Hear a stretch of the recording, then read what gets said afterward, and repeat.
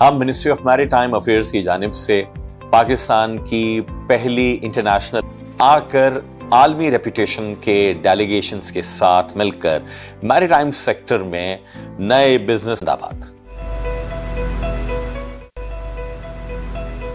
میں پاکستان نیوی کو مبارکباد پیش کرتا ہوں کہ انہوں نے ایک بڑا اچھا انیشیٹو لیا ہے. یہ بین الاقوامی کانفرنس جو منعقد کی جا رہی ہے انشاءاللہ کراچی میں جلد، پاکستان انٹرنیشنل میری time expo and Conference PIMEC, جس کے ذریعے 50 سے زائد ممالک کے نمائندے آئیں گے، نیول چیفز آئیں گے، دفاعی ماہرین آئیں گے. کانفرنس میں گفتگو بھی ہوگی اور اس میں جو پاکستان نیوی کا کلیدی کردار ہے جو اس خطے میں بڑا اہم ہے وہ اجاگر بھی ہوگا.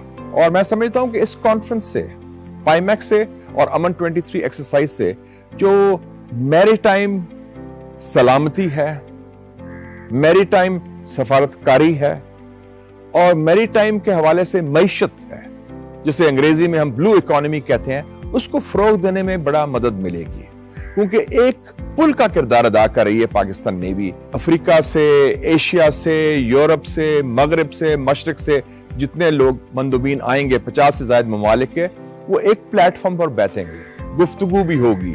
اور اس میں جو ایکسپو ہوگا اس میں پاکستان کے جو پرائیویٹ سیکٹر ہے ان کو بھی ایک موقع ملے گا، ایک نادر موقع کہ اپنے پروڈکٹس کو پیش بھی کریں اور ہمارا جو تعلق ہے تجارت کے حوالے سے، معیشت کے حوالے سے، اس کو اور پختگی آئے انشاءاللہ اس سے.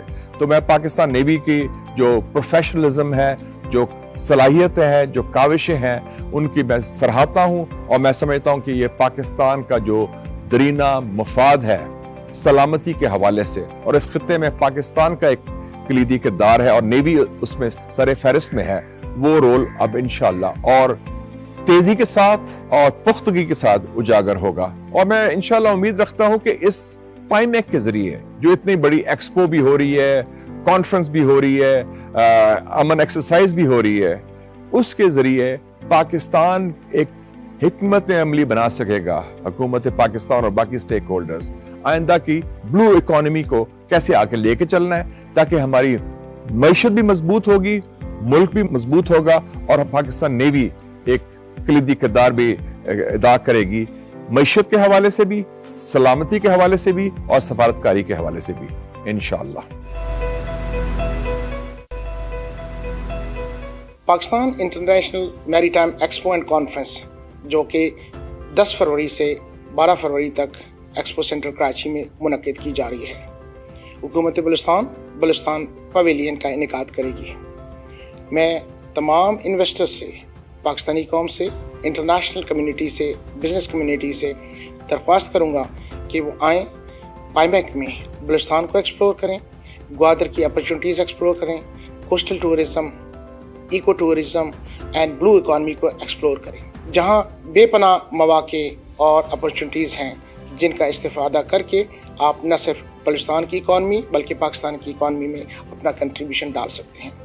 50 سے زائد ممالک اور اس کی ڈیلیگیشنز پائمیک میں شامل ہوں گی، جہاں business to business and government to government اور بزنس ٹو گورنمنٹ ڈیلیگیشنز ایک دوسرے سے تبادلہ خیال کریں گی، جو ایک بہترین اپرچونٹی ہے. اس کو ایکسپلور کیجیے اور پاکستان اور بلوچستان کی ترقی میں اپنا کردار ادا کیجیے.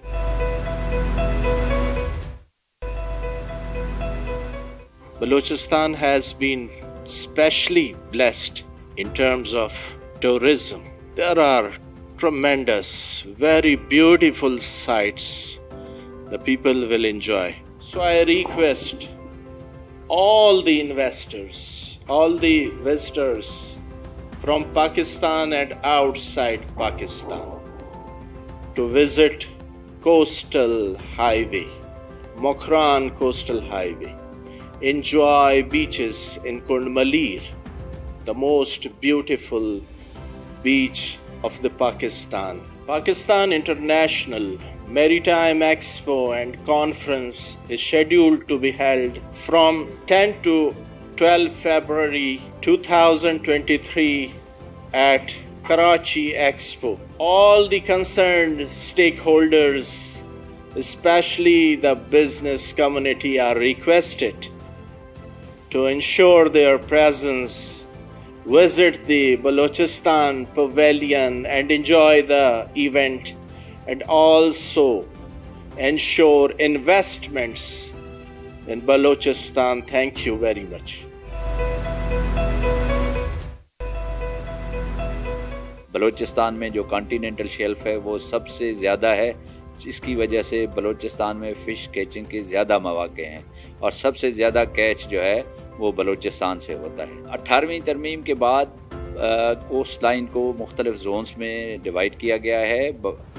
12 ناٹیکل مائل تک بلوچستان گورنمنٹ یعنی صوبائی حکومت کا دائرہ اختیار ہوتا ہے، اور 12 سے 24 تک ایک کنٹیگوس زون ہوتا ہے جس پہ فیڈرل گورنمنٹ کا، اور 24 سے 200 ناٹیکل مائل تک وہ فیڈرل گورنمنٹ کا۔ اس کے بعد جس کو ای بولتے ہیں، اور اس کے بعد جو ہے کہ انٹرنیشنل واٹر شروع ہوتے ہیں، پھر بفر، اس طرح سے مختلف اس کے زونز ہیں۔ ہم بلوچستان کی طرف سے ساری بزنس کمیونٹی کو اس پائمیک میں ویلکم کرتے ہیں۔ یہاں پہ بے تحاشا بزنس اپرچونٹیز ہیں۔ میں آپ سے یہی گزارش کروں گا کہ آپ آئیے، ہم لوگوں سے انٹریکٹ کیجئے، اور اس ہماری کاوش کو، اس ہماری پائمیک کو پارٹیسپیٹ کر کے اس کو کامیاب بنائیں۔ اس لیے یہ پاکستان کی اکانومی میں بہت بڑا رول ہوگا، آپ کا کنٹریبیوشن ہوگا، کیونکہ یہاں پہ مور دین 50 کنٹریز سے جو ہیں وہ پارٹیسپینٹس آ رہے ہیں۔ آپ بھی تشریف لائیے، اور آپ کے جو انٹرنیشنل پارٹنر ہیں ان کو بھی ہم دعوت دیتے ہیں کہ آپ ہمارے بلوچستان پویلین کا اور پائمیک کا حصہ بنیے۔ شکریہ۔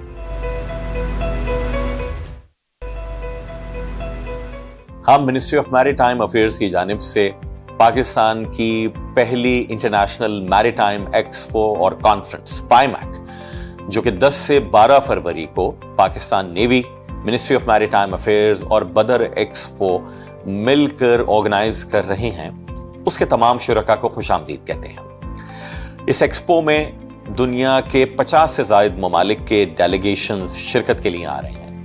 ہم دعوت دیتے ہیں پاکستان کی بزنس کمیونٹی کو بھی کہ آپ آئیں، آ کر عالمی ریپوٹیشن کے ڈیلیگیشنز کے ساتھ مل کر میری ٹائم سیکٹر میں نئے بزنس کی ایونیوز کو ایکسپلور کریں۔ آئیں، ایکسپو سینٹر کراچی 10 سے 12 فروری پائمیک میں شرکت کریں، اس ایکسپو اور کانفرنس کو کامیاب بنائیں، پاکستان کو کامیاب بنائیں۔ پاکستان زندہ باد۔ میں پاکستان نیوی کو مبارکباد پیش کرتا ہوں کہ انہوں نے ایک بڑا اچھا انیشیٹو لیا ہے۔ یہ بین الاقوامی کانفرنس جو منعقد کی جا رہی ہے انشاءاللہ کراچی میں جلد، پاکستان انٹرنیشنل میری time expo and Conference PIMEC, جس کے ذریعے 50 سے زائد ممالک کے نمائندے آئیں گے، نیول چیفز آئیں گے، دفاعی ماہرین آئیں گے۔ کانفرنس میں گفتگو بھی ہوگی، اور اس میں جو پاکستان نیوی کا کلیدی کردار ہے جو اس خطے میں بڑا اہم ہے وہ اجاگر بھی ہوگا۔ اور میں سمجھتا ہوں کہ اس کانفرنس سے، پائمیک سے اور امن 23 ایکسرسائز سے جو میری ٹائم سلامتی ہے، میری ٹائم سفارتکاری ہے، اور میری ٹائم کے حوالے سے معیشت ہے، جسے انگریزی میں ہم بلو اکانومی کہتے ہیں، اس کو فروغ دینے میں بڑا مدد ملے گی، کیونکہ ایک پل کا کردار ادا کر رہی ہے پاکستان نیوی۔ افریقہ سے، ایشیا سے، یورپ سے، مغرب سے، مشرق سے جتنے لوگ مندوبین آئیں گے 50 سے زائد ممالک کے، وہ ایک پلیٹ فارم پر بیٹھیں گے، گفتگو بھی ہوگی، اور اس میں جو ایکسپو ہوگا اس میں پاکستان کے جو پرائیویٹ سیکٹر ہے ان کو بھی ایک موقع ملے گا، ایک نادر موقع کہ اپنے پروڈکٹس کو پیش بھی کریں، اور ہمارا جو تعلق ہے تجارت کے حوالے سے، معیشت کے حوالے سے، اس کو اور پختگی آئے انشاءاللہ اس سے۔ تو میں پاکستان نیوی کی جو پروفیشنلزم ہے، کاوشیں ہیں، ان کی میں سراہتا ہوں، اور میں سمجھتا ہوں کہ یہ پاکستان کا جو درینہ مفاد ہے سلامتی کے حوالے سے، اور اس خطے میں پاکستان کا ایک کلیدی کردار ہے، اور نیوی اس میں سر فہرست میں ہے، وہ رول اب انشاءاللہ اور تیزی کے ساتھ اور پختگی کے ساتھ اجاگر ہوگا۔ اور میں انشاءاللہ امید رکھتا ہوں کہ اس پائمیک کے ذریعے جو اتنی بڑی ایکسپو بھی ہو رہی ہے، کانفرنس بھی ہو رہی ہے، امن ایکسرسائز بھی ہو رہی ہے، اس کے ذریعے پاکستان ایک حکمت عملی بنا سکے گا، حکومت پاکستان اور باقی سٹیک ہولڈرز، آئندہ کی بلو اکانومی کو کیسے آگے لے کے چلنا ہے، تاکہ ہماری معیشت بھی مضبوط ہوگی، ملک بھی مضبوط ہوگا، اور پاکستان نیوی ایک कलीदी किरदार भी अदा करेगी, मईशत के हवाले से भी, सलामती के हवाले से भी और सफारतकारी के हवाले से भी इंशाअल्लाह। Pakistan International Maritime Expo and conference जो कि 10 फरवरी से 12 फरवरी तक एक्सपो सेंटर कराची में मुनक्किद की जा रही है। हुकूमत बलूचिस्तान पवेलियन का इनेकाद करेगी।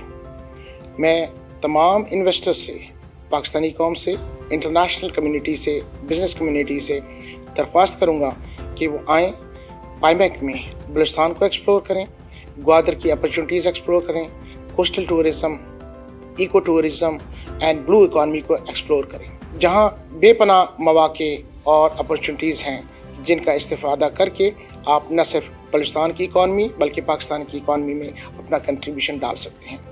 50 से ज़ायद ममालिक और उसकी डेलीगेशंस पाईमैक में शामिल होंगी, जहां business to business and government to government और बिजनेस टू गवर्नमेंट डेलीगेशंस एक दूसरे से तबादला ख्याल करेंगी, जो एक बेहतरीन अपॉर्चुनिटी है। इसको एक्सप्लोर कीजिए और पाकिस्तान और बलूचिस्तान की तरक्की में अपना किरदार अदा कीजिए।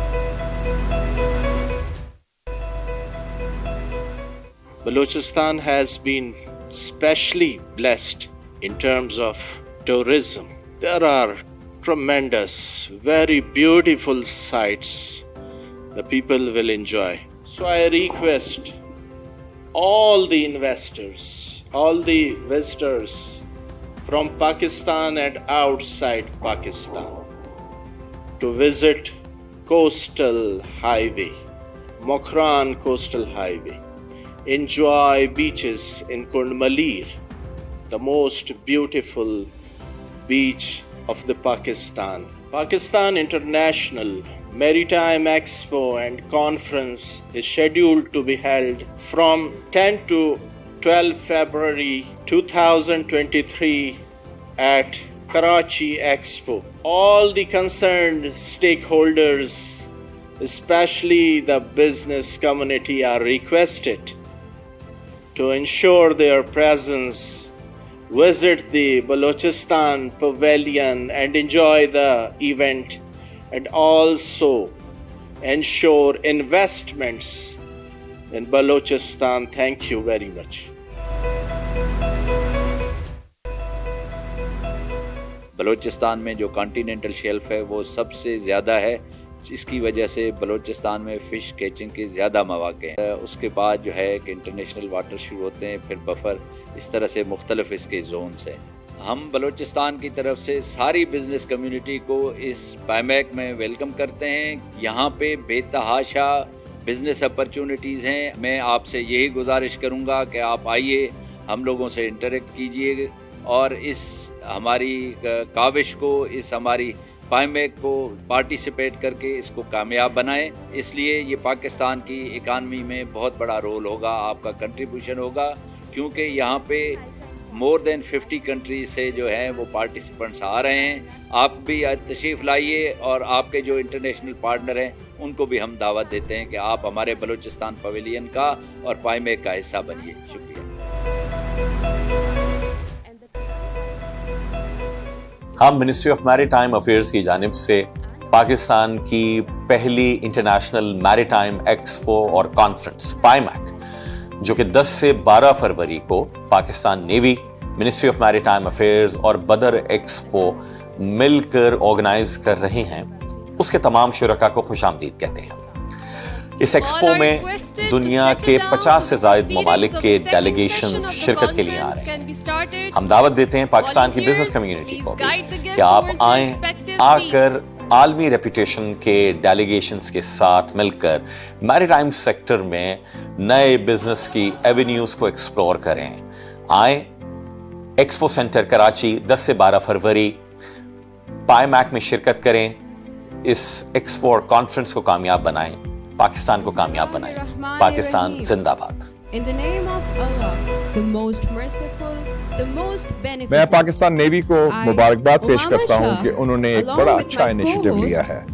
ये बैनुल-अक़वामी कॉन्फ्रेंस जो मुनक्किद की जा रही है इंशाअल्लाह कराची में जल्द, Pakistan International Maritime Expo and Conference PIMEC, जिसके जरिए 50 से ज्यादा ममालिक के नुमाइंदे आएंगे, नेवल चीफ्स आएंगे, दफाई माहिरीन आएंगे, कॉन्फ्रेंस में गुफ्तगू भी होगी और उसमें जो पाकिस्तान नेवी का कलीदी किरदार है जो इस खत्ते में बड़ा अहम है वो उजागर भी होगा।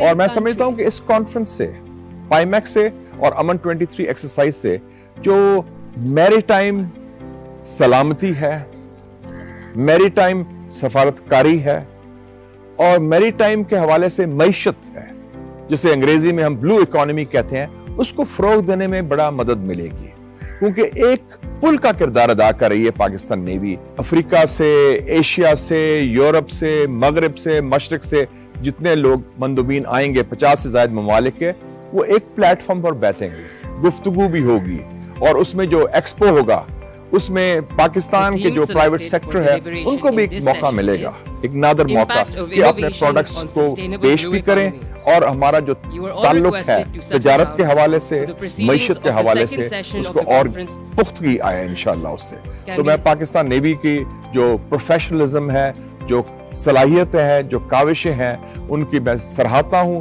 और मैं समझता हूं कि ये पाकिस्तान का जो दरीना मफाद है सलामती के हवाले से, और इस खत्ते में पाकिस्तान का एक कलीदी किरदार है और नेवी उसमें सरे फहरिस्त में है, वो रोल अब इंशाअल्लाह और तेजी के साथ और पुख्तगी के साथ उजागर होगा। और मैं इंशाअल्लाह उम्मीद रखता हूं कि इस पाइमैक के जरिए जो इतनी बड़ी एक्सपो भी हो रही है, कॉन्फ्रेंस भी हो रही है, अमन एक्सरसाइज भी हो रही है, उसके जरिए पाकिस्तान एक हिकमत अमली बना सकेगा, हुकूमत पाकिस्तान और बाकी स्टेक होल्डर्स आइंदा की ब्लू इकोनॉमी को कैसे आगे लेके चलना है, ताकि हमारी मईशत भी मजबूत होगी, मुल्क भी मजबूत होगा और पाकिस्तान नेवी एक कलीदी किरदार भी अदा करेगी, मईशत के हवाले से भी, सलामती के हवाले से भी और सफारतकारी के हवाले से भी इंशाअल्लाह। You are all requested to settle down. So the proceedings of the Pakistan second session of international the conference maritime will be expo and started. Conference जो Volunteers, कि please 10 guide the फरवरी से guests toward the 12 February respective तक seats. Expo centre Thank Karachi you. में मुनक्किद की जा रही है।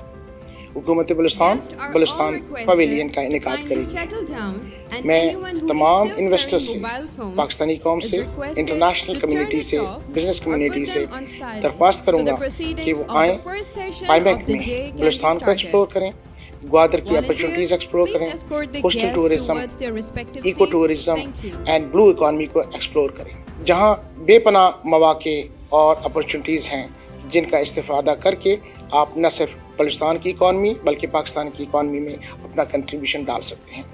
50 से ज़ायद ममालिक और उसकी डेलीगेशंस पाइमैक में शामिल होंगी, जहां business to business and government to government और बिजनेस टू गवर्नमेंट डेलीगेशंस एक दूसरे से तबादला ख्याल करेंगी, जो एक बेहतरीन अपॉर्चुनिटी है। इसको एक्सप्लोर कीजिए और पाकिस्तान और बलूचिस्तान की तरक्की में अपना किरदार अदा कीजिए। Speakers of the session to please come on stage. Balochistan has been specially blessed in terms of tourism. There are tremendous, very beautiful sights the people will enjoy. So I request all the investors, all the visitors from Pakistan and outside Pakistan to visit Coastal Highway, Mokran Coastal Highway.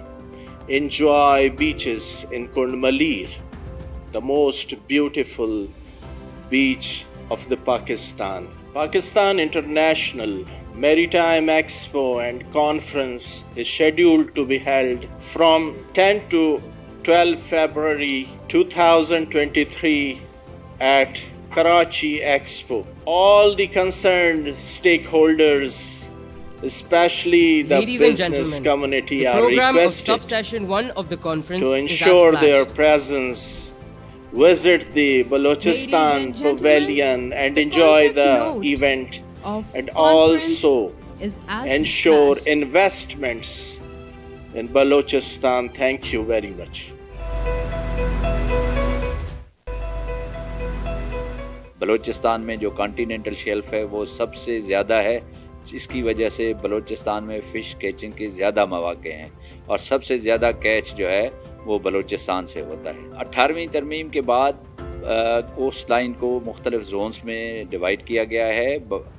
12 nautical mile तक Balochistan government यानी सूबाई हुकूमत का दायरा इख्तियार होता है और 12 से 24 तक एक कंटिगुअस जोन होता है जिस पे फेडरल गवर्नमेंट का, और 24 से 200 नाटिकल माइल तक वो फेडरल गवर्नमेंट का। उसके बाद जिसको ईईजी बोलते हैं, और उसके बाद जो है इंटरनेशनल वाटर शुरू होते हैं, फिर बफर, इस तरह से मुख्तलिफ इसके zones highlight हैं। the importance of secure oceans and modern trends in port and shipping sector. BIMAC में वेलकम करते हैं। Highlight challenges and opportunities to the developing countries in embracing blue economy. यही गुजारिश करूंगा कि Suggest आप आइए, solutions हम to लोगों से mitigate इंटरेक्ट impacts कीजिए of climate और change इस and sustainable exploitation of ocean हमारी resources BIMAC को based on emerging participate technologies करके and इसको कामयाब innovations. बनाएं।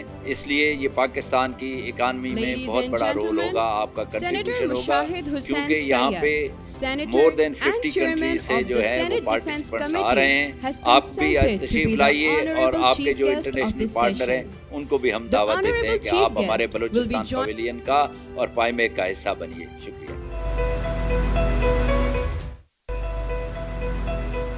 हम मिनिस्ट्री ऑफ मैरीटाइम अफेयर्स की जानिब से पाकिस्तान की पहली इंटरनेशनल मैरीटाइम एक्सपो और कॉन्फ्रेंस पाइमैक, जो कि 10 से 12 फरवरी को Pakistan navy, ministry of maritime affairs और बदर एक्सपो मिलकर ऑर्गेनाइज कर रहे हैं, उसके तमाम शुरका को खुशामदीद कहते हैं। इस एक्सपो में दुनिया के 50 से ज़ायद ममालिक के डेलीगेशंस शिरकत के लिए आ रहे हैं। हम दावत देते हैं पाकिस्तान की बिजनेस कम्युनिटी को भी कि आप आएं, आकर आलमी रेपुटेशन के डेलीगेशंस के साथ मिलकर मैरीटाइम सेक्टर में नए बिजनेस की एवेन्यूज को एक्सप्लोर करें। आएं, एक्सपो सेंटर कराची 10 से 12 फरवरी पाइमैक में शिरकत करें। इस एक्सपो और कॉन्फ्रेंस को कामयाब बनाएं, पाकिस्तान को कामयाब बनाएं। पाकिस्तान जिंदाबाद। मैं पाकिस्तान नेवी को मुबारकबाद पेश करता हूं कि उन्होंने एक बड़ा अच्छा इनिशिएटिव लिया है। ये बैनुल-अक़वामी कॉन्फ्रेंस जो मुनक्कद की जा रही है इंशाअल्लाह कराची में जल्द, Pakistan International Maritime Expo and Conference PIMEC, जिसके जरिए 50 से ज़ायद ममालिक के नुमाइंदे आएंगे, नेवल चीफ्स आएंगे, दिफाई माहिरीन आएंगे। कॉन्फ्रेंस में गुफ्तगू भी होगी और उसमें जो पाकिस्तान नेवी का कलीदी किरदार है जो इस खित्ते में बड़ा अहम है वो उजागर भी होगा। और मैं समझता हूं कि इस कॉन्फ्रेंस से, पाइमैक से और अमन 23 एक्सरसाइज से जो मैरीटाइम सलामती है, मैरीटाइम सफारतकारी है और मैरीटाइम के हवाले से मईशत है, जिसे अंग्रेजी में हम ब्लू इकोनॉमी कहते हैं, उसको फरोग देने में बड़ा मदद मिलेगी। क्योंकि एक पुल का किरदार अदा कर रही है पाकिस्तान नेवी। अफ्रीका से, एशिया से, यूरोप से, मगरब से, मशरक से जितने लोग मंदुबीन आएंगे 50 से ज्यादा ममालिक के, वो एक प्लेटफॉर्म पर बैठेंगे, गुफ्तगू भी होगी और उसमें जो एक्सपो होगा उसमें पाकिस्तान के जो प्राइवेट सेक्टर है उनको भी एक मौका मिलेगा, एक नादर मौका कि अपने प्रोडक्ट्स को पेश भी करें और हमारा जो ताल्लुक है तजारत के हवाले से, मईशत के हवाले से, उसको और पुख्तगी आए इंशाअल्लाह उससे। तो मैं पाकिस्तान नेवी की जो प्रोफेशनलिज्म है, जो सलाहियतें हैं, जो काविशें हैं, उनकी मैं सराहता हूं और मैं समझता हूं कि ये पाकिस्तान का जो दरीना मफाद है सलामती के हवाले से और इस खित्ते में पाकिस्तान का एक Ladies and किरदार है और gentlemen, नेवी उसमें please welcome सरफहरिस्त the में है। session's वो honorable रोल chief अब guest, इंशाअल्लाह और Senator 𝐿𝐻𝐿 तेजी के साथ 𝐷 और पुख्तगी के Senator साथ and उजागर Chairman होगा। of the और Senate मैं Defense इंशाअल्लाह उम्मीद Committee. रखता हूं कि इस पाइमैक के जरिए जो इतनी बड़ी एक्सपो भी हो रही है, कॉन्फ्रेंस भी हो रही है, अमन एक्सरसाइज भी हो रही है, उसके जरिए पाकिस्तान एक हिकमत अमली बना सकेगा, हुकूमत पाकिस्तान और बाकी स्टेक होल्डर्स आइंदा की ब्लू इकोनॉमी को कैसे आगे लेके चलना है ताकि हमारी मईशत भी मजबूत होगी, मुल्क भी मजबूत होगा और पाकिस्तान नेवी एक कलीदी किरदार भी अदा करेगी, मईशत के हवाले से भी, सलामती के हवाले से भी और सफारतकारी के हवाले से भी इंशाअल्लाह।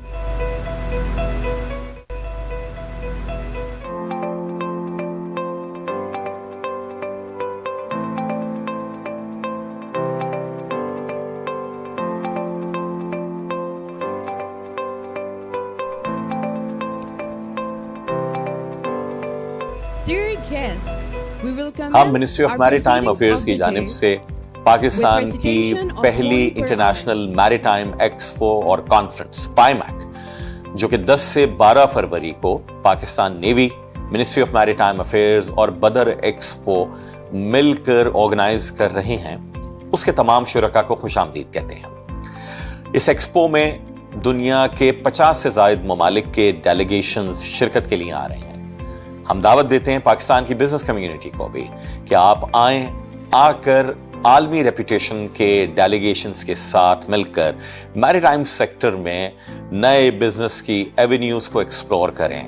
आए एक्सपो सेंटर कराची 10 से 12 फरवरी पाईमैक में शिरकत करें। इस एक्सपो और कॉन्फ्रेंस को कामयाब बनाएं, पाकिस्तान को कामयाब बनाएं। पाकिस्तान जिंदाबाद। मैं पाकिस्तान नेवी को मुबारकबाद पेश करता हूं कि उन्होंने एक बड़ा अच्छा इनिशिएटिव लिया है। ये बैनुल अक़वामी कॉन्फ्रेंस जो मुनक्कद की जा रही है इंशाअल्लाह कराची में जल्द, Pakistan International Maritime Expo and Conference PIMEC, जिसके जरिए 50 से ज्यादा ममालिक के नुमाइंदे आएंगे, नेवल चीफ्स आएंगे, दिफाई माहिरीन आएंगे। कॉन्फ्रेंस में गुफ्तगू भी होगी और उसमें जो पाकिस्तान नेवी का कलीदी किरदार है जो इस खित्ते में बड़ा अहम है वो उजागर भी होगा। और मैं समझता हूं कि इस कॉन्फ्रेंस से, पाईमैक से और अमन 23 एक्सरसाइज से जो मैरीटाइम सलामती है, maritime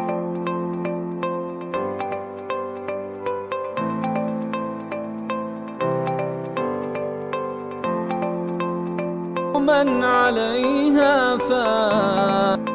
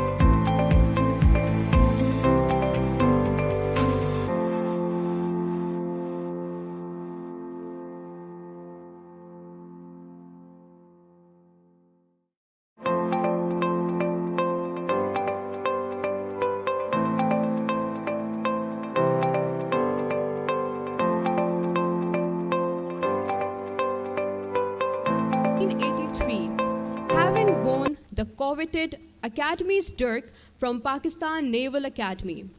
At Naval Headquarters, he has served as Director Submarine Operations during 2006 to 2007. He is a graduate of 25th PN Staff Course and Armed Forces War Course 2005 to 2006. The Admiral is recipient of 𝐿𝐴 military for his meritorious services.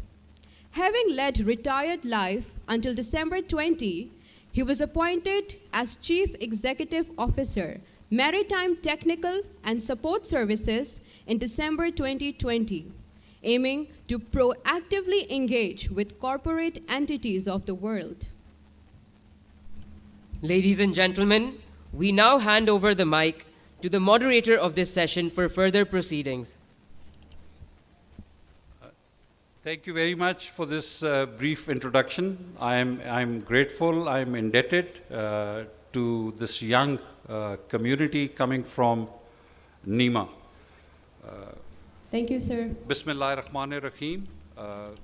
Honorable Chief Guest, Senator 𝐿𝐻𝐈𝐿𝐄𝐻𝐿, Director General NEMA, National Institute of Maritime Affairs, Vice Admiral Ahmed Saeed, 𝐏𝐈𝐕𝐄𝐲 military, our eminent speakers who took time to come and present their papers for this particular session.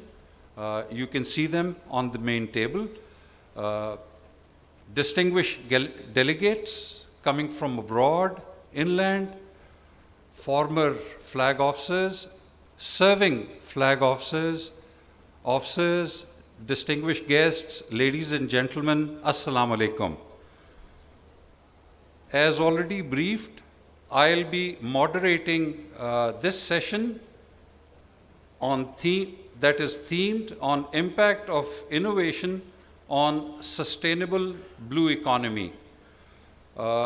Just a few words before we start about our honorable chief guest. He does not require any formal introduction, but I would still like to say a few words as a former naval officer and being associated with Pakistan Navy for the past 38 to 40 years. Senator Mushahed Hussain Sayyid, first time I came across him was when I was serving on the faculty of Pakistan Navy War College way back in 2000-2001. He used to be a regular speaker at this premier institution of Pakistan Navy, and subsequently I had the opportunity of hearing him on a number of occasions at National Defense University. He has been a regular visitor of Naval Headquarters while he chaired and he headed the Senate Standing Committee on Defense. He has been to the length and breadth of our coastal areas. He has profound and intimate knowledge on maritime security, maritime economy, how environment, security, geopolitical environment in this region is evolving, and what should be the policy guidelines for us as Pakistan Navy, for the armed forces, and for the country. I'll be introducing the remaining speakers also subsequently prior start of their respective papers, but would request the Honorable Chief Guest to say a few words and express his feelings about today's paper and this overall activity that Pakistan Navy is sponsoring. Thank you. Thank you very much. Good morning and Assalamu alaikum. In the name of the Almighty, the Lord of all mankind, I think we are getting off to a good start on time, and I'm flanked by two outstanding officers of the Pakistan Navy, Admiral Saeed on my right and Admiral 𝗏𝗏 on my left. His brilliance is evident from his track record, both academically and professionally. And also we have a very diverse and distinguished panel sitting on the podium. We look forward to a very interesting discussion, and I hope that you had a good night, ladies and gentlemen, after last night's gala dinner.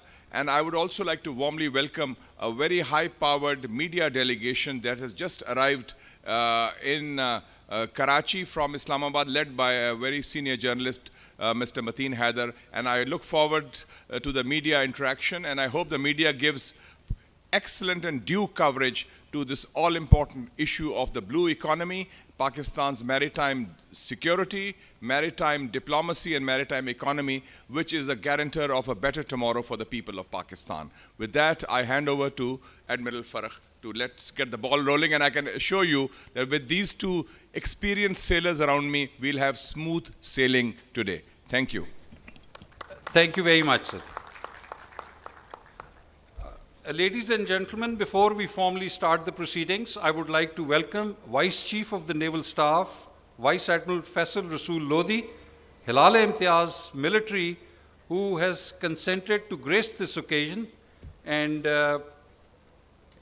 hopefully we will also benefit from his vast and diverse experience of the naval profession and maritime economy. So, without much ado, I would formally introduce the first paper, that is paper 8 overall in this activity, but first paper for today, that is role of coastal communities in conservation of coral reefs, impact on marine life.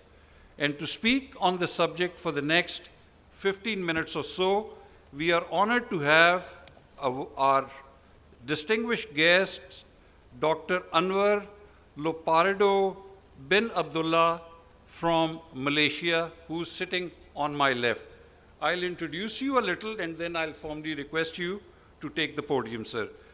Dr. Anwar studied marine biology in the United States and has been a marine biologist with 42 years of experience in coral conservation, protection, and rehabilitation.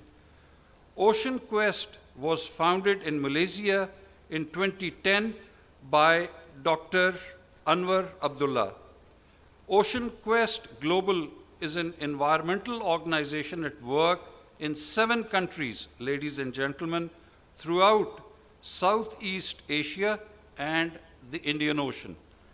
After years of research, Ocean Quest Global has created its own techniques, methodology, and material for coral reef rehabilitation. Over the past few months, the organization has been actively involved in rehabilitation of Maya Bay around island in Thailand. This project is being carried out in collaboration with the Marine National Parks Operations Center and the Department of National Park, Wildlife and Plant Conservation. He has been UN Entrepreneur Award nominee in 2019 and 2020 subsequently, as well as ADEX Coral Reef Ambassador since 2013. He has also represented the organization at international level on multiple times. Sir, it's an honor to have you here amongst us, and I would now request you to kindly say a few words on the allocated subject. Please. You'd like to take the podium or speak from here?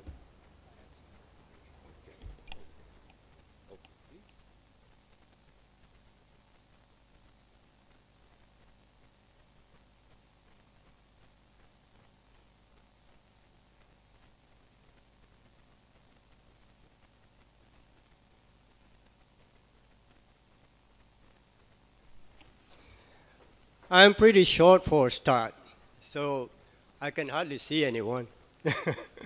But anyway, my name is Anwar Abdullah, and I'm the founder of Ocean Quest Global, the only action-based organization around the world, meaning that we are thriving on direct action.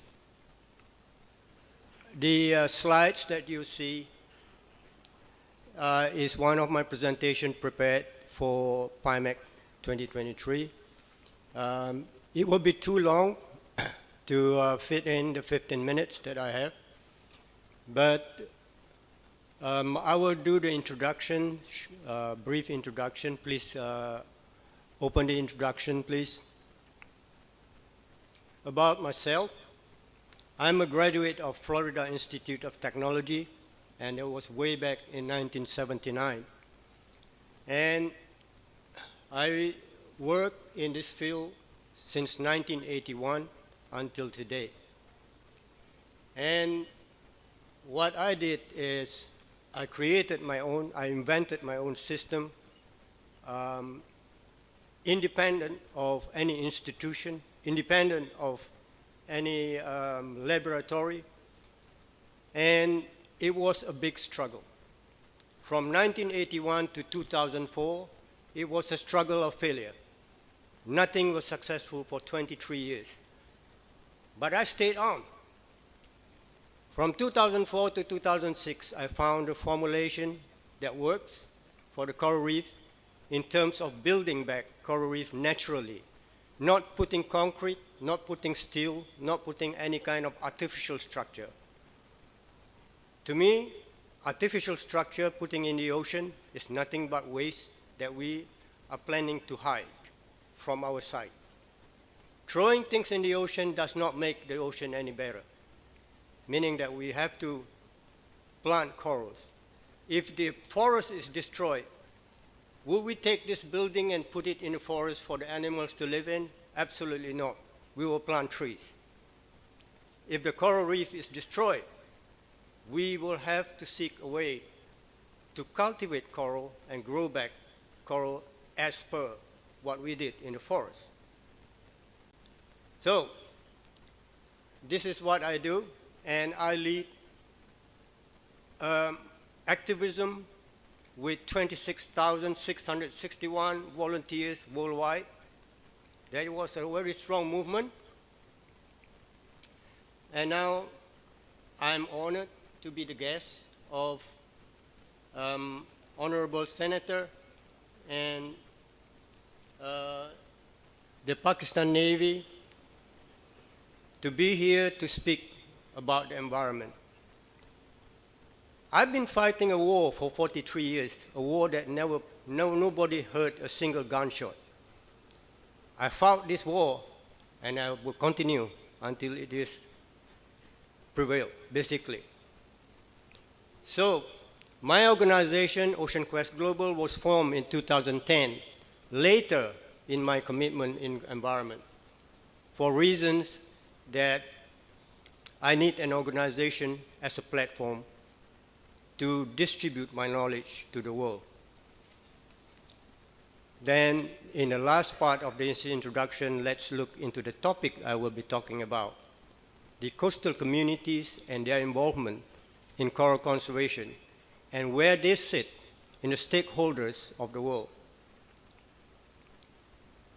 Can we progress the slide, please? So, approach. My organization have laboratories, have research, have researchers, have scientists, have myself, have trainers and volunteers, and every single one of them, we are the only organization in the world that is 100% volunteer, including myself. Nobody in my organization earns a salary. That means every single one of us contribute by heart.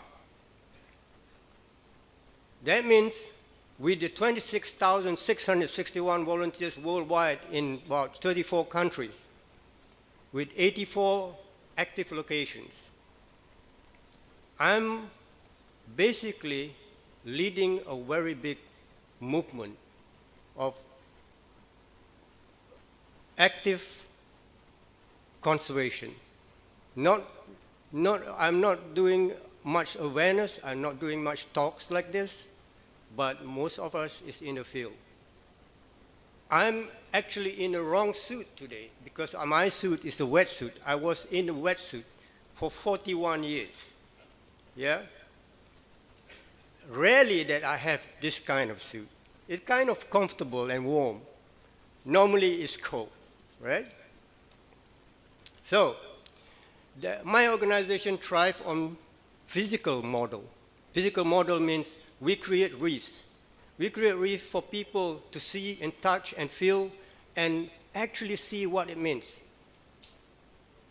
We don't do mathematical model. We don't do colorful slideshows. All these slideshows are made by my IT department. I don't make it. So, by having physical model means we have to design, build, plan, strategic, and partner with a lot of people who will make it happen. One of them is the armed forces. In Thailand, we are very successful with high-profile projects in Thailand rehabilitation of reefs, the largest in the world ever attempt. And we successfully complete the 4-year project, and it was now reopened for the public. Why? Because the Navy is behind us. This is the message, that armed forces play a big role. In many places around the world, marine protected areas established politically, and political MPAs doesn't work. It doesn't work at all, because the enforcement is poor. There is no SOP, there's no protocol. The politician will say, hey, vote for me. I'll give you a section of the MPA to take care of so that you can collect money from anybody who's using it. Then that little guy who voted for him gets the MPA, and he do his own rule. He writes his own protocol, whatever he likes, right? But there's no SOP, no protocol, no legislation even. And then for the next 5 years, when the politician lost his election, another politician comes, the role goes over and over. In marine protected area, the armed forces or the people in uniform are very important to keep the law and legislation that is written in the books, not by a person that is sitting on the beach deciding what to do because he is entitled to, right? So, when I do the high-profile project in Maya Bay, I close a very popular touristic area that earns millions of dollars per month. And I request it to be closed. They think I'm crazy. It is an economic benefit for everyone. Of course, the tourism were against it. Everybody is against it. But the environment is completely dead. In the end, they get to close Maya Bay for 4 years for rehabilitation because the Navy helps it happen, makes it happen for me. And what happened after 4 years? Today is open. If you go to Maya Bay today, it's beautiful and pristine and full of life. The day it closed in May 2018, there is absolutely no life in that bay. Me and several officers from the national park were sitting on the beach. We don't even know where to start. It's so dead. But after 4 years of closure and rehabilitation and research,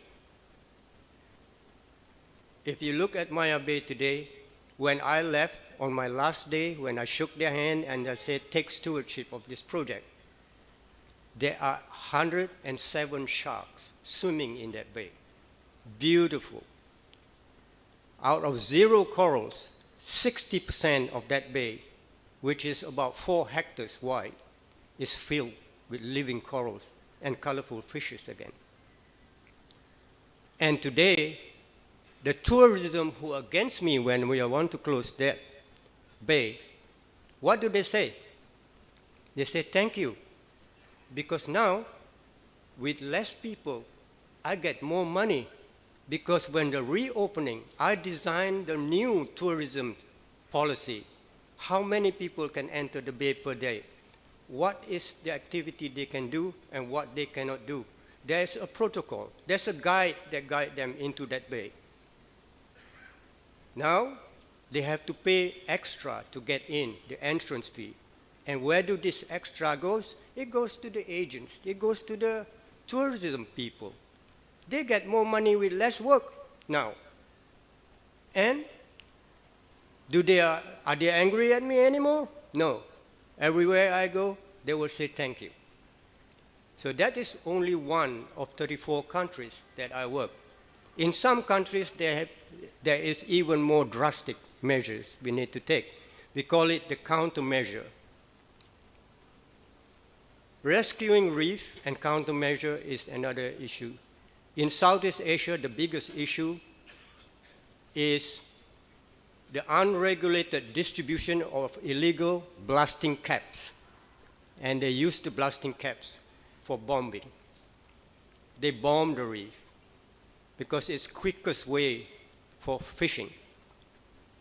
Where do the blasting cap come from? We don't know, but it was sold in the illegal market everywhere. So what we do, most of these people, if you think logically, most of these people recruit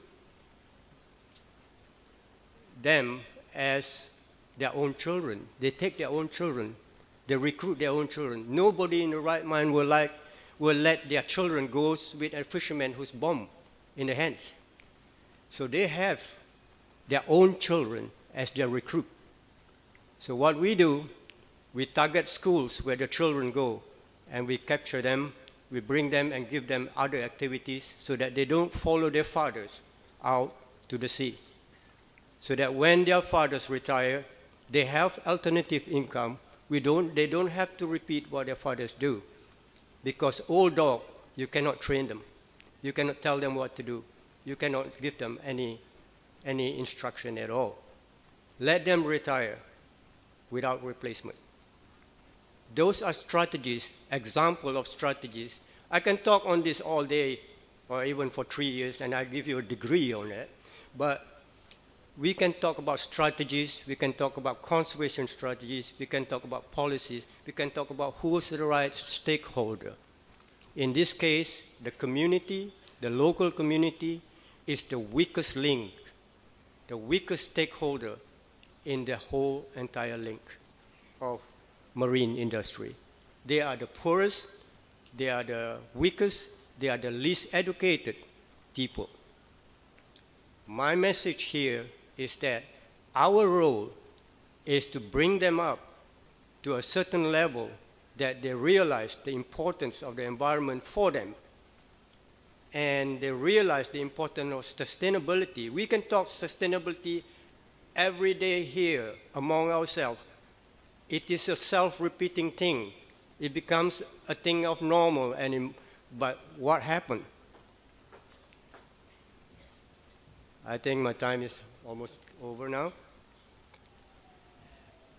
What happened?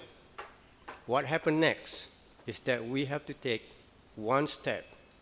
First, the local government or provincial or federal government have to be committed in wanting to solve this problem. Second, for Pakistan, for example, I'm grateful for the Pakistan Navy and the MSA, the Marine Security Agency, who have provided me with a boat. I arrived day before yesterday at 6 o'clock. At 9 o'clock, I was in the reef. The corals you see in that picture is from Pakistan. It is not from Asia. And you have corals. You have these resources. And who can protect it if it's not you? Then the next.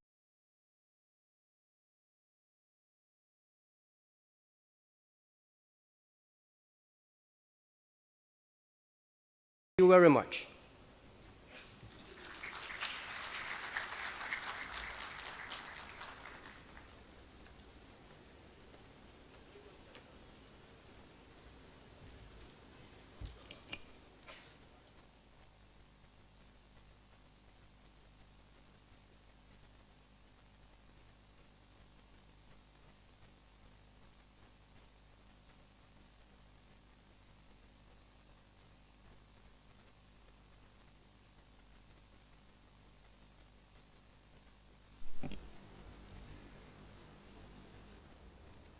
So thank you very much for your very valuable input. What we find about you is that you are a man of action who has had a lifetime commitment with coral reef conservation, improving the environment, getting the local community involved, and above all, taking support from the armed forces and particularly the Navy to be able to project, promote, and further your desire, your actions for the betterment of the marine environment, to promote tourism, and to be able to contribute not only towards marine tourism, but as well as the maritime economy. Thank you very much for your very valuable views, and I am sure the audience would have a lot to inquire from you during the subsequent question and answer session. Ladies and gentlemen, our next speaker is Dr. Zafarullah Jatak, who is going to speak to us on blue economy, prospects for Pakistan in renewable energy. The worthy speaker holds a PhD and master's degree in integrated management of marine resources rights and interests from the College of Oceanic and Atmospheric Sciences, China in Qingdao. Currently, he is working as assistant professor at the Faculty of Marine Sciences, Lasbela University of Agriculture, Water and Marine Sciences, Uthal, Balochistan. He has been working in the field of marine sciences for the past 16 years with various publications in national and international journals. He also has expertise on marine spatial planning, MSP, ocean zoning, and blue economy developing strategies. Ladies and gentlemen, Dr. Zafar has also been part of the training of master trainers on developing fishermen's skills to improve quality of catch for a better livelihood by the EU and UNDO. He has also been part of Pakistan Navy vessel 𝗏𝗏 for oceanographic research cruise in the North Arabian Sea along the coast of Pakistan. He has attended various national and international conferences such as Integrated Coastal Management at Asian Institute of Technology, AIT, Thailand, Sustainable Coastal and Marine Resources Management in Pakistan in 2018, Technologies for Ocean, Coastal and Water Management in Balochistan, etc. Sir, it's our profound privilege to welcome you once again for this session, and I would request you to kindly express your views. Thank you. Thank you, sir. Thank you so much, sir. Thank you so much. Thank you, Pakistan Navy, to giving us the opportunity to share our views among national and international audience. Thank you, Senator Mushahid Hussain, being here with us. Sir, this topic is totally related to ocean-related policies. So blue economy. How can I change? Can somebody help me to change slide? Sir, it's the blue economy, and it's an emerging concept. As yesterday, a few speakers have discussed about it. Blue economy is a new concept. It's economic development in the oceans. So different organizations have differently defined blue economy. For example, World Bank, all economic activities related to ocean, seas and coast, and European Commissions, they say it's comprise a range of economic sectors and related policies that together determine whether the use of the ocean resources is sustainable.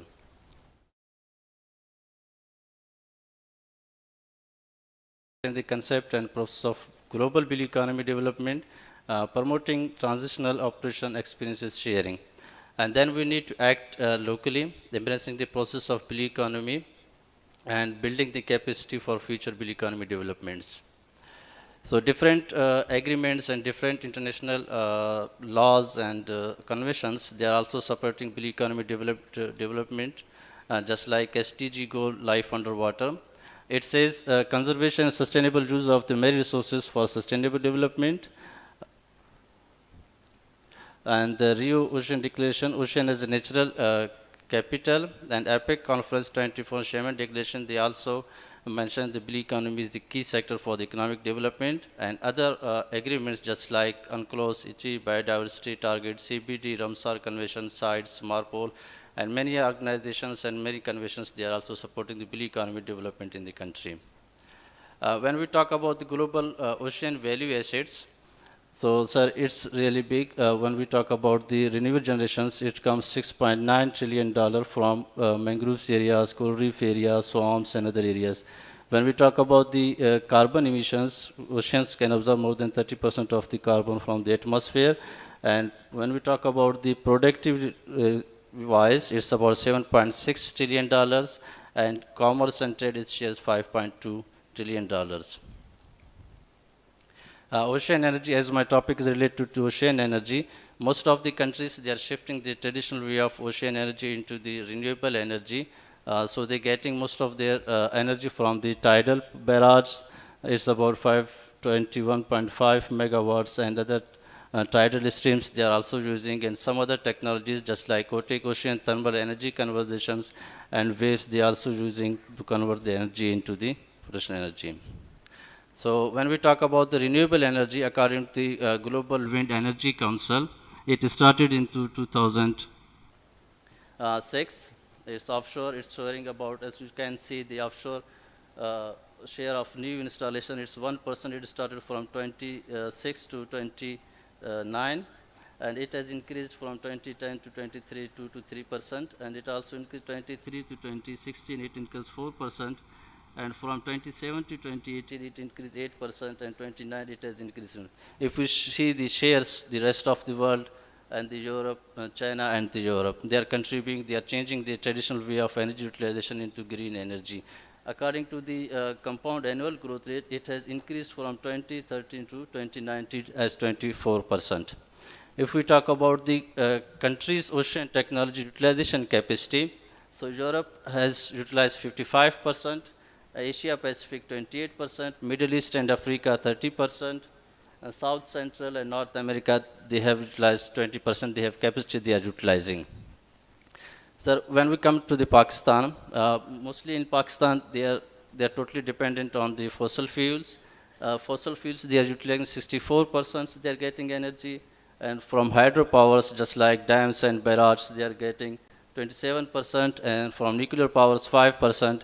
When we talk about the non-renewable energy, so it's contributing 4%. We have some installed wind turbines along in Sindh province. Blue economy around the globe. Sir, before blue economy, we need to know the concept, how can we get the blue economy in real form. For the blue economy, you need to conduct MSP. MSP is a marine spatial planning. It's kind of ocean zoning. You need to divide your oceans into different zones. So different countries, they adopt MSP first, and then they implement their blue economy policies. Just like in Oceania countries, 3 countries, they have adopted MSP for the blue economy. In Europe, 25 countries, they have adopted MSP. In Asia, 9 countries. In Africa, 5 countries. I got this result from the UNESCO IOC website. If you want to know further more about the MSP and its international achievements, you can go through the sites UNESCO IOC. When I talk about the MSP and blue economy achievements, I usually give examples about China because they are working very hard on ocean zoning and blue economy targets. So you can see here, the Chinese coastline is about 18,000 kilometers. They have divided their coast into 1,939 zones. So they have major 8 zones. You can see here on the screen, they have industrial and urban development zones, 304. They have mineral and energy zones, 65. They have tourism and entertainment zones, 287. They have marine protection zones, 247. They have special zones, 220. Reservation zones, 184. Port and navigation zones, 339. Agriculture and fishery zones, 285. So for the blue economy achievements, they have divided their areas into different zones according to the need of their natural resourcing capacity. So in the context of Pakistan, I want to highlight some issues. Just like ocean is still not a priority, sir. It's a big issue. Although we have been talking about we are the agriculture country, in my opinion, we are not the agriculture country because we are the maritime country. Actually, we have 2,900 square nautical mile and 100, more than 100 coastal lines. So I think we need to shift our priorities from land toward the sea. So, sir, ocean is still not a priority because we have lack of national ocean policy. lack of institutional capacity, existing pressures on target activities. We have been working on fisheries since 1947 till now. We have been working on fisheries sectors. And overexploitation of the ocean resources. And second, data constraints. In data constraints, we have ocean economy data limited, no parts of regular estates, data desegregation, lack of environmental monitoring system, lack of study and evaluation of the coastal and marine ecosystems. So what can we do? We should move forward now. So, sir, establish MSP supporting process. If you want to get bill economy targets and objectives, you have to divide your areas according to their natural resource carrying capacity. Just like establishing a MSP supportive laws, inclusive form of ocean resources management, build horizontal and vertical integration among organizations that are directly or indirectly involved in the management of the coastal and marine areas in Pakistan. The emergence of the private sectors, we have to we have to access private sectors to come and invest in ocean areas, and circular economy and climate resiliency. So existing issues related to coast and marine in Pakistan. If we talk about the institutions, there are overlap and conflict of policies, sir. Unclear management boundaries, mismatch special authority, and incoherence, and then lack of legislation related to maritime activities. We have been talking about the blue economy, but we need to make a policy about the blue economy. We still don't have law about how we can implement blue economy. Just like other countries, they have specified laws about the sea area use management law. This law defines the policies of the blue economy. We should have the sea area use management law. If somebody wants to do investment, if somebody wants to do some kind of activity, they should know about the law, how this area can be utilized. And then second, lack of human resources. Sir, in Pakistan, there are few organizations, they are working about marine sciences, just like Badar University, Center of Excellence in Marine Biology. In Baluchistan, we are the only faculty in Pakistan, we are offering BS Marine Sciences at Lasbila University of Agricultural, Water and Marine Sciences. I got my BS degree from that faculty, and 2008 I became lecturer there, and 2014 I moved to China for my master's and 8 years of PhD. So, sir, we need to expand our human resources. And then development, if we talk about the development, uncoordinated land sea economic relationships, unreasonable layout of marine industries, disordered coastal development. It's not working. Can you help me to? Land of scientific development, several land-based pollutions, and coastal erosion.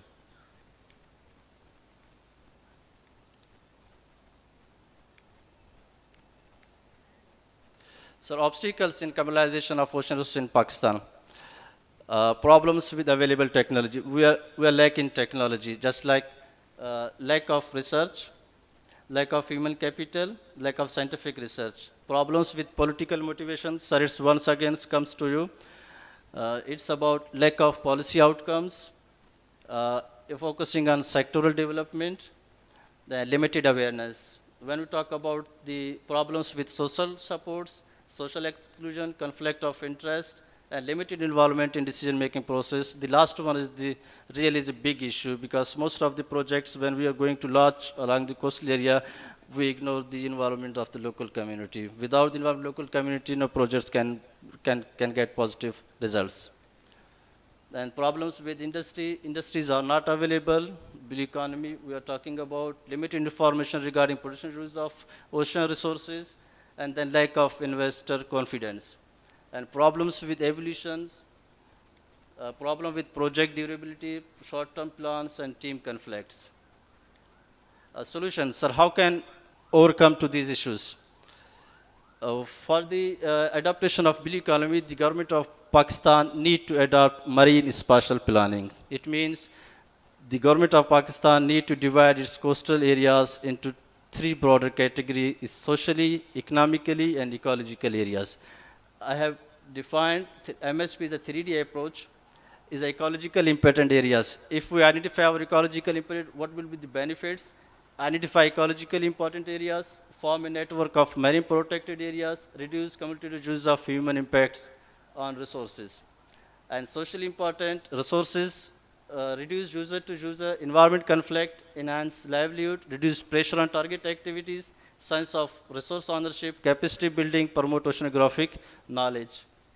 And economically important areas,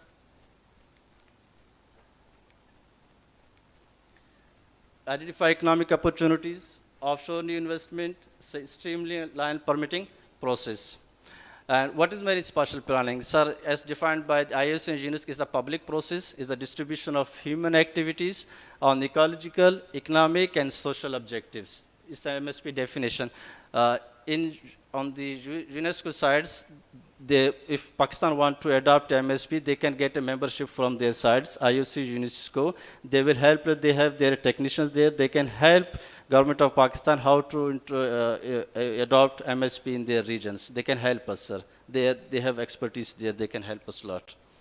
And MSP in real, what MSP does, it's a planning strategy, it's a national level strategy. First it plans, then it data evaluates, and then it's ecosystem constructions, it identifies the areas. At the end, you can see these are planning processes. They have defined areas according to their carrying capacity. And the second picture is the MSP in real. How can we get MSP? So, according to my study, because I have my master's and PhD in MSP, in my studies, I have some research publications, as I have suggested for the government of Pakistan, how they can divide their areas into, I have just divided into 6 zones, just like fishery and aquaculture zone. In fishery and aquaculture zones, we can have aquaculture zones, capture zones, conservation zones for key areas. And port and navigation zones, we have port zones, waterways, and anchorage zones. Industrial and urbanization zones, we have industrial zone area, and we can also have urbanization zones. Oil and gas and energy zones, renewable energy and oil and gas zones, tourism and marine protect zone, tourism zones, and other, and reserve zone, military zones, and other reserve zones. So if we want to, if we will adopt MSP, so we can divide our areas into different zones. And this is my recent publication I have published about the CPEC, marine blue economy development approaches, what kind of economic activities can be carried out along the Balochistan coast. Solutions of commercialization of ocean resources, sir.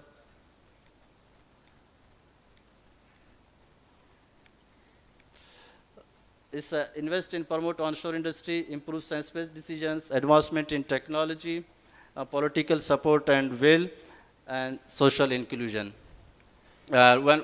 Because my topic related to renewable energy, so how can Pakistan get renewable energy sources? Sir, we have a strong wave energy, we can utilize wave energies.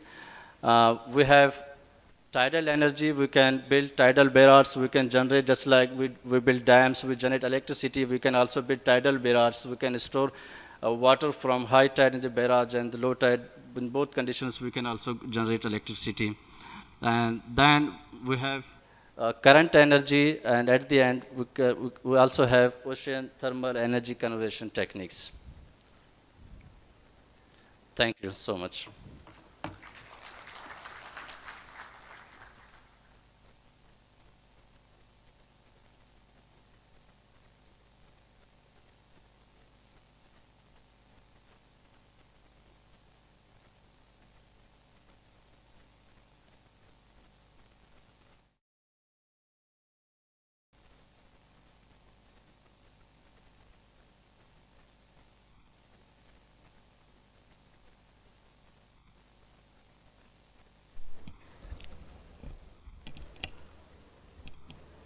Thank you, Dr. Zafar, for a very enlightening talk.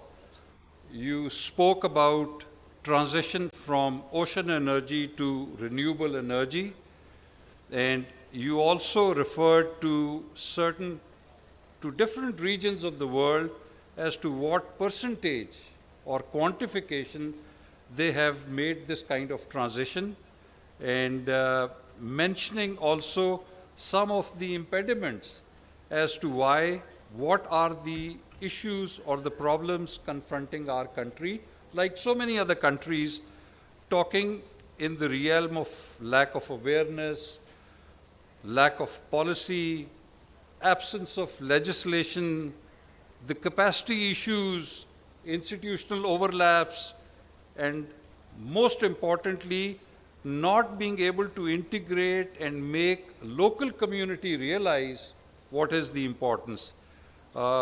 Believe me, and I'll be honest, I have for the first time come to know about marine spatial planning, or the MSP, and what is its importance. So, besides the audience, I'm also thankful to you for making me wise on this subject. On this subject, what is the necessity of zoning of the maritime areas, and why is it important? Now, ladies and gentlemen, these are some of the contemporary latest subjects and concerns where maritime nations need to focus and, take some tangible, practical steps. So, thank you once again. Ladies and gentlemen, our next speaker for the paper is Engineer 𝐹𝐿, who's going to speak to us on the subject Prospects of Marine Aquaculture as Alternate Food Security Chain. Another very specialized, important subject. The worthy speaker is a seafood exporter and member of Karachi Chamber of Commerce and Industry, Pakistan Engineering Council, and Pakistan Belgium Luxembourg Business Forum. He served as CEO Fisheries Development Board for 7 long years and CEO Deep Blue Seafood Private Limited for almost 16 years. He also served as chairman of Pakistan Fishery Exporters Association for 8 years. Mr. Faisal completed his Bachelor's of Engineering in Mechanical Faculty or Specialization from UET, Lahore. Being in the seafood business since 1998, he is keeping an in-depth insight into the business management of fishing sector. He was also a member of the board of TDAP, that is Trade Development Authority of Pakistan, and EDF, which is Export Development Fund Board, NIO, National Institute of Oceanography, and Fisheries Development Board, FDB. Sir, we are honored to have you amongst us, and I would request you to kindly express your thoughts on the allocated subject. Thank you.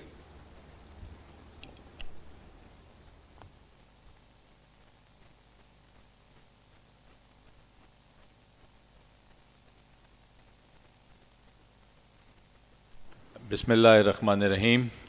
Senator Saab, naval officers, ladies and gentlemen. Today I'm going to talk about the prospects of marine aquaculture as an alternate food security chain, which I feel that actually will become the main food security chain for us and very crucial in the coming years. So, can I do it myself? Okay, what I will be discussing today will be what is the current scenario, which is the way forward, and all the aspects regarding aquaculture. This is a very crucial picture that I saw in one magazine. It is, we are fishing for catastrophe. And I will explain later on where it will lead to. But you keep in mind this very crucial picture. As per international, standards that we have seen, the data that the requirement for seafood fisheries is increasing, but the wild catch is decreasing sharply. As per certain studies, we are not sure that in 2030 we will have any wild catch in our oceans. And I'm not talking about just Pakistani oceans, it's globally. And this is the state of affairs at our fishing grounds. We have more fishing fleet than the fishes that we have. There was a detailed study conducted by the government of Pakistan with FAO. One of the most latest fishing vessel, Dr. Fridtjof Nansen, were here twice to conduct a detailed study of our resources. And this study is very, very important, and we'll take the liberty of having Senator Saab here that when the policies are made at the federal level, this study must be seen at least by somebody, because a few months ago we were discussing this study at a seminar for 3 hours, and when the worthy minister came on board, because according to this study we have to cut down our fishing fleet by 50%. This is crucial because 80% of our stocks have depleted, 80%. And when the worthy minister came on board, he said, give 3,000 engines to the fishermen in Balochistan, which is a great project that they are doing. So it is totally contrary to what the report says. So if you see our exports data, and this is for the last 6-8 years, but I can continue it for at least 2-3 years behind, we have remained below $500 million US. Our average unit price, as you will see, is always been below $3. That means we are either selling very, very low quality fish, or there is something wrong in our export regime. As you will see, the global average unit price for any exporting country has to be close to $6. India, in the last 7 years, from 1 billion, they have crossed $10 billion US of exports. They are one of the largest suppliers of shrimp to USA, close to $2 billion US. And this they have done in the last 7-8 years. So this is something that we can look up to and achieve. So this is exactly, this is the catastrophe. In one voyage, a fishing vessel brings in 70 to 90 tons of what we call trash fish, and only 3 to 4 tons of human consumable fish. So in one voyage, and what we call trash fish is actually the juveniles of high value fishes. Pomfret, they are being sold at 20 rupees or 30 rupees, while a pomfret fish can fetch close to 2,000 rupees to 3,000 rupees a kg. So we are actually killing our fishing grounds. If you see our net in the boats, even a ballpoint cannot cross through the cord end. They are so, negligible cord ends. So this is the catastrophe, that we are killing high value protein to feed low value, to gain low value feeding, which is chicken. So we are killing protein to make more chicken for this nation of chicken eaters that we have become. So as you will see, the global demand is increasing phenomenally, but the wild catch is now stagnant, and the gap is being filled by aquaculture. This is what more countries, these are all the products that other countries are farming now, from scallops to mussels to shrimps to fish, different type of fishes, tilapia, pangasius, Vietnamese shrimp, black tiger. So this is how the gap is being filled. According to one survey, and this is an old one, but according to the new FAO reports, the total trade in seafood has crossed $200 billion, while our share in it is $450 million US. So there is a big area where we can move into. See the top exporting countries. India is gradually coming into the top 10. Now it is, I think, 4th largest seafood exporter in the world. Another reason for us is, 1/5 of the population of the world at least rely 20% on fish protein diet, while our per capita consumption is probably, we are last, 3rd, 4th country after Afghanistan or Rwanda and Ethiopia. So our per capita consumption is 1 kg, while a global average is crossed 25 kgs. So we are very low in fish consumption for our diet. So as you will see that, globally for food consumption, seafood is getting the priority. Is the most used for protein is now seafood.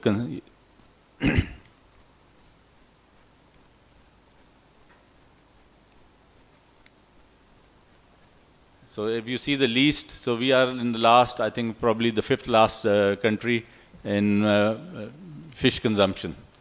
That the reason being that we have been fed the wrong fish all our life. You know, because our fish that we are eating, carps, mostly in Punjab, rahu, they have so many bones, and we really do not know how to take out bone out of a fish.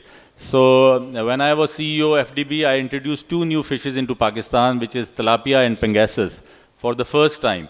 It did, I'll explain later, it did 2 things. You know, the rule of the thumb was that from 1 acre of land, you can get just 400 to 500 kgs of fish.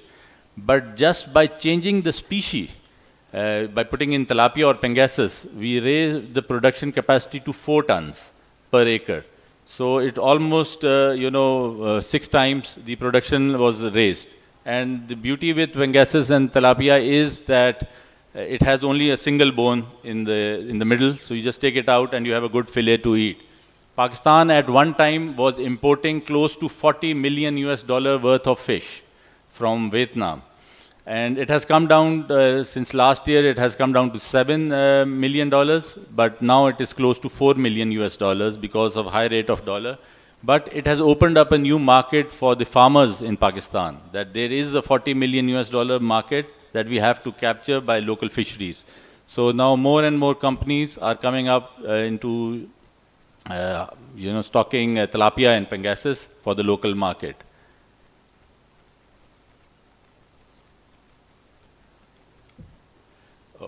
Okay.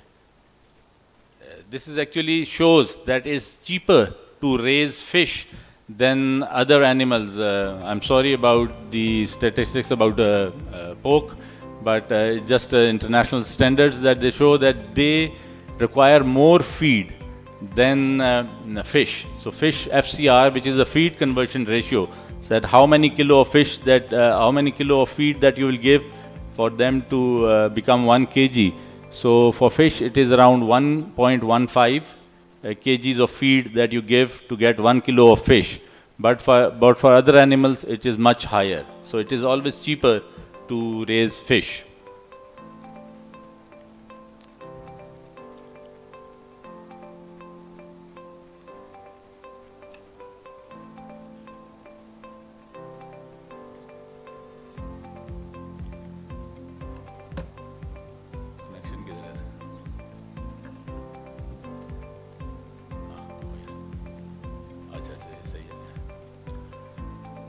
So the way forward actually is how to save our seas from overfishing.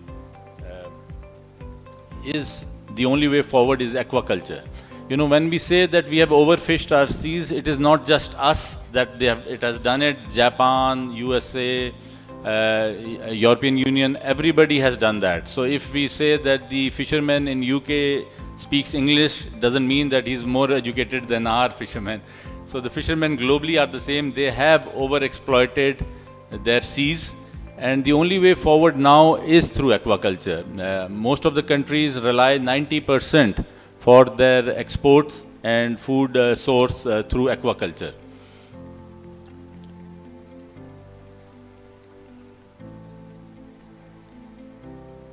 So this is, a picture that I show everybody. This is an excellent picture about potential and opportunity. This is from 𝐷𝐼, Pakistan. This was the first shrimp farm developed by Fisheries Development Board, Government of Pakistan. And I would like to say that one of the crop was taken, and this picture especially was taken from a naval helicopter, because the farm was being run by excellent bunch of naval gentlemen that were working with me, led by a very dynamic person, Shahid Karimullah, the Admiral Shahid Karimullah. And courtesy to them, we got this picture, which I show everywhere as potential and opportunity, because from 1 hectare, each pond is of 1 hectare. And from 1 hectare, we got 10,000 kgs of shrimp.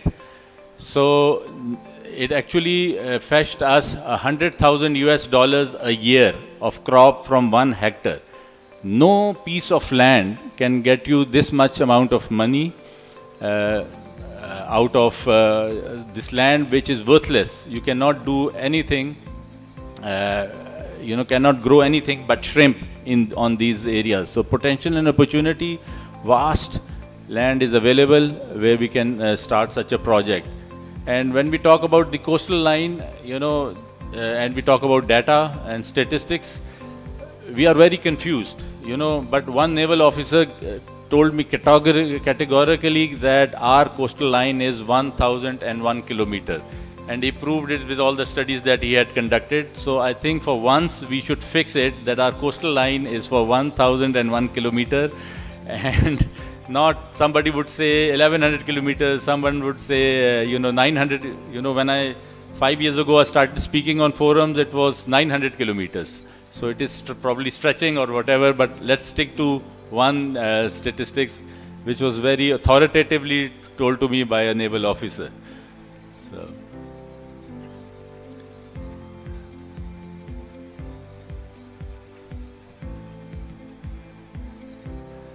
So this is actually, marine aquaculture is the way forward. We are probably the only coastal country in the world with zero marine aquaculture. So, this is very easy. This is the land that is available for almost free because nothing grows there. But I've seen that people in Sindh and Balochistan are very reluctant to get out of their cities. They have been bogged down by cities. I don't know the reason being it, but the businessmen also do not want to get out of the city. That's why all industrial areas are coming up within the city. So we need to move out of the city, and marine aquaculture, and I'll just show you the data to tell you that, as I have already explained, that the potential.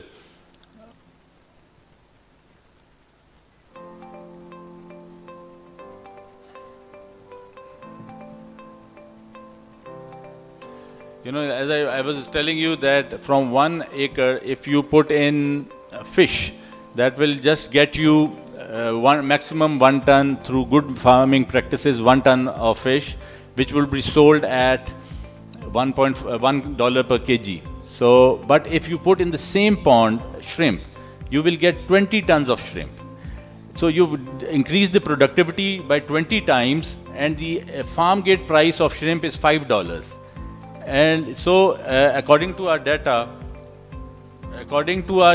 if we convert 10,000 hectares of land into shrimp farming, we will get the crop of $1 billion. And already we know that in Punjab and other provinces, especially in Punjab, is more than 200,000 acres of land is already under farming.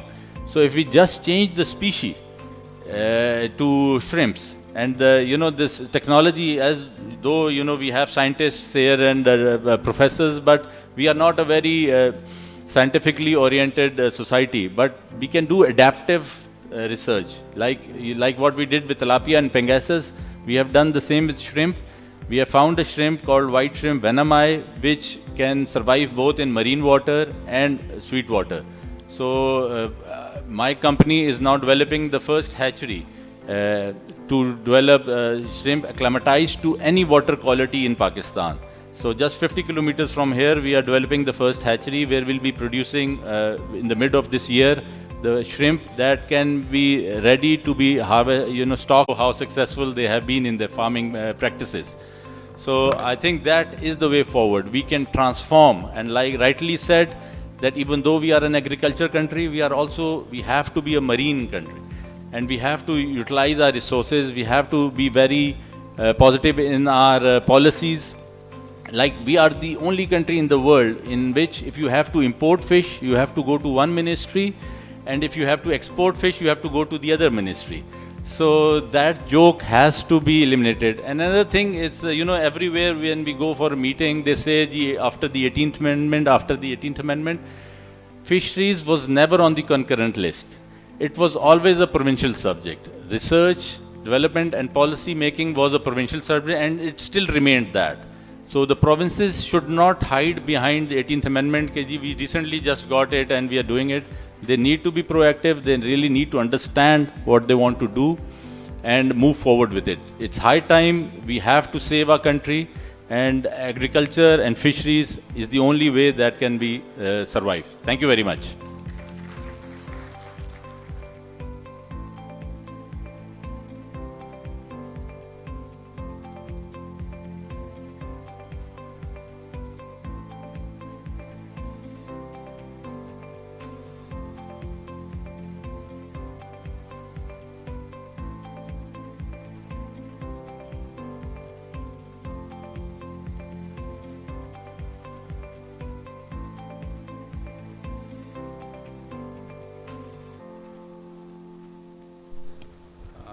Ladies and gentlemen, in my view, an outstanding, very innovative, thought-provoking talk by our respected speaker.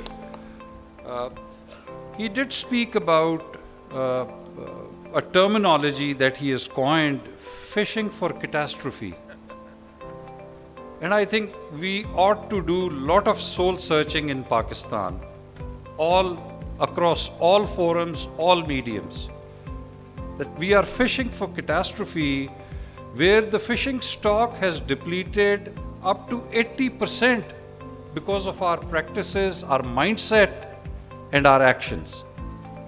And I am at loss as to what are we going to leave for our next generation. And when we look at our neighbor, you know, same sea medium, same mindset, same kind of culture, same kind of resources, they have become the 4th largest seafood exporter of the world, where they have increased their shrimp exports by a quantum of $10 billion over the last 7 years. And there is a lot to learn from your environment and even from your neighbors. If it helps to improve your own local community, your own maritime outlook, and if it can contribute to the maritime economy. I am extremely impressed to learn that the worthy gentleman has been able to introduce 2 new species of fish in our region, tilapia and pegasus. And he has done concerted efforts to increase the yield from 1 ton to 6 ton. So this is the positive side of the same picture, and let's applaud the gentleman for his valuable contributions. Also, he spoke about the shrimp farm which is being managed by Admiral retired Shahid Karimullah, who used to be the chief of the naval staff way back in 2004 and 5, sir, if I am not wrong, when I was a captain myself and commanding one of the submarines. So a commendable job done by our former flag officers and the naval community, you know, who are the first ones perhaps to understand what is the importance of shrimp or fish farming and what are the innovative methods of doing it. If Admiral Shahid Karimullah can do it, I am sure there are so many others. There are so many others who can replicate the same model. So, sir, I can continue for a long time, but I'll give time and opportunity to the audience also to be able to pose you certain questions in the ensuing question and answer session. So, the last speaker in today's session is Mr. Saeed Sarpara. If I'm not wrong, sir, do I spell your surname correctly? So, Mr. Saeed Sarpara is again a very versatile individual, and I am going to read out his brief resume. He is currently serving as Chief Executive Officer, Balochistan Board of Investment and Trade. He has completed his higher studies from Cadet College, Mastoom.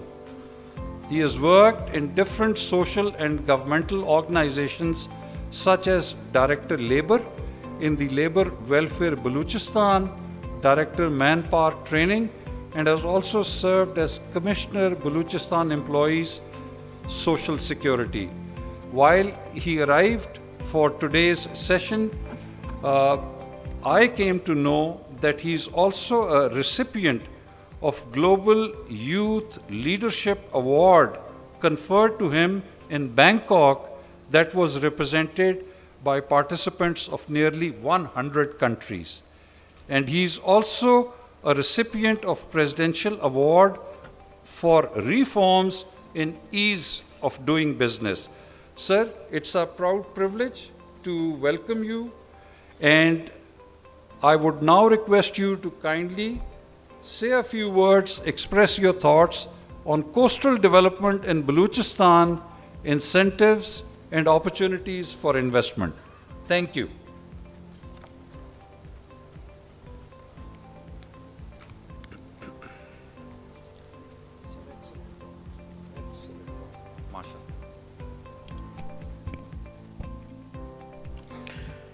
Bismillahirrahmanirrahim. 𝐷 اشْرَحْ لِي صَدْرِي وَيَسِّرْ لِي أَمْرِي وَاحْلُلْ عُقْدَةً مِّن لِّسَانِي يَفْقَهُوا قَوْلِي. Respected Senator Sayyid Mushahid Hussain, I'm sorry, please bear me out. Respected delegates, distinguished gathering, ladies and gentlemen, Assalamu alaikum. Everyone sitting here might have heard about Balochistan. Balochistan being the largest stakeholder of the blue economy. I would like to shed some light on the aspects of economic aspects, whereas my counterparts and colleagues have presented technically the detailed presentation. I would like to talk less and listen you more and show you more about Balochistan. We have two small videos so that you can witness Balochistan by your eyes. Please. Volume if you can have this.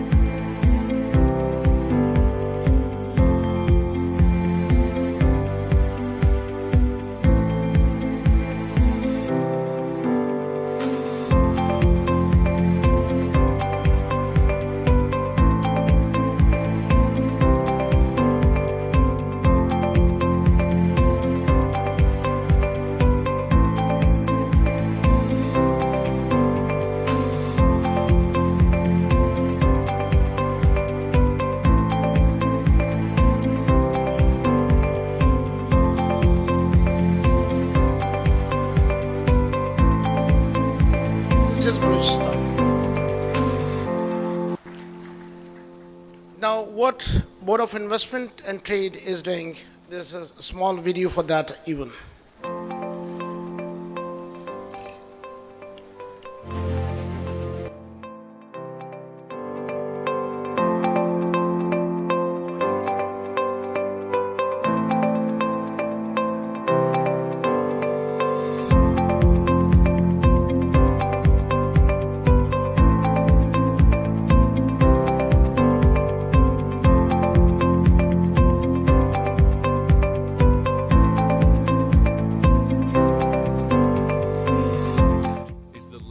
Opportunities with untapped potential.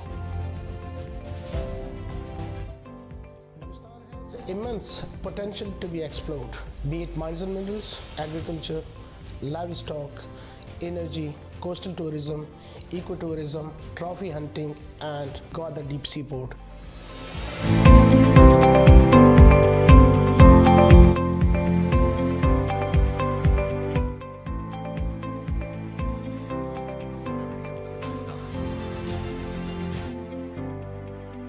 Wide range of investment opportunities.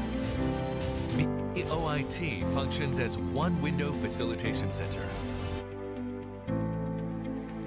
Board of Investment and Trade is the focal agency providing one window facilitation to the investors. We are working on ease of doing business and reducing cost of doing business. Pakistan Board of Investment and Trade is formulating business strategy, investment strategy and policy in collaboration with World Bank that would ensure security of the investors.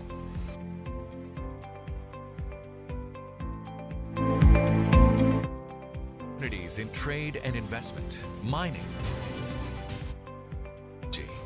oil and gas exploration, and livestock,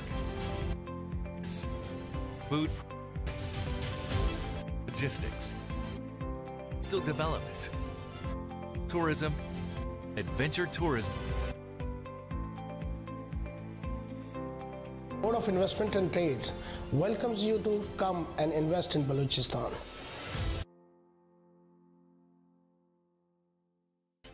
Home to limitless assets, most valuable exports and most lucrative projects, beckoning investors, commercial, corporate, private purpose-driven entrepreneurs. Potential to strike gold at every turn is a reality just waiting to happen.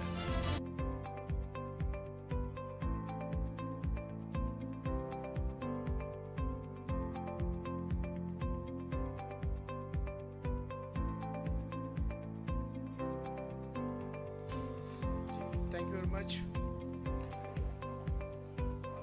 This is the mandate that we have, the Board of Investment and Trade, what we do. We owe 44% of the land mass of the country, sir. Some statistics about Balochistan. So I won't go into the details due to the time restrictions. Very diverse, sir. The infrastructure that we have. Balochistan is considered to be the hub of the regional connectivity as flashed.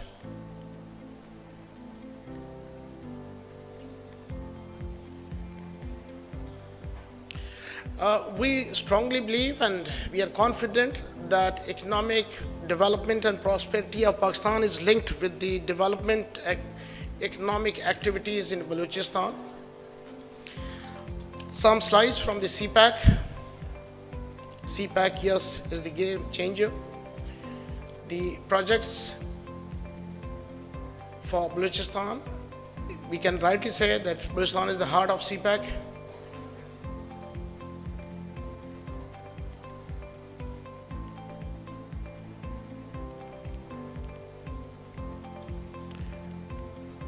If someone can change the slides, please.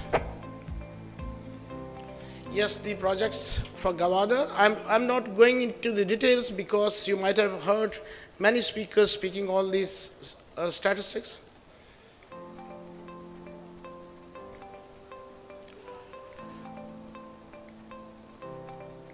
The control, you are at liberty if you can operate that for me. Yes, the Belt and Road Initiative, that it includes the trade volume of $6 trillion.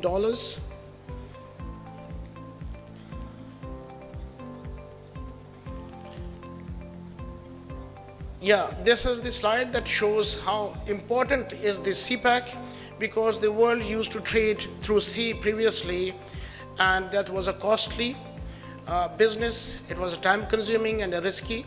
After CPAC, the routes would be like that. It would be connecting 3 billion people of Africa, Europe and Asia, and that definitely would be a game changer. Previously, the time for a single consignment was 35 days, and it would be reduced to 17 days only. Sir, our contribution is highest to the national economy. The statistics are flashed.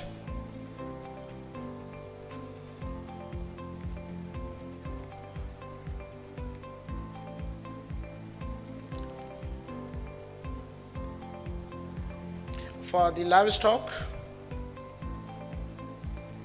yeah, we are coming towards the main topic. Yeah, 770 kilometers of the coastline, that's around 670 kilometers of the coastline, that's around 73% of the coastline, sir.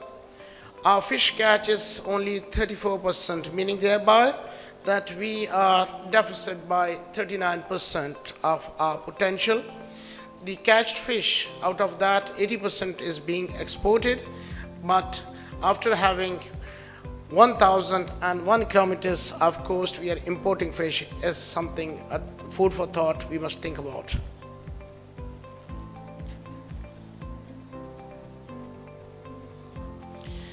These are the statistics about the fishermen community. We have more than 70,000 fishermen population.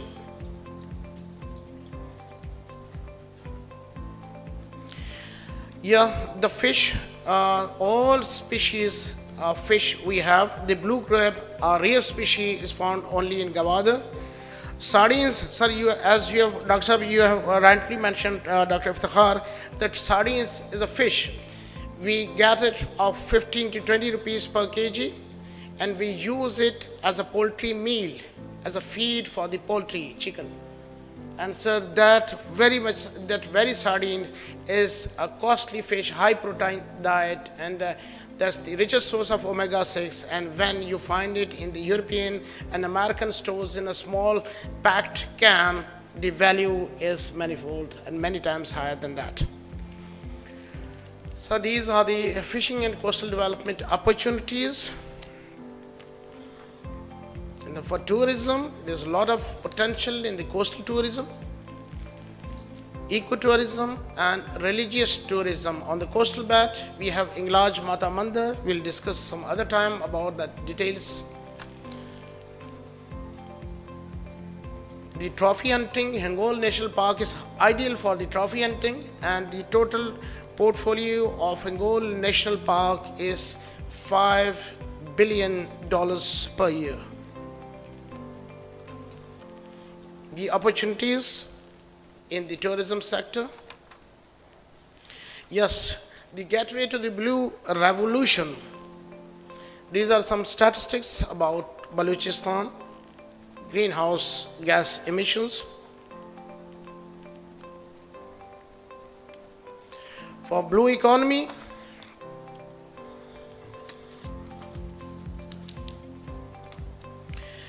in blue economy, we have the coastal tourism, oil and gas exploration, fish processing, ship building and ship breaking simultaneously, marine fishery, ports, aquaculture, transportation, marine renewables, desalination, coastal protection and marine biology technology. As Sir Iftikhar has pointed out, that the world, half of the world has the potential to eat fish, and they eat other than the Pakistani communities. These are some maps of the coastal line of Balochistan, starting from Iran to the neighboring country. The main livelihood of the people around the coast are fishing, agriculture, border trade, tourism, mining, retail, and the relevant trades. A limited number in the industrialization, real estate, and some other as well.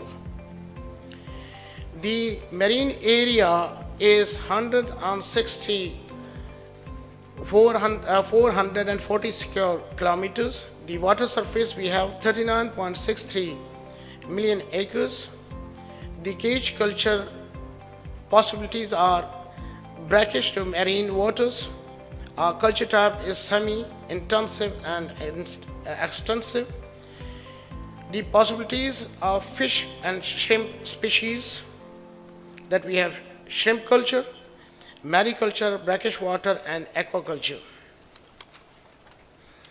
The water availability is indefinite.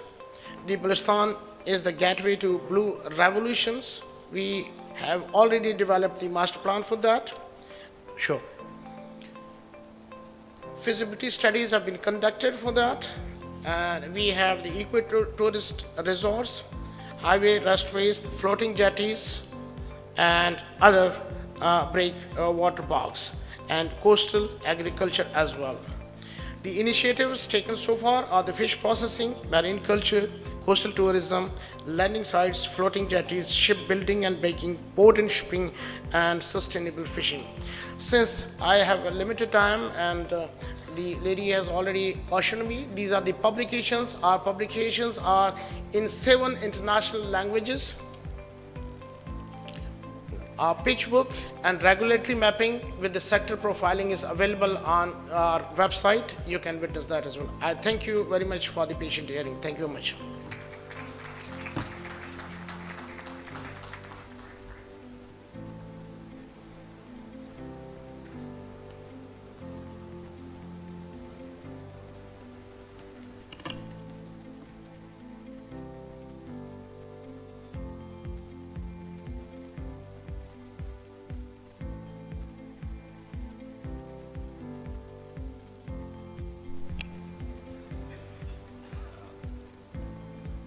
Mr. Saeed Saab, thank you very much for a very for a very, very positive and inspirational talk. Although he has dwelled on certain issues that we are very well aware of, but I would try to focus myself onto the central theme. Balochistan, ladies and gentlemen, and this is particularly for our foreign delegates, comprises 44% of the total Pakistan's land mass. And out of our coastline, which is slightly over 1,000 kilometers, the coastline that belongs to Balochistan is 770 kilometers. So Balochistan's existence in terms of geography, the immense resources that the province carries by its sheer size, which have not been exploited, future of Pakistan's economy, improvement of security within Balochistan, its role as a linchpin in CPEC are some of the thoughts which I would like to leave to our foreign delegates. And an whole of country approach, interministerial approach, mindset, all-inclusive process within Balochistan and around Balochistan is where the economic prosperity of Pakistan and security of Pakistan, that is where it rests as far as I am concerned. And I'm sure most of the Pakistani participants would agree with me, but this is a thought that I would like to leave to our foreign delegates. So, sir, thanks a lot for being here, for introducing your province and its immense potential, not only in the maritime domain, but in all spheres of our general economy. This brings us formally to the end of this session. Looking at time, we will invite 3 questions from our worthy audience. But I would request, first and foremost, I would request those young budding university students who are towards the rear of this hall to be able to pose certain questions, and then I'll come to our foreign delegates, and then subsequently we'll take one-odd questions from our Pakistani participants. But first I would like to give the opportunity to the university students. Please.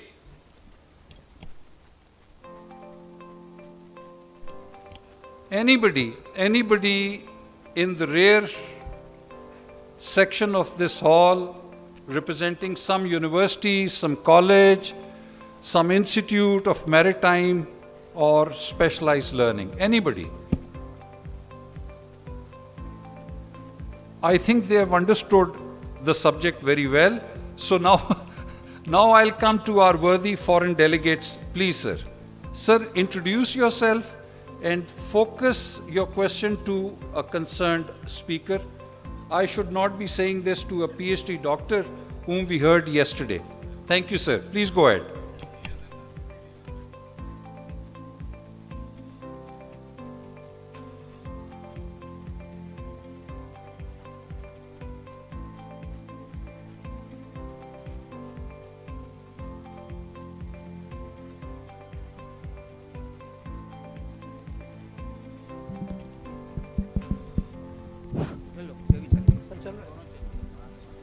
This one works wonderful.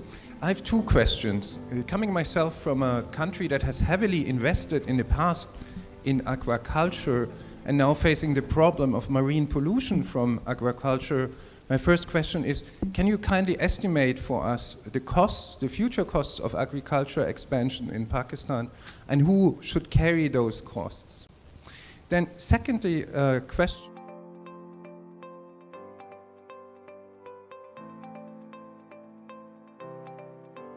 or what you think the specific role of the Pakistan Navy will be both in marine spatial planning but also in coral restoration. Thank you.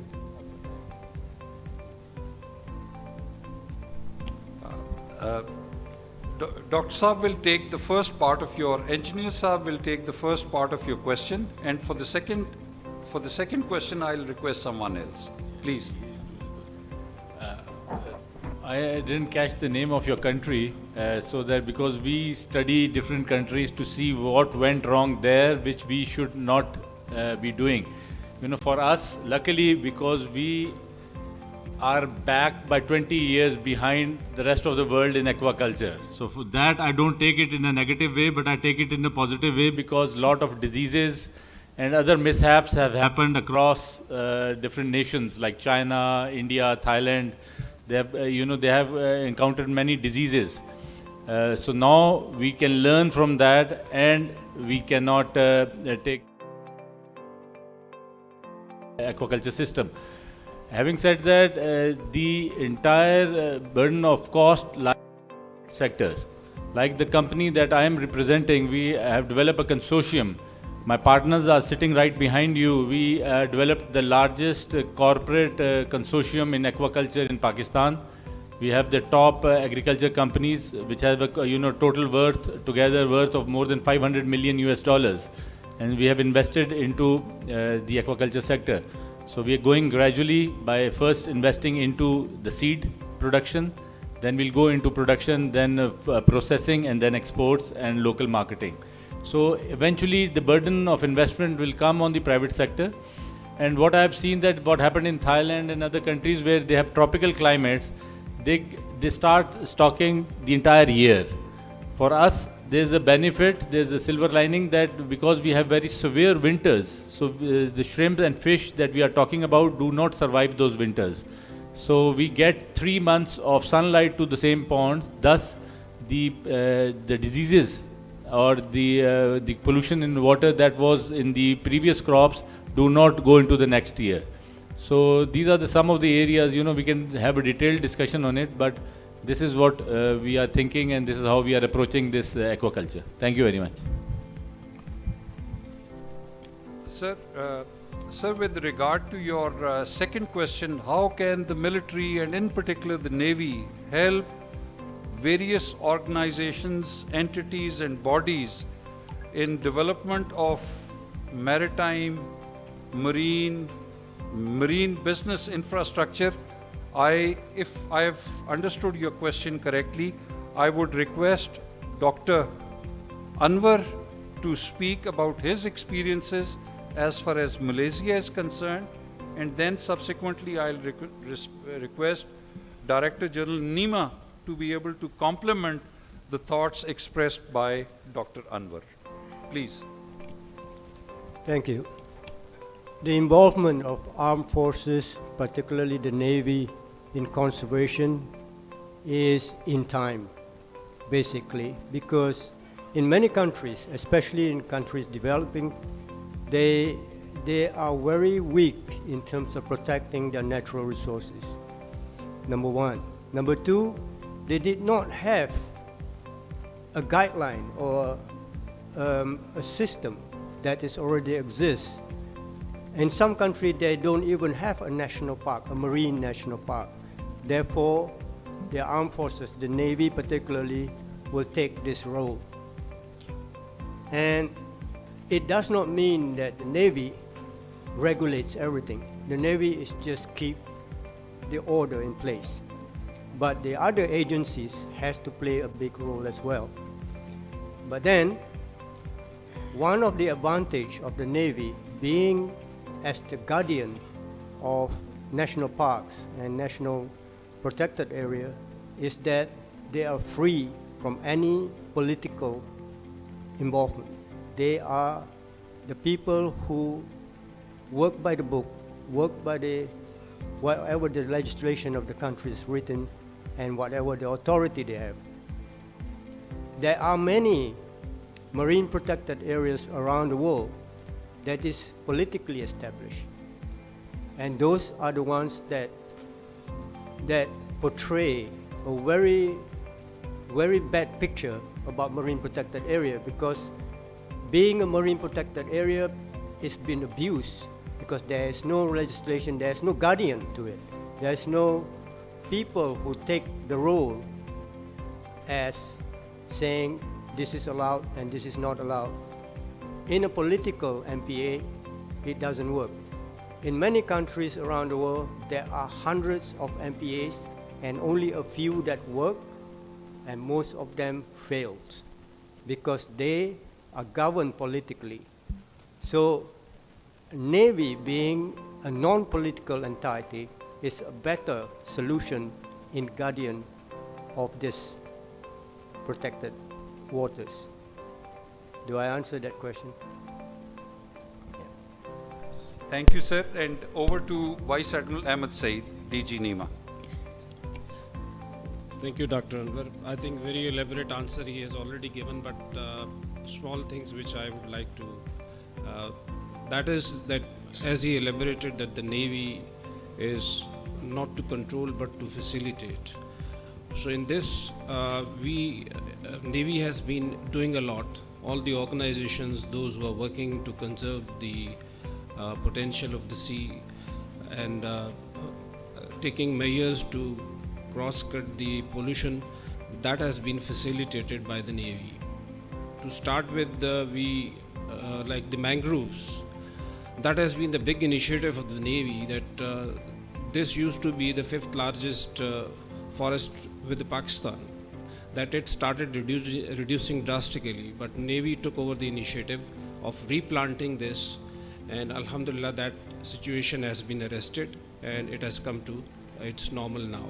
And it has been recognized in the Guinness Book of World Record also, that in 1 year a big effort was taken in which we, from the Navy, we organized replanting of mangroves. Secondly, about the coral reefs we have talked about. Dr. Anwar is here. He gave a very good account of it and very elaborate one. With the help of his organization and the PMSA, we have already organized, and he is here with this effort also, that after this he is going and we are mapping these. First step is to map these coral reefs, and then we present it to the government, and then legislation part goes on. So these kind of efforts being taken by the Navy. Thirdly, on the pollution, in my opening address yesterday I had mentioned that in 2018 Navy had taken a initiative to at least curb on this thing that no untreated water goes into the sea from the naval installations, from the naval units. So that was accomplished within 1 year. That is another part which Navy has contributed. And Navy will keep facilitating those organizations, those who are approaching because of non-existent or maybe lack of knowledge about the our governmental organizations and their facilities, and that is being provided by the Navy. Thank you. Yes, may I have the question? I will request you, sir, to pose your question or the query. And looking at the paucity of time, ladies and gentlemen, this will be the last question for the day. And no, for please this session. give chance to the media as well who has come from Islamabad. ठीक है जी. Point taken. Media ranks supreme, and we are. Mr. 𝟐𝟏th will be asking the last question from Mr. Islamabad. Thank you so 𝟐🏏 much. would be the last person posing the last question. Sir, please go ahead. Ji, Assalamu alaikum. My name is Khalid Hussain. I am an international trade expert, plus I am a management consultant and working for S&P Global on the maritime side. First of all, I want to congratulate Pakistan Navy and Government of Pakistan for conducting this very useful session. Coming rightly, my question right to the Senator Mushahid Sahab. Sir, I think you are representing so many countries, so many economies and political parties. I think this is the right time that apart from looking at the blue economy, there are 3 subjects which have till now not been addressed. Number 1, that is the use of technology in the new maritime industry. I think what we are lacking about, we have seen the development, cost, business, everyone is speaking about billions of dollars and millions of dollars, but I seen the technology part is missing, that is to be taken care of. And secondly, the well-being of the fishermen, the man who goes to the seas, the man who is caring his family, there is absolutely no any insurance scheme or the welfare being of the fishermen.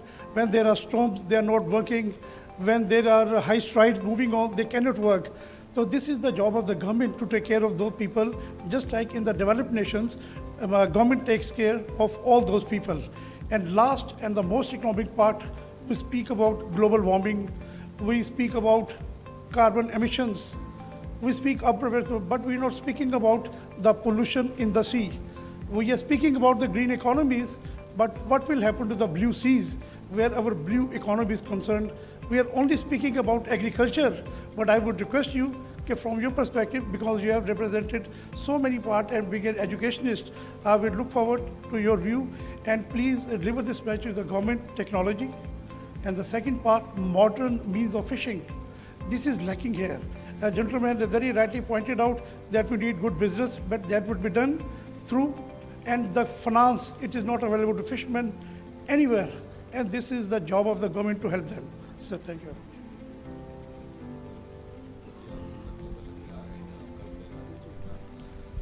Mr. Khalid Sahab, I will mention it in my concluding remarks. Yes, with the Mr. 𝟐🏏 sahab, permission Mr. 𝟐🏏 sahab of, from media, thank please. you so much. Please.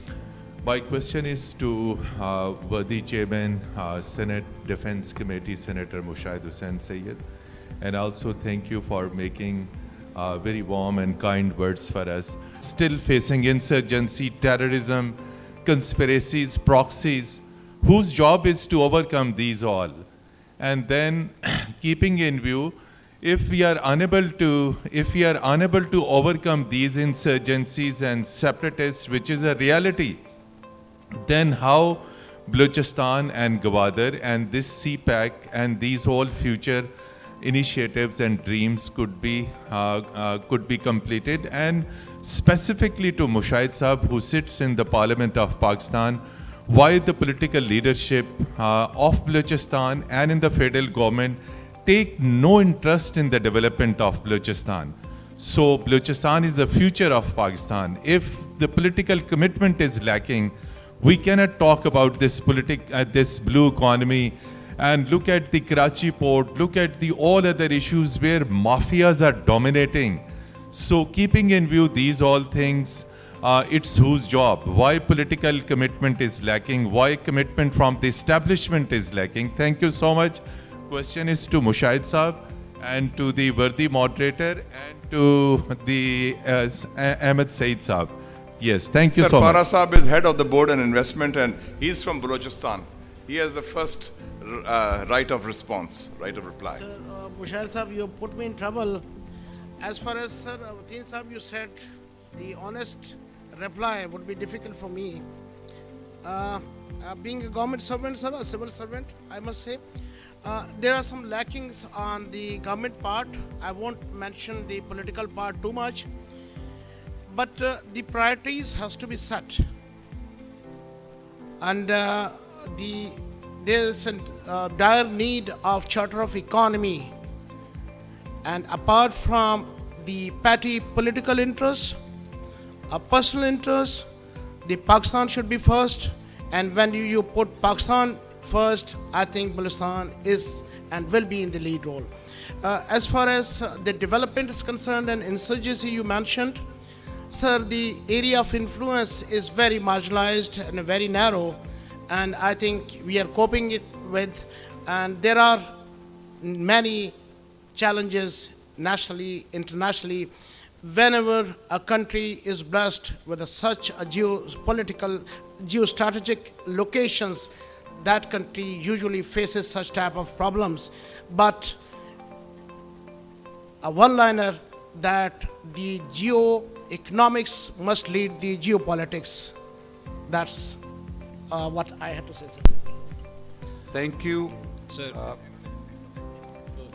he did address to me also, so although I am not very expert on this, but what my read goes, your question is very pertinent and very long, that why the blue economy is not getting the due importance. My small answer is the competing interests.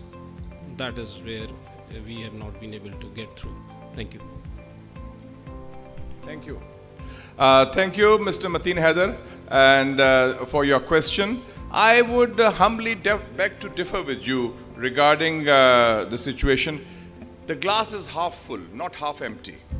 10 years ago, when the situation in Pakistan was very bad, we were afflicted with terrorism, there was a full-fledged war next door in Afghanistan, there were troubles inside our country, nobody was willing to invest. China, our trusted friend, our neighbor, came up with the Belt and Road Initiative of Xi Jinping, and they chose, and they had other options also. They chose to invest in Pakistan or in Afghanistan. There is no other proxy wars taking place by either India, Pakistan over Afghanistan, or Iran, Saudi over this region which was there before, or the US presence is not there at all. So we have strategic space as regional countries. So what are the key elements of, I would say the future is going to be Balochistan. And there the failure has been, I would use one word in Urdu, which is nalaiki. It's incompetence at the level of the political government, whether it's the government in Islamabad or the government in Quetta, because lack of vision, lack of will, and lack of pursuing it. But now I think the situation has changed, it is changing, and this conference today in Karachi is a major step forward in promoting the notion of a blue economy. And for Balochistan, I think Syed Sarpara Sahab has given an excellent presentation. I would say the 3 C's are there. CPEC, the coast, which is extremely important, and we know it is 1,001 kilometer, I think, precisely. And then connectivity. Afghan transit trade now goes through Gwadar, Tajikistan, Turkmenistan, Uzbekistan, Kyrgyzstan, Kazakhstan. They all want their trade through Gwadar, so Balochistan. And also, as you know, Gwadar to Gilgit and then on to Xinjiang province of China is 2,000 kilometers. So the future of the blue economy and the future of Pakistan's economic potential being realized is going to be through the great province of Balochistan. And we have such dedicated people. Look at the performance of Dr. Zafrullah Jatak, who gave a very clear vision of what needs to be done. And I think this session has been extremely important, and I expect you and your comrades who have come in the delegation from Islamabad to take this notion forward, and I will also give you an action plan on that before I sum up the whole thing. Thank you, Mr. Mateen Haider and your colleagues, and you got a lot of food for thought. When we have food today for lunch, we'll get you more information. I want to thank Dr. Anwar Abdullah. Sir, you have really invigorated, and you remind me of the saying when I was studying in Georgetown University in Washington. There was a very famous saying of the American president, a great American president in my view, President Nixon. He said, "You do not lose when you are defeated. You lose when you quit." For 23 years you struggled. You did not quit. And that applies to your namesake, my good friend, Anwar Ibrahim, the Prime Minister of Malaysia. He struggled for 20 years also. He went to jail. He never gave up. And today he is the Prime Minister of Malaysia, mashallah, and a great friend of Pakistan and a great admirer of 𝐷𝐷𝐷 Iqbal. And you, sir, have come here to rediscover our 3 coral reefs. You have made a contribution. The Maya Bay model is very important for us. The 34 countries you have delivered, and your 23-year of struggle has not been in vain, sir. And I would also like to compliment Engineer Faisal Saab. Well done. And I think he summed up the problem in one line. If you import fish, it's a different ministry. If you export fish, it's a different ministry. I think this bureaucratic red tape is the biggest impediment. And you have mentioned also how if we shift and do a course correction in agriculture to aquaculture, how it can make a difference to the farmers, to the technology, and to the economy of Pakistan. And to Jatak Saab, I think it's very important. His one-liner takeaway was, we are not just an agriculture country, we are a maritime country. And I think that is the key thing. And I would also like to mention that the media is also here. I feel that this conference has been extremely important. And this session with diverse and distinguished gentlemen who are experts and who are doers, men of action and men of ideas, we have to take this initiative forward. I propose that the Pakistan Navy and my think tank, my own role as Chairman Defense Committee of Parliament, along with NEMA, we can do that. We should prepare a work plan on the blue economy for 2023. Tuck, what is to be done? And establish a task force on the blue economy. Please don't wait for the ministries or MoMA and this secretariat. This will never get done. These are people who are doers. It's an issue. They say the highest paid person in Hollywood is the idea man. He gives an idea and the movie is a big success. These are all not just idea men, but they are men of action. So we have a task force on the blue economy. We'll take it forward. Academia, private sector, government, parliament, and this will include a whole of system approach. And this will be done. And finally, I request the Pakistan Navy. You have a very dynamic Vice Chief of Naval Staff, Lodhi Saab, sitting here. And the media, please notice, this whole conference has been self-sponsored. Not a single penny of the government of Pakistan has been spent. This is all self-sponsored because they have used all the private sector, all the exhibitors. This is the way to do it. And I would say media workshops on the blue economy in Gwadar, in Ormara, in Karachi and Port Qasim. And let's get cracking, let's wear our joggers, and let's move forward to promote Pakistan's prosperity through the blue economy, inshallah. And for you, sir, Mr. Khalid Hussain, 70,000 fishermen, I think it's a very good idea. You meet me over lunch. I think we should do something for their welfare and establish a foundation or whatever, and that will be, inshallah, done. And the technology issue, I'll discuss with you. And on global warming, I just came back last year from COP27 in Sharm el-Sheikh. I was in Glasgow for COP26. I was the first to start the initiative in the Pakistan Parliament 10 years ago on climate change and environment, having public hearings. I'm a member of the Climate Change Committee, and I also lead an organization called Action for Climate Change. So we are all on board. This is the future. So thank you, ladies and gentlemen. The session is now concluded, and we get ready for the next session. Thank you. And a special hand for the distinguished gentleman who gave so much of the ideas and initiative. Thank you. It has been an interesting and a very informative session. Ladies and gentlemen, now is the time for souvenir presentation ceremony. I request the chief guest to acknowledge the esteemed speakers by presenting them with conference souvenirs. Director General, National Institute of Maritime Affairs is also requested to join them for souvenirs presentation ceremony.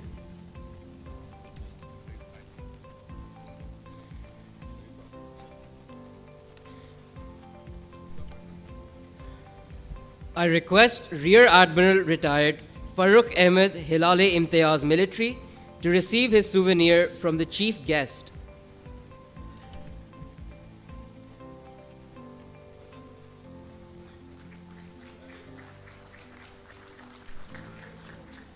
Thank you, sir.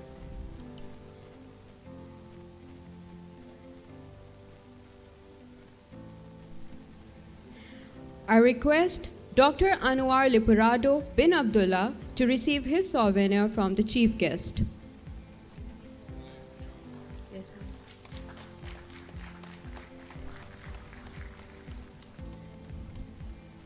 thank you, sir. I request Dr. Zafarullah Jatak to receive his souvenir from the chief guest.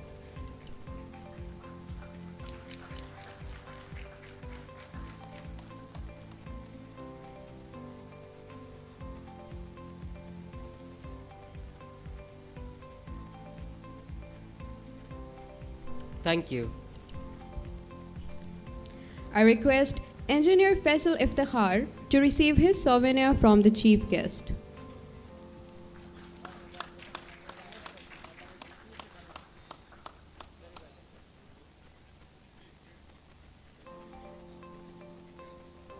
Thank you, sir. I request Mr. Saeed Sarpara to receive a souvenir from the chief guest.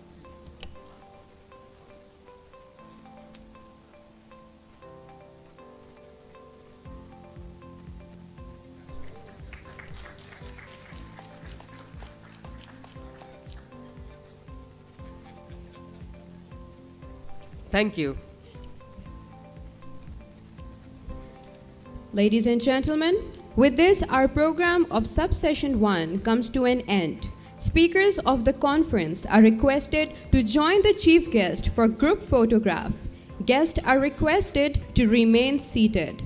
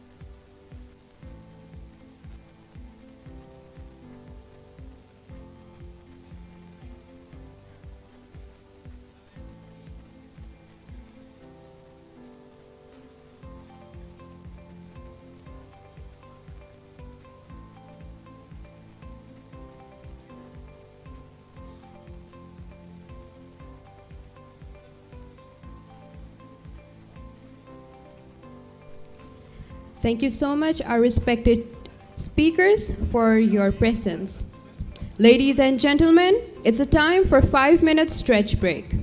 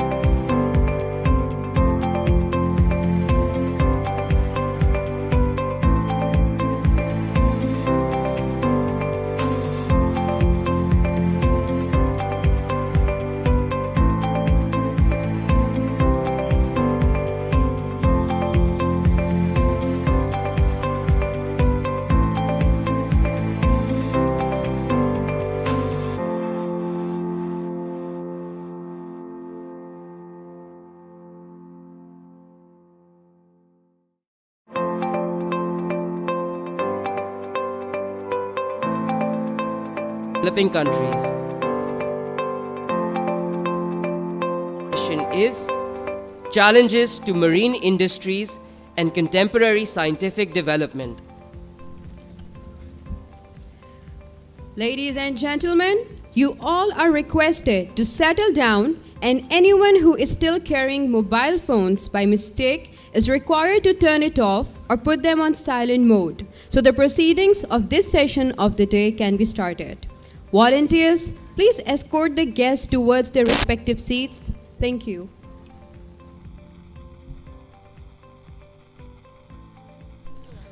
Ladies and gentlemen, the program of subsession 2 of the conference is as flashed.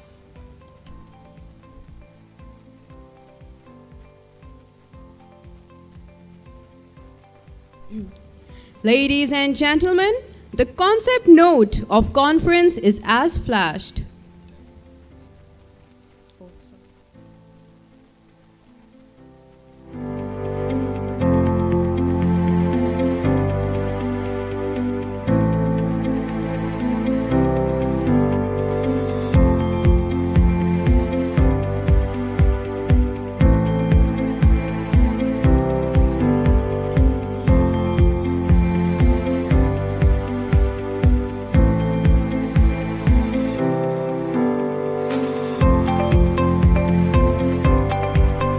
Ladies and gentlemen, it's our privilege to have Vice Admiral Retired Asif Humayun, 𝐏𝐈𝐕𝐄 military, as a moderator for this session.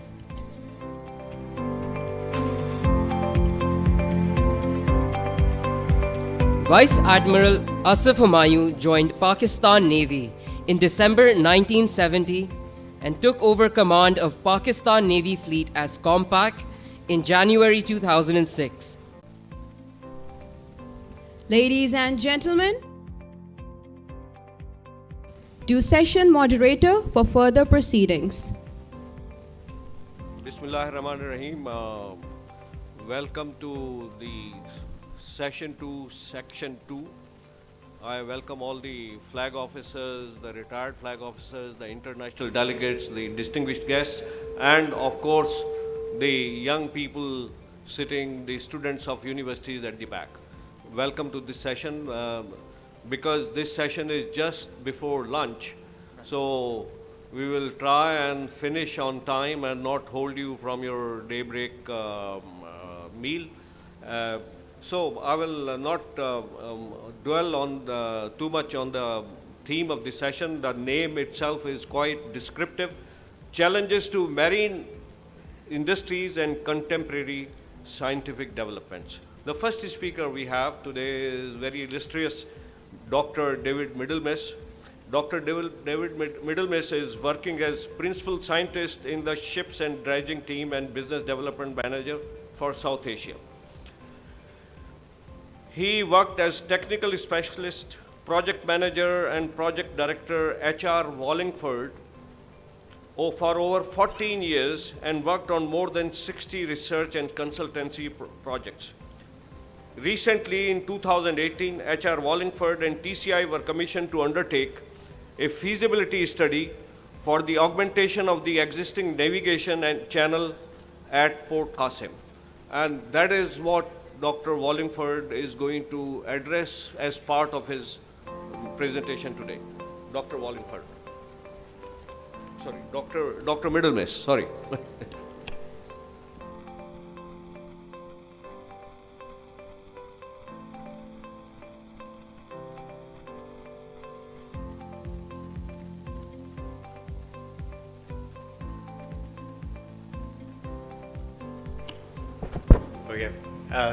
Thank you, Vice Admiral.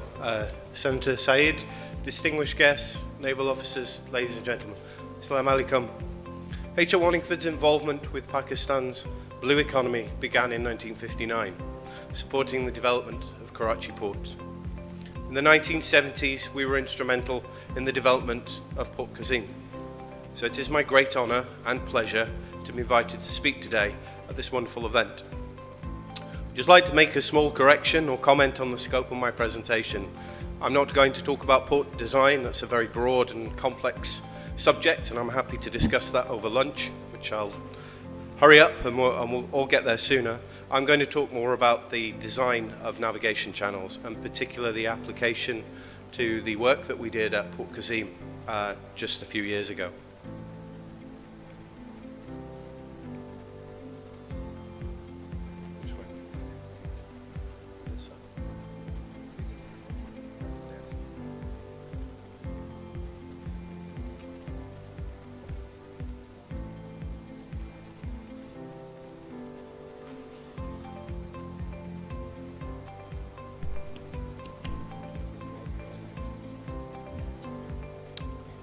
Thank you. So just to give a bit of context, navigation approach channels, they're critical infrastructure present at most ports. Usually they're a dredged channel. Some lucky ports around the world, very little dredging, if any, is required. So their correct design is crucial, mainly from the point of view of navigational safety, but also from the efficiency of the port. A poorly designed channel can compromise navigation, maneuvering, and the throughput to the port. It's also very important from an optimization of dredging quantities point of view. Good channel design will minimize that, and dredging is expensive business. There is industry best practice guidance when it comes to channel design, and that was a working group led by H.R. Wallingford a few years ago now, which set the baseline, the international benchmark, if you like, when it comes to how you go about designing navigation channels. A note of caution there that although the guidance exists and it's a good document, it's well put together, experience and competence is required in its application. And hopefully you'll see why as I move through. Next slide, please.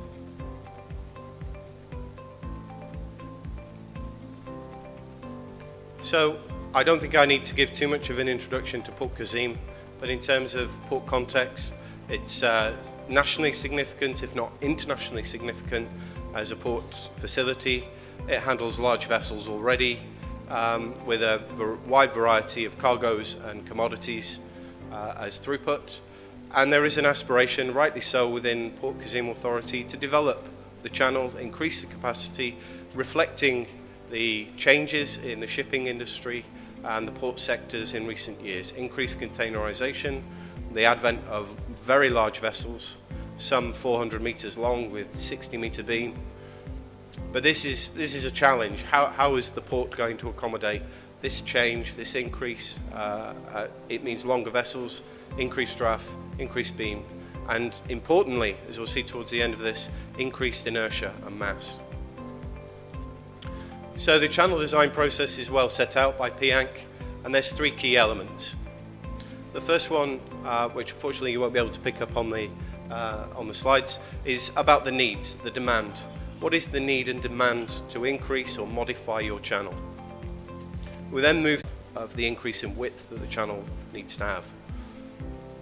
Effectively at 𝗏𝗂𝐻𝐻𝐿 there are two channels. There's the outer channel, the Asan channel, which is exposed to stronger currents and increased wave conditions, which necessitates a slightly wider channel than you have in the interior.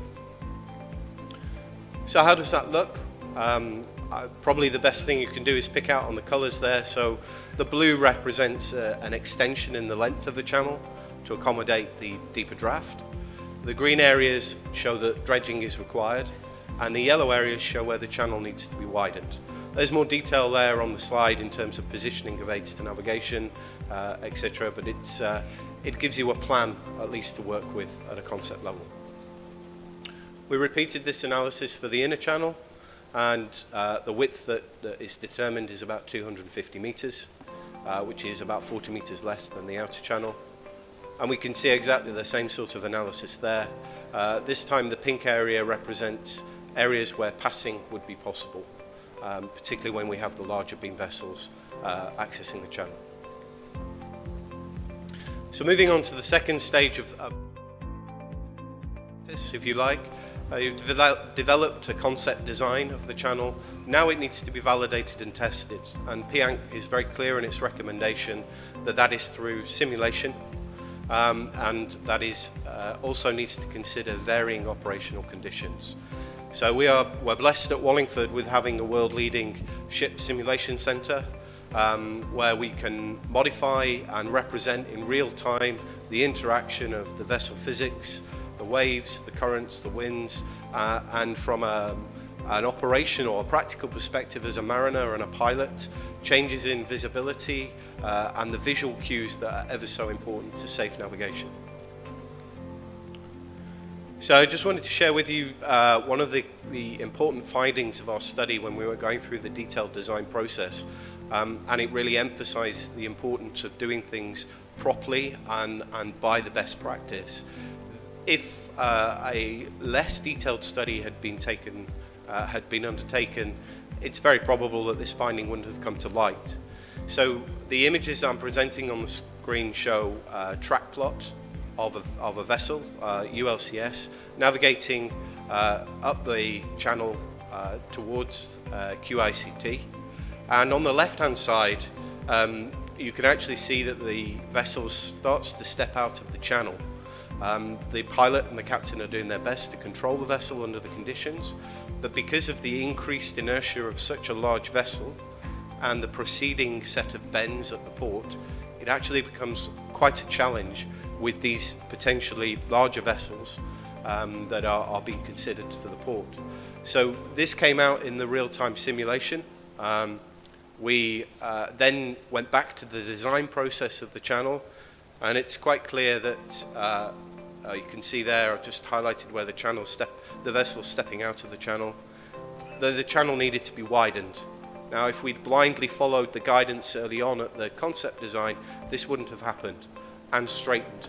So there are a set of bends before we get to this point in the channel that cause this issue. And you can see that the vessel now is set in a much better way, approaching the curve. So there's the summary there that I'm giving is really about the technical considerations of the study, but my kind of broader high-level view of this is it pays to do studies properly. It's the right thing to follow the guidance, follow the science. Ultimately, you don't want to have a channel that's poorly designed, compromises the operational efficiency of the port and the future-proofing of the port to accommodate larger vessels in the future, and saving money. I mean, that's what this is about, particularly through the dredging element. So I think that's it from me, and thank you very much.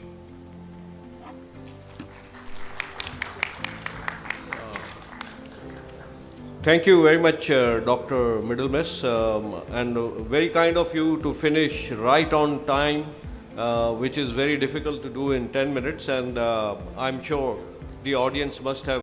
These are owned by the local landlords, and 32 yards are owned by the Balochistan Development Authority, who recovers tonnage fee on all ships that are beached. Additionally, there is infrastructure cess imposed by the Balochistan Revenue Authority, which obviously amounts to double jeopardy and is a burden on this industry. We are blessed with an excellent location and infrastructure, with size of the yards about 4 acres, surpasses the sizes of the yards in the subcontinent. The time taken for dismantling a ship is much less compared to ship-breaking locations elsewhere. Hopefully, with resumption of demand and stabilization of the economy, we can exceed the 1.6 million tons broken in 2017-18 and continue to provide Lloyd's tested raw material to the re-rolling mills, besides providing employment to the over 25,000 workers directly when the industry is working on optimum level, lakhs of people indirectly, and contribute millions to the national exchequer. 16 billion was paid in the year 2017-18. As dry bulk freight rates have fallen, which used to be exceedingly high, so also for the containerized cargo. So nowadays it's a good opportunity to import these vessels at a lesser price, because tankers are not available due to the substantial increase in the freight for oil.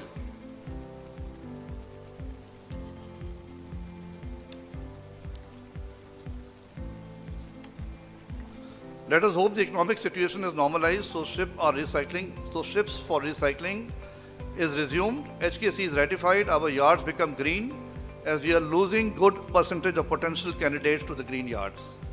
Revival of Gadani is vital to the economy, particularly Balochistan province and downstream industries depending on it, including transport sector, oxygen plants, hotels, scrap markets all over the Pakistan.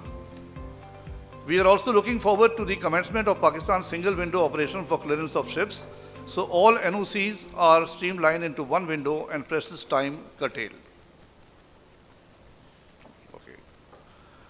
We hope the 10th Maritime Conference, a segment of 𝐼𝐕𝐄, will promote green ship recycling, and we are able to overcome the numerous challenges posed by the downslide of economy and falling reserves due to the circular debts. There is a chart on the requirements of Hong Kong Convention. It shows the construction, operation, preparation for recycling, and mentions about the ship recycling facility plan and the development of ship recycling plan SRP. It has been prepared by NK Class, which is one of the leading classification societies who is working on certification of these yards in the other countries. Some pictures of the ships arriving at outer anchorage, where these are inspected by Pakistan Maritime and Environmental Protection Agency, and thereafter proceed for beaching. There are a few pictures of the yards and the facilities for the workers and for the safety.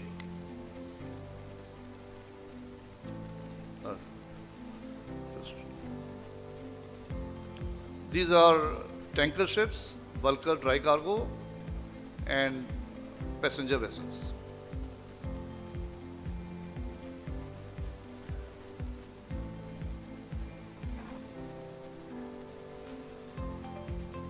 This is the inside of a passenger vessel.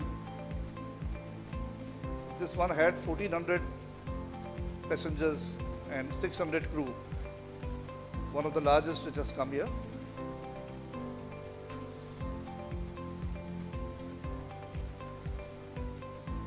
This is the second one. These are the picture of yards showing the water tanks and other safety requirements.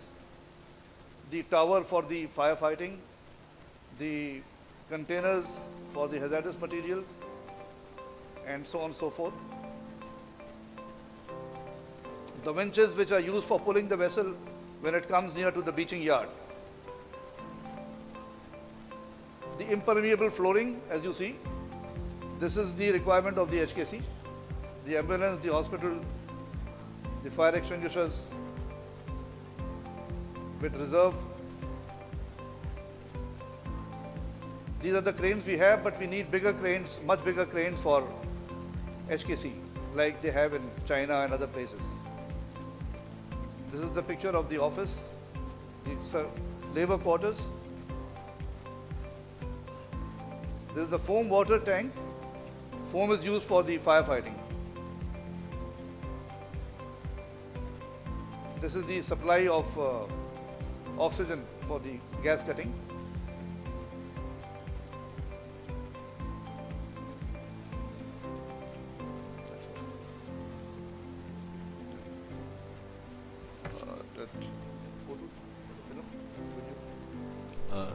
Thank you, Mr. 𝐥𝐈𝐻𝑃 Iqbal, for this expose on Gadani ship breaking yard.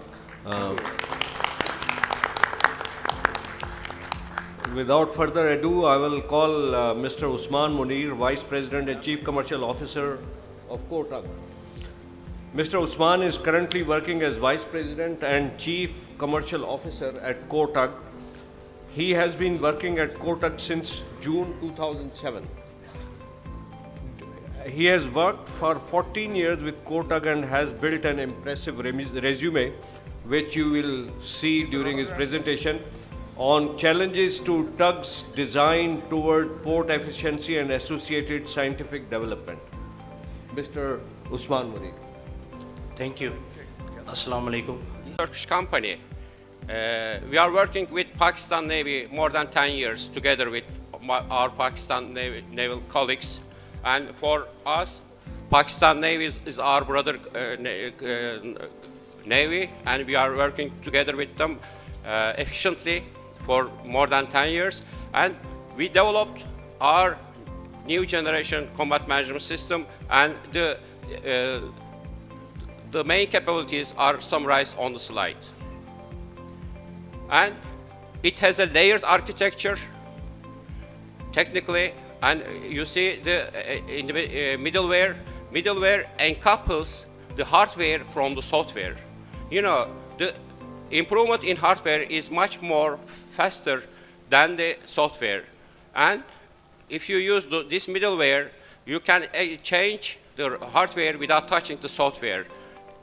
And also this brings the advantage of no dependency to any other specific hardware. These are the crucial factors should be incorporated with your design. Also, command and control capability should be incorporated with tactical data links. Why? Because tactical data links provides the capability from platform-centric warfare to the network-centric warfare, which is a crucial in wide area. And it provides right information at right time to the right person. And what we did since the establishment of MISOT, we developed all NATO standard links, P3, JREP, Joint Rate Extension, and also MIL-link. What are those? These are the link capabilities that being used by Turkish Navy, and also it can be extended to other nations also. And also another approach is network-enabled weapon. With this capability, the missile in flight can be part of the link network. So you can control the missile in flight, you can change the target, you can change the engagement capabilities. And also I would like to go very fast because of the lunch break. And these are the capabilities. Also, we can provide ad hoc IP communication network to the in operational area. And these are some information about our capabilities. And I will go very fast about this. And this.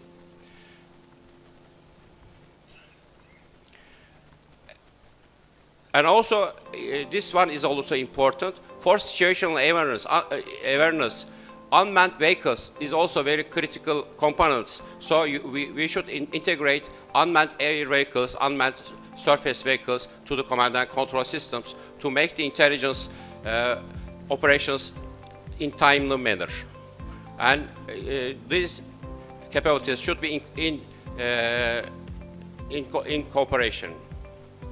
As summary, these are the combat management system capabilities that any combat management system should have. And also, as a final word, I would like to emphasize that as MISOT, we are ready to make any kind of cooperation with Pakistan government for C4I area. And I think it's okay. If my message is okay, then I would like to finish my wording. Thank you very much. Thank you, Captain Ibrahim, for this very detailed presentation on combat management system. Now, after the 4 narrow technical aspects of application of technology in blue economy, we are going to have an integrated lecture from Dr. Jianlen. If I start reading the qualifications of Dr. Jianlen, it will take the 10 investment. Those 3 things going to change China, going to change Pakistan and other countries for the blue economy. In terms of the maritime cities, as we know, the largest maritime city is Singapore. Singapore has the largest port in terms of containers. But many cities now in China also has a very large port in terms of container. I only list 3 countries. These are we call the superpowers in its own way. The United States, where I stayed for 40 years as a student and then as a professor at the MIT and Woods Hole, is still the science and technology superpower. That is very clear. Singapore is a leading maritime capital city globally, but UK is also very important because UK has an important role in shipping and law, especially finance. In terms of key sectors, we all know some of these are our, you can see in the slides here, marine fishery. Now, if you are a student, you say, oh, fishery, my grandparents have been doing fishery. But you are only halfway right. Today's fishery is very different. The future fishery, we are going to use tons, the huge containers to do the fishery in the open ocean. So you need to be highly educated to do the fishery in the future. And of course, we know the wind powers and others. I'm not going to talk about these. Now, next, I'm going to introduce to you briefly about China's blue economy. The marine GDP in China in 2021 was 1.3 trillion US dollars. It's a huge economy. And out of this, and you can see that, let's see. Next, okay. So among the growth of this, but it's not even. The largest growth, as you see here, is marine power, wind power. Wind power is extremely powerful in China. The many coastal cities, this grows by 30%, 30. So it's incredibly strong in growth. And also, in terms of city, the largest marine GDP is in Shanghai. It's 147 billion US dollars. It's huge. And in terms of province, just like you have province here, Guangdong province in southern China has a GDP of 293 billion US dollars. So it's very important. It presents about 20% of the national marine product, about 16% of the regional GDP. So if you say the blue economy is important, just look at this. Look at the city of Shenzhen, for example. It has 44 billion US dollars, and the goal is to double it, to double the blue economy in a few years.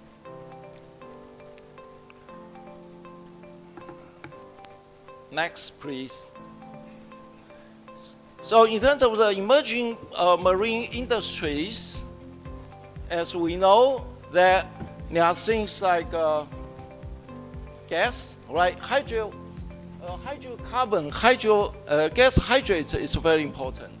And also mineral deposits are very important. Of course, with the carbon neutralization, the sequestration of this is also very important.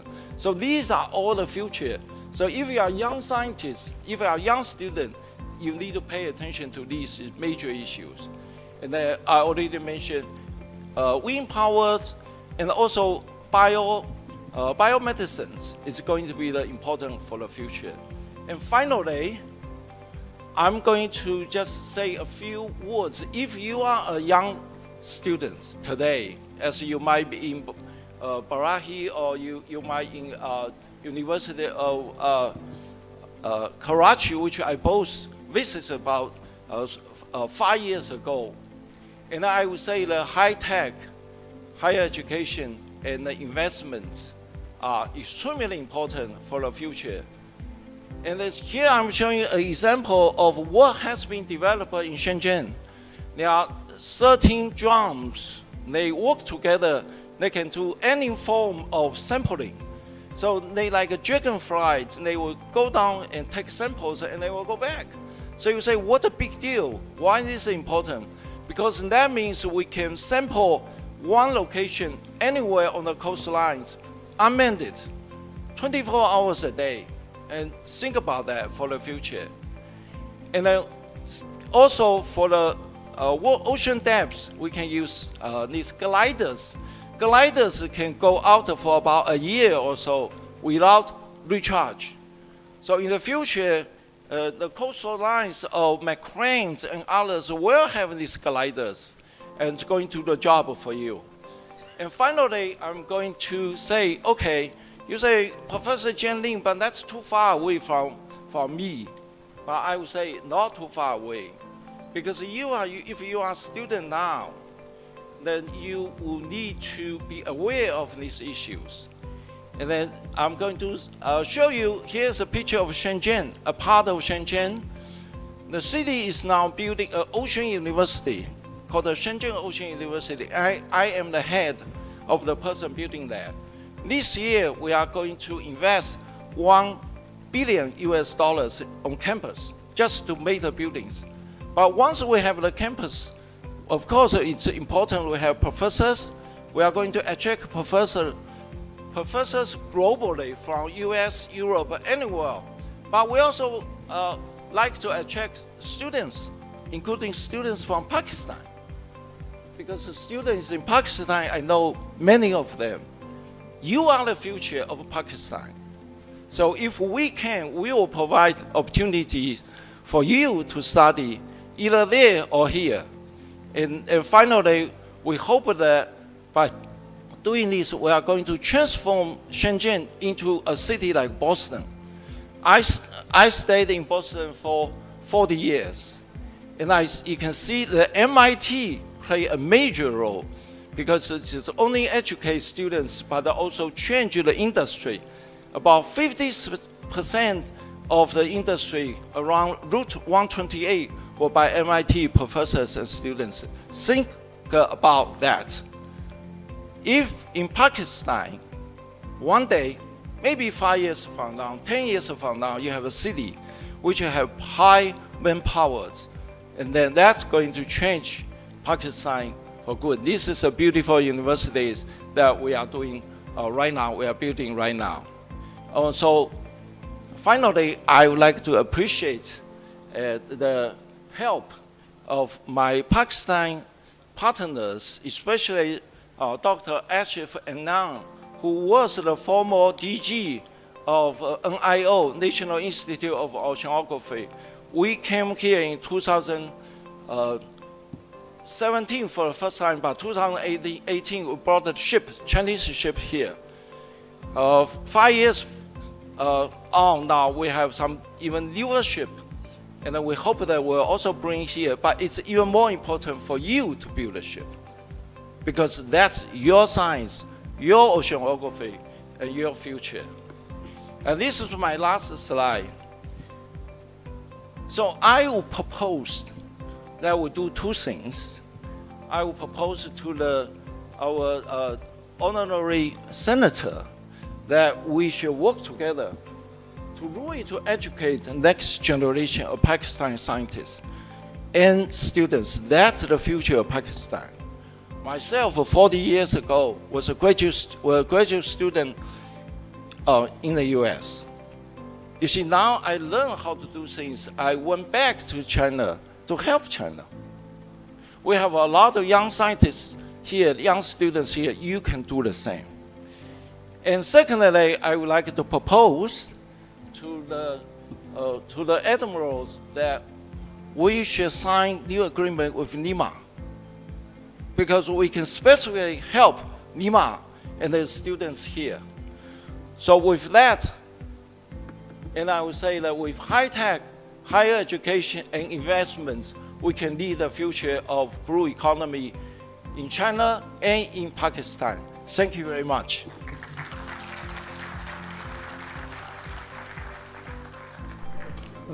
Thank you, Dr. Jianling, for this very encouraging and uplifting lecture.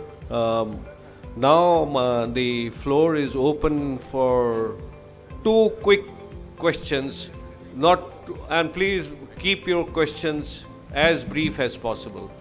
Thank you.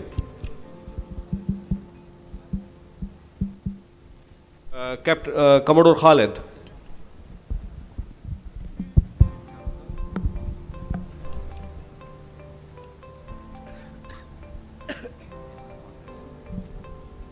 Assalamu alaikum, sir. Thank you very much for giving time. And with the permission of chief guest, there are certain comments which are with respect to the previous session. And there are no questions. There are certain aspects which I want to bring into the knowledge of the rest of the audience. And there is one aspect which I want to continue from our Chinese friend, which he has said. Okay, sir, coming back to the previous session about the MSP, Marine Spatial Planning.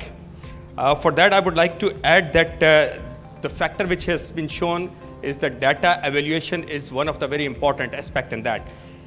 Without data evaluation, you can't do the zoning. In that data means the data of the biodiversity, nutrient, tidal behavior, depth, pattern, each and everything, and the strategic development goal at the national and the provincial level.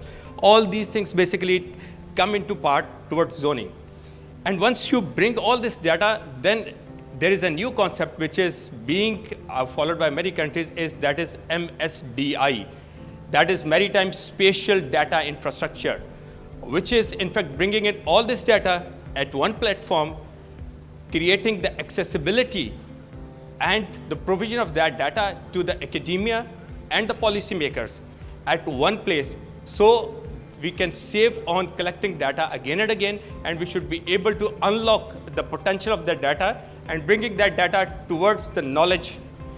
So that is the precursor, that is MSDI, sir.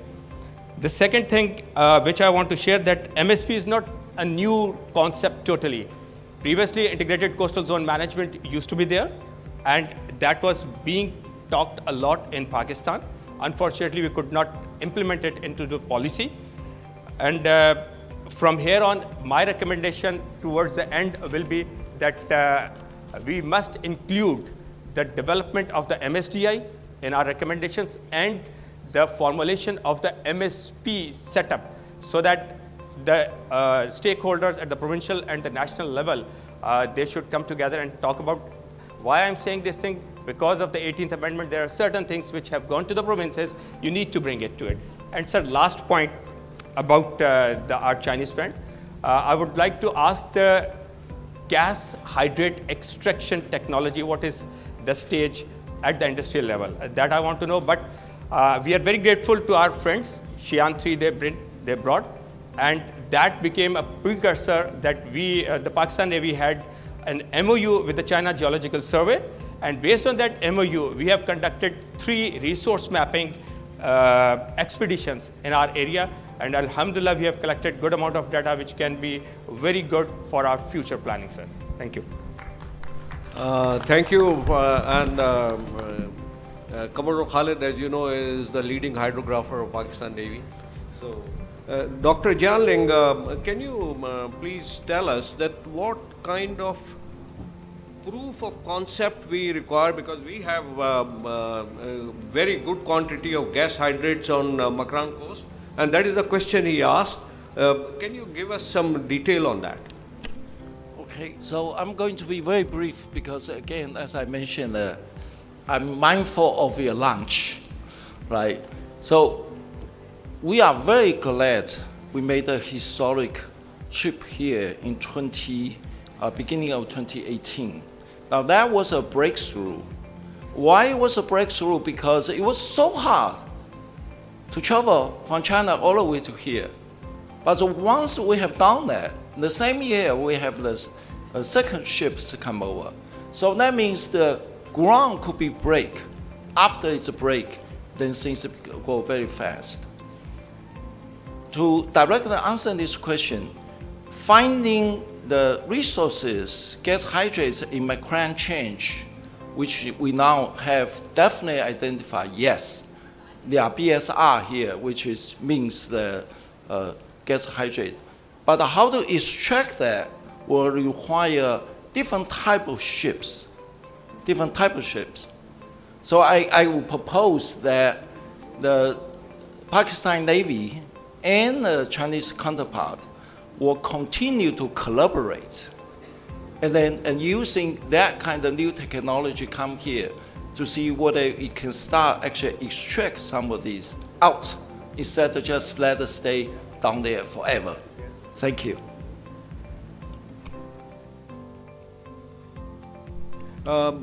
If there is there another question? Yes, please. बिस्मिल्लाहिर्रहमानिर्रहीम। मेरा नाम सैयद 𝐿𝐲𝐈𝐿𝐄𝐈 है। मैं सदर aquaculture farmer association Pakistan, और मेरे को बड़ी खुशी हुई है कि 96 या 98 97 से मेरा दोस्त जो चीफ गेस्ट बन के बैठा है सैयद 𝐏𝐈𝐕𝐄 सैयद, और साथ में डीजी साहब और जितने मेहमान आए बाहर मुल्क से, सबको वेलकम और खुश आमदीद। सर मेरा क्वेश्चन ये है, ख़ास करके जो हमारा इस वक्त कॉरिडोर के हिसाब से या चाइना, मेरे साथ चाइना के नायब सदर और उसके मिनिस्टर एग्रीकल्चर वालों ने भी जूम पे मीटिंग की थी कुछ दिनों पहले, और वर्ल्ड बैंक वालों ने भी मीटिंग की है 3-4, लेकिन सब मीटिंग करके पाकिस्तान को अकेला छोड़ के चले जाते हैं। इस सेक्टर में हमारे से वियतनाम भी आगे, ये क्यों? हमारे से दूसरे ममालिक भी आगे, हालांकि हमारे जितने भी नेवी वाले और भी जितने भी समुद्री इलाके हैं, ख़ास करके हमारे कराची से अली बंदर तक 70 किरेक हैं, वो 350-400 किलोमीटर लंबाई है, तो उसमें बहुत सारे मीठा पानी भी आता है, उसमें बहुत सारी चीज़ें बन सकती है, और बहुत सारी उसमें हमें बहुत सारे चीज़ों ने तंग किया हुआ है। ख़ास करके एक बात है कतरा जाल, जो बारीक जाल है जिससे नस्ल कशी होती है, उसमें हमारे पल्ला जो अहम मछली है, झींगा, वेनामी, शरीम, टाइगर या और भी जितनी भी शिबोत वगैरह जितनी भी है, वो सारे के सारे वो गंद में बेचते कोड़ों के दाम में, करोड़ों के मछली नस्ल कशी करके। सर ख़ास करके मैं डीजी साहब को ये अर्ज़ कर रहा हूँ कि ये बात गौर से सुने, कि क्योंकि वो कुछ ही टाइम में मैं जब जस्टिस पीस था तो मैंने भेजा था फिशरी वालों को, तो उधर डायरेक्टर को अगवा कर दिया था। डायरेक्टर सिंध को असलम इंसारी साहब भी मेरे साथ बैठा था, उसको भी अगवा कर दिया। इतने वो ज़ोर आदमी हैं, तो मेहरबानी करके ये करे, और जितने भी पड़ोसी मुल्क हैं हमारे, जितने अगर अपने आप को दोस्त समझते हैं हमारे साथ, तो इस हालत में भी हमारा साथ नहीं देंगे, इस हालत में भी हमें वो कुछ ग्रांट नहीं देंगे, इस हालत में भी हमें केज कल्चर नहीं देंगे, इस हालत में भी हमें अगर प्रोटीन का सिस्टम नहीं देंगे, इस हालत में सिर्फ बातें करके चले जाएंगे, तो फिर हम तो आगे नहीं बढ़ेंगे। क्योंकि अभी इस वक्त हमारा सोयाबीन चीमा साहब ने वापस कर दिया। शाह साहब, आप पिछले सेशन में थे, वो फैसल इफ्तिखार साहब आए थे, उन्होंने मैरी टाइम एक्वाकल्चर पे, मैरीन एक्वाकल्चर पे बड़ा अच्छा लेक्चर दिया था, और उन्होंने ये भी बताया था वो हैचरी बना रहे हैं, सब कुछ बता रहे हैं।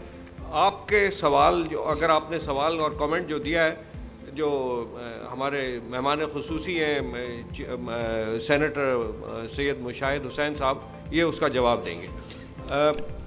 Before I conclude the question answer session and the session and request the chief guest, I would like to present special thanks and heartfelt compliments to Dr. Middle Miss, Mr. Javed Iqbal, Mr. Usman Munir, Engineer Captain Ibrahim, and Dr. Jian Ling, and of course Pakistan Navy, who has brought us together on this platform during IMC as well as Exercise Aman and PIMAC. What a wonderful platform has been offered to us for exchange of these great ideas, and see some of the technology, especially if you go into the hall number 5, I think hall number 4 or 5, where all the fishery people are exhibiting. It's a wonderful opportunity for you to really interact and take business ideas with you from here. And I would also, I will be amiss, although I am myself a, we call in Urdu, इनका नमक खाया हुआ है. नीमा का भी जो platform है उसने जो ना इस वंडरफुल कॉन्फ्रेंस को अरेंज किया है और इतने टॉप लेवल के जो है ना स्कॉलर्स को यहाँ पे बुलाया है. What a wonderful gathering we have had, thanks to National Institute of Maritime Affairs. All of us have been put much wiser and really reinvigorated about blue economy. Thank you, and now I'll request our chief guest, Senator Syed Mushaid Hussain, to conclude the session. Thank you very much, Admiral Saab. पहले मैं सैयद दायम शाह साहब आपको थोड़ा सा मुख्तसर जवाब दे दूं. आपने कहा कि हमारे दोस्त जो हैं वो क्या कर रहे हैं, क्या वो हमारी मदद क्यों नहीं करते. कुरान शरीफ में है कि अल्लाह ताला उनकी मदद उन लोगों की मदद करता है जो अपनी मदद आप करते हैं पहले. तो ये आप वाज़ेह कर लें कि चाइना जैसे हमारा दरीना दोस्त है, उन्होंने सीपेक के ज़रिए 26 अरब डॉलर की इन्वेस्टमेंट की है. उन्होंने पिछले 4 सालों में 22 अरब डॉलर्स के लोन्स रोल ओवर किए हैं और उन्होंने आपके लिए 28,000 स्कॉलरशिप्स दी हैं आपके स्टूडेंट्स के लिए. उन्होंने 85,000 जॉब्स जनरेट किए हैं सीपेक के ज़रिए और सीपेक के ज़रिए आपने 6,000 मेगावाट्स की बिजली भी पैदा की है. आपके सूबे थर में जो मंसूबा था थर कोयले का, एक ख्वाब था. अब मैं पिछले हफ्ते थर गया था तो ख़वातीन जो हैं वो डंपर ट्रक्स चला रही हैं. 100 ख़वातीन, 1000 डंपर ट्रक्स हैं, वो चला रही हैं. कोयला निकल रहा है कानों से, उसकी बिजली बन रही है और बिजली नेशनल ग्रिड में जा रही है. गवादर पोर्ट भी उन्होंने बनाया, उन्होंने जिंदा किया और उन्होंने चलाया. तो ये आपका जवाब हुआ, बाकी बात कर लेंगे. Ladies and gentleman, it's been a very productive session since the morning, and we have had excellent presentations from different specialists in different fields, and I am very grateful to all the participants, and again to Captain Ibrahim, our heartfelt condolences on the earthquake in Turkey and also in Syria. And you can see the whole Pakistani nation is mobilized. I've had a long-standing relationship with your country also in with the Turkey, and when there was a Gulenist coup attempt against President Erdogan in 2016 in July, I was the one who sponsored the resolution in the Pakistan Parliament, and we were the only parliament to support Turkey. And then I led an all-parties delegation which called on President Erdogan in Ankara, and we had a long meeting with him for 90 minutes. So we have us, and we wish you good luck in the forthcoming elections. I just want to make 2 points which are very there. One point pertains to China and the other one pertains to Rotterdam, because we have an international. Dr. Jianling has come from China, and I'm very happy that he studied in Boston. He came back. I studied in Georgetown University in the School of Foreign Service in Washington, D.C. And in those days, I also went to, I was lucky, I was nominated by my university to go to the Naval Academy Foreign Affairs Conference at Annapolis in Maryland. And I addressed there was a students' conference. So I had my first exposure to the Navy when I was a student in Georgetown. So I think it's very important. China. There's a book by a former Vice Premier, Li Lanqing. He was Vice President, Premier under Deng Xiaoping. And when China started the reform program under Deng Xiaoping, who was a short leader, who had been removed 3 times, and who had one of the greatest visions of the 21st or 20th century, he said we should learn from 3 countries: Singapore, Philippines, and Pakistan. And Pakistan, Li Lanqing was sent, and his book is called Breaking Through. And I will recommend to Admiral Said, please have the book in your library in Nima. In that book he says, because this is relevant to Karachi port, 1982, Li Lanqing comes as a civil servant, as a technocrat to Pakistan, and he is impressed with Pakistan. He says, look at Pakistan port, Karachi, 14.5 million tons every year in 1982, while at that time Shanghai port, 8.5 million tons per year. Fast forward to 2002, Shanghai port and Karachi port. Karachi port is 26 million tons. Shanghai port is 260 million tons. So, you know, they were learning from us 40 years ago, and now we are learning from them. So I think we... Secondly, Osman, you are from Rotterdam, at this port.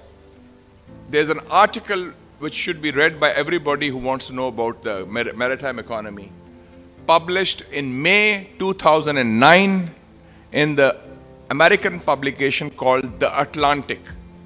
It's a monthly, published from Washington, D.C. Every month they have an article. The article in May 2009, you can find it on the internet, is by Robert Kaplan, who's one of the leading persons who links geography with geopolitics and geoeconomics. He writes an article after his visit to Gwadar. And what does he say? In May 2009, before CPEC, before BRI, he says, Gwadar has the potential to be the Rotterdam of the Arabian Sea. That is the important thing. And it is going to be one of the great cities of the 21st century. So this is the potential that we have. To exercise that, we have to have it on our own hands. Commodore Khalid has given a very clear perspective as a specialist. Others have also done that. I would say that finally, I would like to repeat for the purpose of the media that the conclusion is I am presenting this 5-point plan for the Pakistan blue economy to take off and get cracking on that. Number one, establish a national seabed authority. We have 50,000 square kilometers expanded of the seabelt continental shelf, and now we should have a strategy for that. Let's have a government authority for that.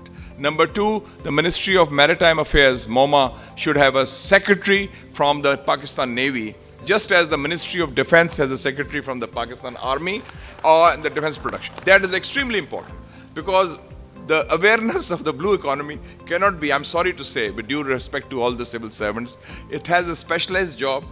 The Pakistan Navy, they have fire in their belly, they have a clarity of vision and will, they will take it forward. Somebody who is from the Pakistan Navy. Number two.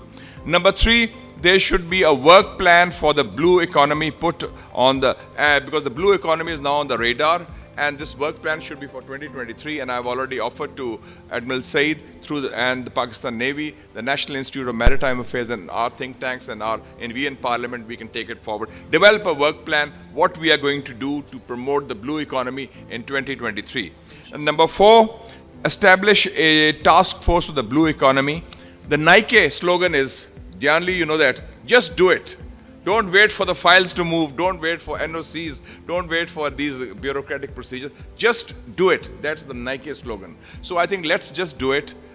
Establish this task force, and it's an issue. It's more about ideas, issues, and initiatives. The money comes later. The money is there.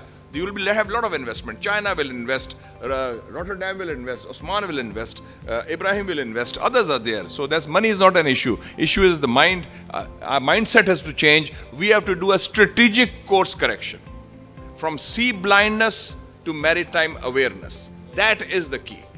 And finally, point number 5 on my action plan for the future, media workshops in Gwadar, in Ormara, in Karachi and Port Qasim, or these areas, for this awareness on the blue economy. So I think the time has come to take it forward. This conference has been extremely important in not just promoting awareness, but focusing on specific issues. And I thank the Pakistan Navy for taking this initiative.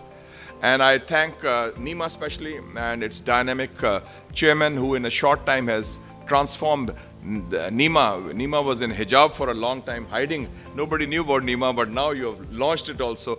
And inshallah, with the support, we in the parliament and also other stakeholders will give full support. Thank you so much, ladies and gentlemen, and all the best for the future. All the best. Thank you. After this food for thought, the food is ready for you. Thank you. Thank you, sir, for your valuable comments. Ladies and gentlemen, now is the time for souvenir presentation ceremony. I request the chief guest to acknowledge the esteemed speakers by presenting them with conference souvenirs. Director General, National Institute of Maritime Affairs, is also requested to join for souvenirs presentation ceremony. I request Vice Admiral Retired Asif Humayun 𝐿𝐴 military to receive his souvenir from the chief guest.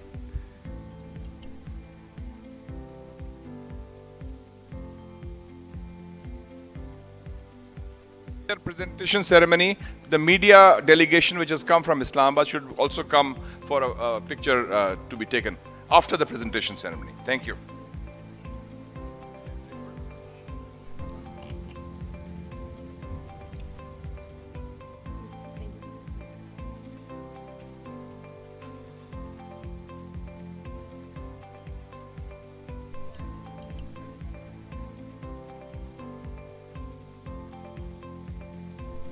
Thank you, sir. I request Dr. David Middlemiss to receive his souvenir from the chief guest.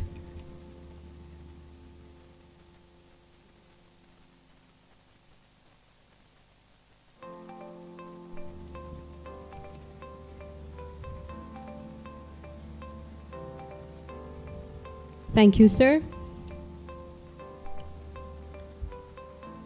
I request Mr. Javed Iqbal to receive his souvenir from the chief guest.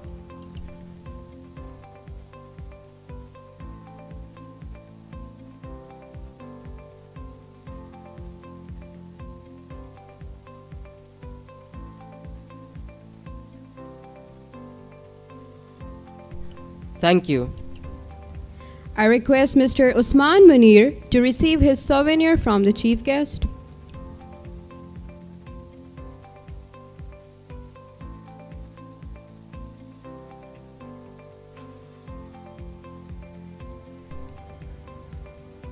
Thank you, sir. I request Dr. Jian Lin to receive his souvenir from the chief guest.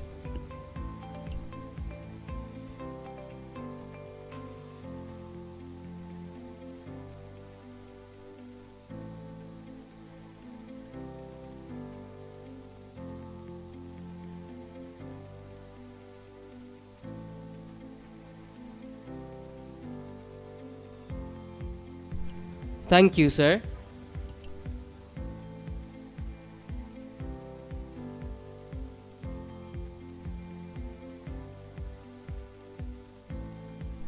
Thank you.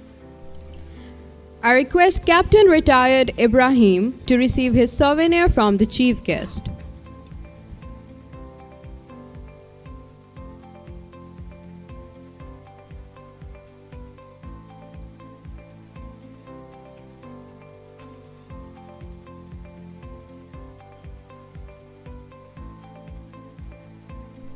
Thank you, sir.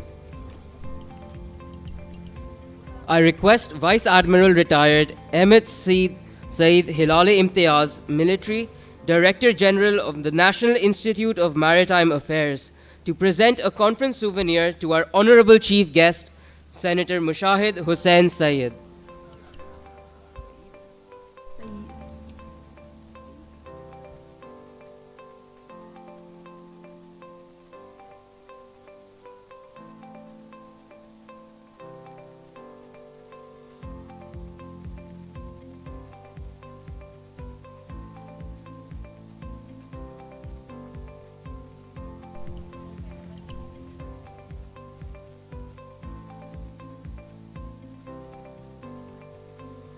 Thank you. With this, our program of subsession 2 comes to an end. Speakers of the conference are requested to join the chief guest for the group photograph. Guests are requested to remain seated.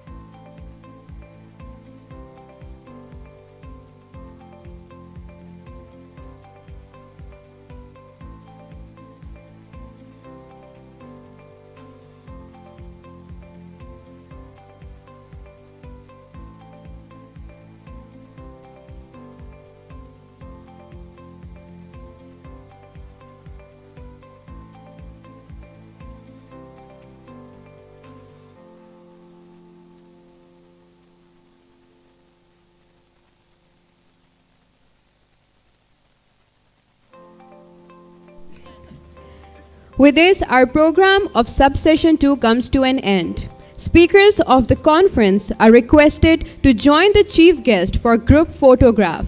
Guests are requested to remain seated.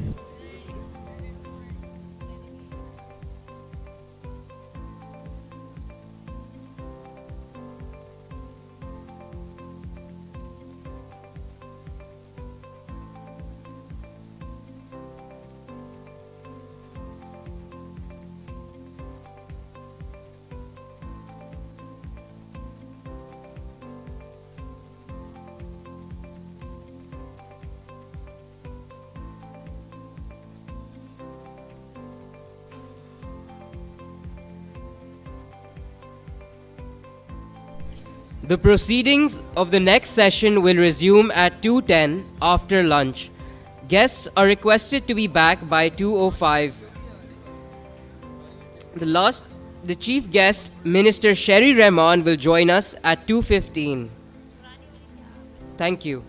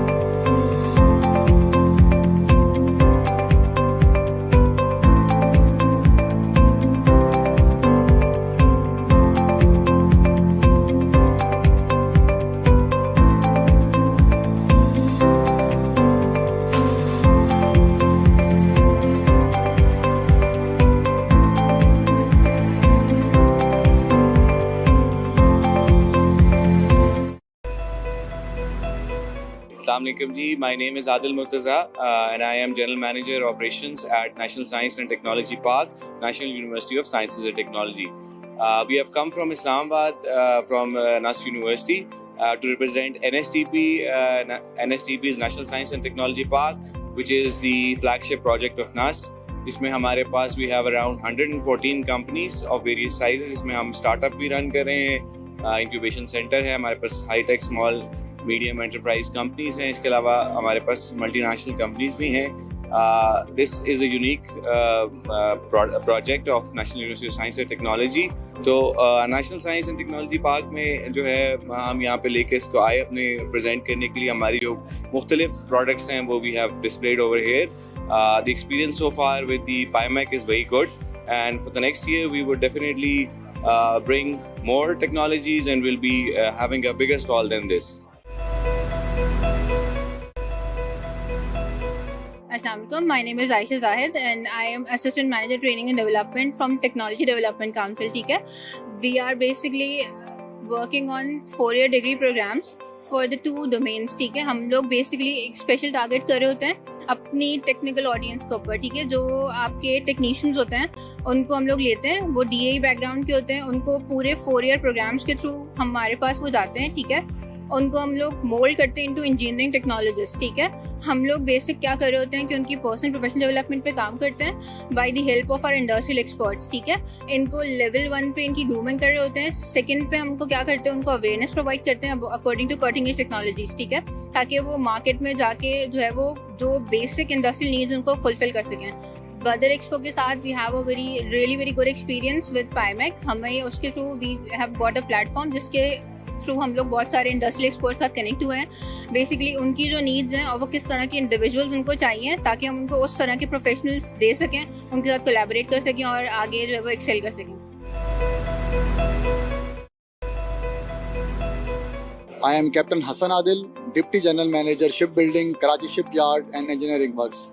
Karachi Shipyard offers the services of shipbuilding, general engineering and ship repair and maintenance. We are the experts in building of warships. Furthermore, we can also make ships up to 26,000 ton dead weight tonnage. Merchant ships, passenger ferries, warships, frigates, destroyers are all our products. We also make harbor and ocean going tugs for handling the ships at sea. Our general engineering department is capable of making all type of steel structures. Currently, we have successfully undertaken the project of barrages refurbishment for Guddu and Sakhar barrage. We have also provided overhead cranes to Pakistan Railways, and we also make sugar mill rollers for the sugar industry. Karachi Shipyard and Engineering Works is the only shipyard of Pakistan, and it is a great technical military complex which is catering the needs of our country and is the only institute in the south of this country. बिस्मिल्लाहिर्रहमानिर्रहीम. मेरा नाम टीपू सुल्तान शेख है, secretary podcasting authority, और हमारे लिए बड़ी फ़ख्र की बात है कि हम इस इवेंट में हिस्सा ले रहे हैं. इससे पहले आइडियाज़ 2022 में भी हमने हिस्सा लिया और it was a success. Podcasting authority Pakistan का प्रीमियर पोर्ट है. पॉडकास्टिंग अथॉरिटी पे हमारे पास 18 बर्थ्स हैं और 13 टर्मिनल्स हैं, और इस मरतबा एक नया हमने इनिशिएटिव लिया है कि हम यहाँ पर जो हिस्सा ले रहे हैं अपने टर्मिनल्स के साथ हम इस पे पार्टिसिपेट कर रहे हैं. हमारे टर्मिनल्स डीपी वर्ल्ड, फैब, फोटको, ये सब हमारे साथ इसमें पार्टिसिपेट कर रहे हैं. It has been a wonderful experience working with Badar expo.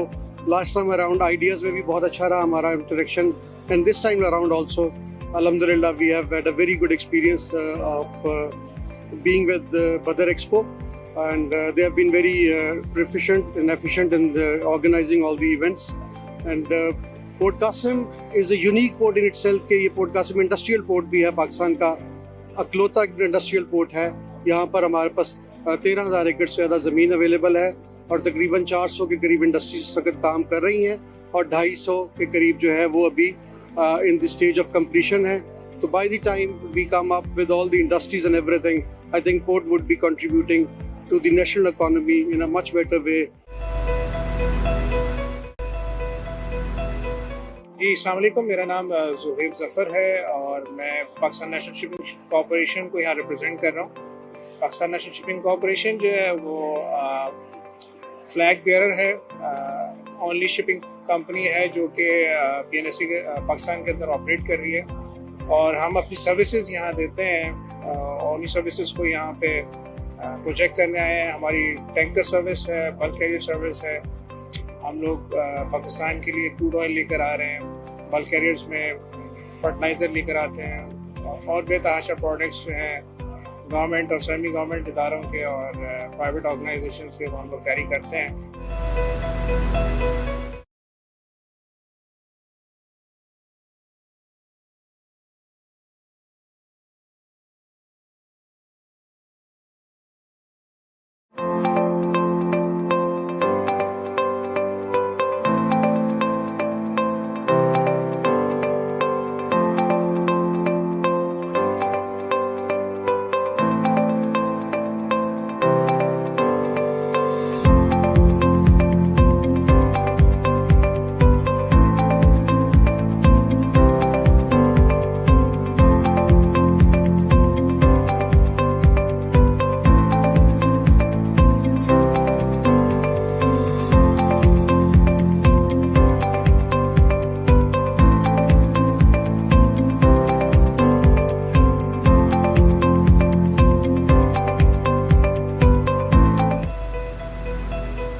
Assalamualaikum ji, my name is 𝐷𝐿𝐿𝐿 and I am General Manager Operations at National Science and Technology Park, National University of Sciences and Technology. We have come from Islamabad from NUST University to represent NSTP, NSTP's National Science and Technology Park, which is the flagship project of NUST. इसमें हमारे पास we have around 114 companies of various sizes. इसमें हम startup भी run कर रहे हैं, incubation center है हमारे पास, high tech small medium enterprise companies ہیں، اس کے علاوہ ہمارے پاس ملٹی نیشنل۔ تو national science and technology park میں جو ہے ہم یہاں پہ لے کے اس کو آئے اپنے پریزنٹ کرنے کے لیے۔ ہماری جو مختلف پروڈکٹس ہیں وہ we have displayed over here. The experience so far with the PIMAC is very good and for the next year we would definitely bring more technologies and will be having a bigger stall than this. Assalamu alaikum. My name is 𝐼𝐶 and I am Assistant Manager Training and Development from Technology Development Council. We are basically working on 4-year degree programs for the 2 domains. ہم لوگ basically ایک special target کر رہے ہوتے ہیں اپنی technical audience کے اوپر، ٹھیک ہے۔ جو آپ کے ٹیکنیشینز ہوتے ہیں ان کو ہم لوگ لیتے ہیں، وہ DAE بیک گراؤنڈ کے ہوتے ہیں، ان کو پورے 4-year پروگرامس کے تھرو ہمارے پاس وہ جاتے ہیں، ٹھیک ہے۔ ان کو ہم لوگ مولڈ کرتے ہیں انٹو انجینئرنگ ٹیکنالوجسٹ، ٹھیک ہے۔ ہم لوگ بیسک کیا کر رہے ہوتے ہیں کہ ان کی پرسنل پروفیشنل ڈیولپمنٹ پہ کام کرتے ہیں by the help of our industrial experts, ٹھیک ہے۔ ان کو لیول 1 پہ ان کی گرومنگ کر رہے ہوتے ہیں، سیکنڈ پہ ہم کو کیا کرتے ہیں، ان کو اویئرنیس پرووائڈ کرتے ہیں according to cutting edge technologies, ٹھیک ہے، تاکہ وہ مارکیٹ میں جا کے جو ہے وہ جو بیسک انڈسٹریل نیڈز ان کو فلفل کر سکیں۔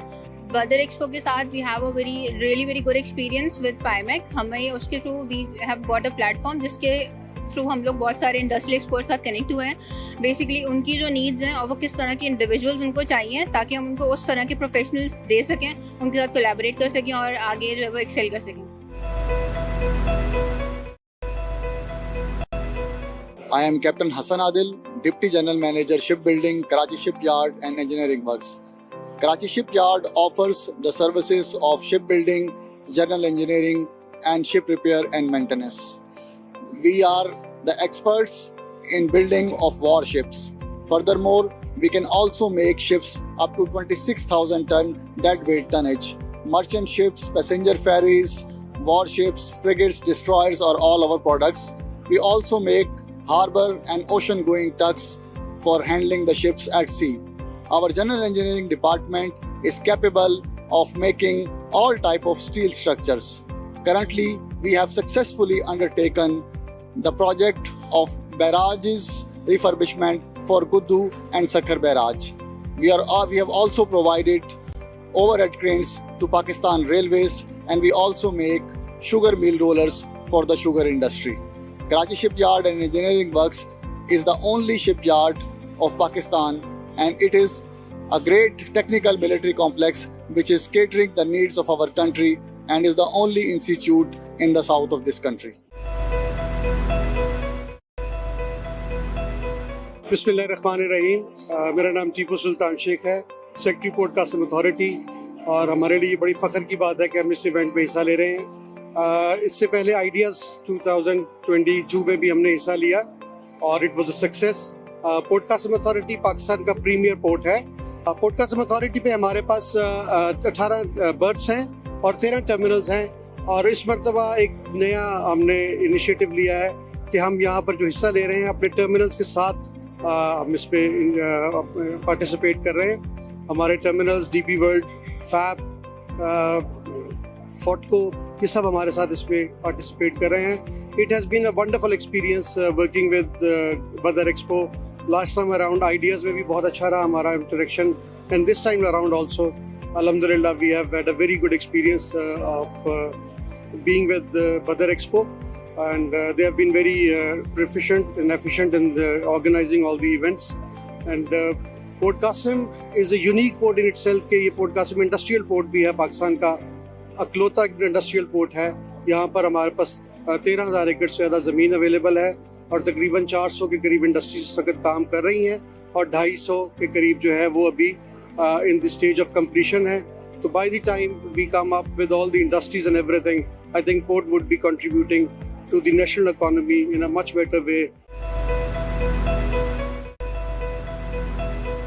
जी अस्सलाम वालेकुम, मेरा नाम ज़ुहैब ज़फ़र है और मैं पाकिस्तान नेशनल शिपिंग कॉर्पोरेशन को यहाँ रिप्रेजेंट कर रहा हूँ।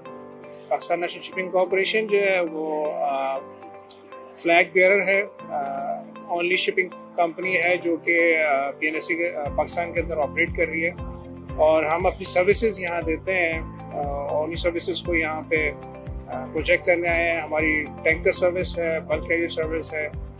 हम लोग पाकिस्तान के लिए क्रूड ऑयल लेकर आ रहे हैं, बल्क कैरियर्स में फर्टिलाइज़र लेकर आते हैं, और बेतहाशा प्रोडक्ट्स जो हैं गवर्नमेंट और सेमी गवर्नमेंट इदारों के और प्राइवेट ऑर्गेनाइजेशंस के हम लोग कैरी करते हैं।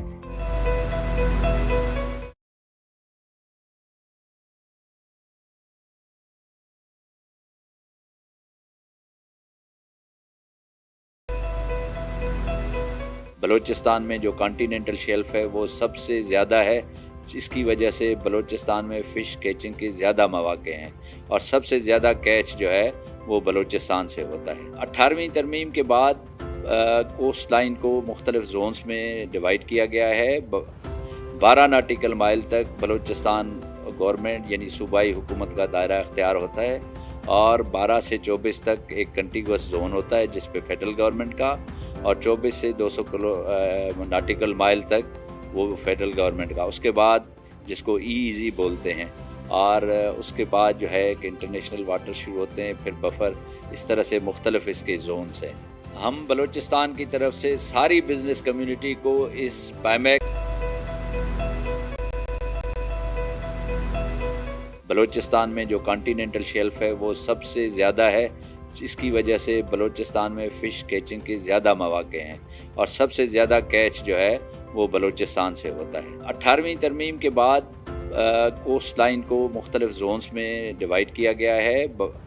12 नाटिकल माइल तक बलूचिस्तान गवर्नमेंट यानी सूबाई हुकूमत का दायरा इख्तियार होता है, और 12 से 24 तक एक कंटिगुअस जोन होता है जिस पे फेडरल गवर्नमेंट का, और 24 से 200 नाटिकल माइल तक वो फेडरल गवर्नमेंट का। उसके बाद जिसको EEZ बोलते हैं, और उसके बाद जो है कि इंटरनेशनल वाटर शुरू होते हैं, फिर बफर, इस तरह से मुख्तलिफ इसके जोन्स हैं।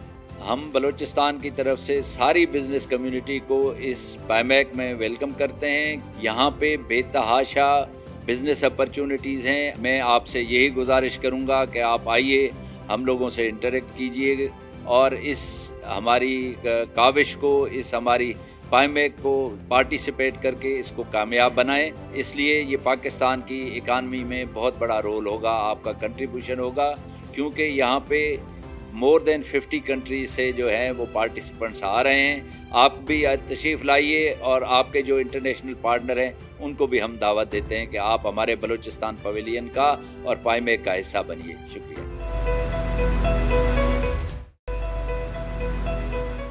Balochistan has been specially blessed in terms of tourism. There are tremendous, very beautiful sights the people will enjoy. So I request all the investors, all the visitors from Pakistan and outside Pakistan to visit Coastal Highway, Mokran Coastal Highway.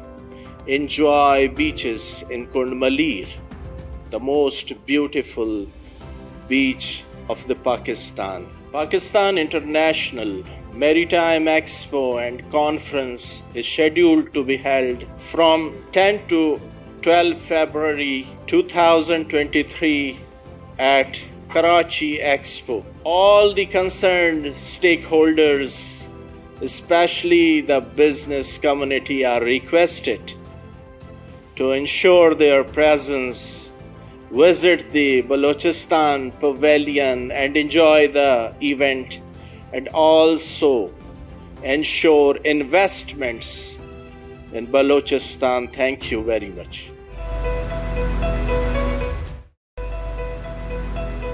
Pakistan International Maritime Expo and conference जो कि 10 फरवरी से 12 फरवरी तक expo centre Karachi में मुनक्किद की जा रही है।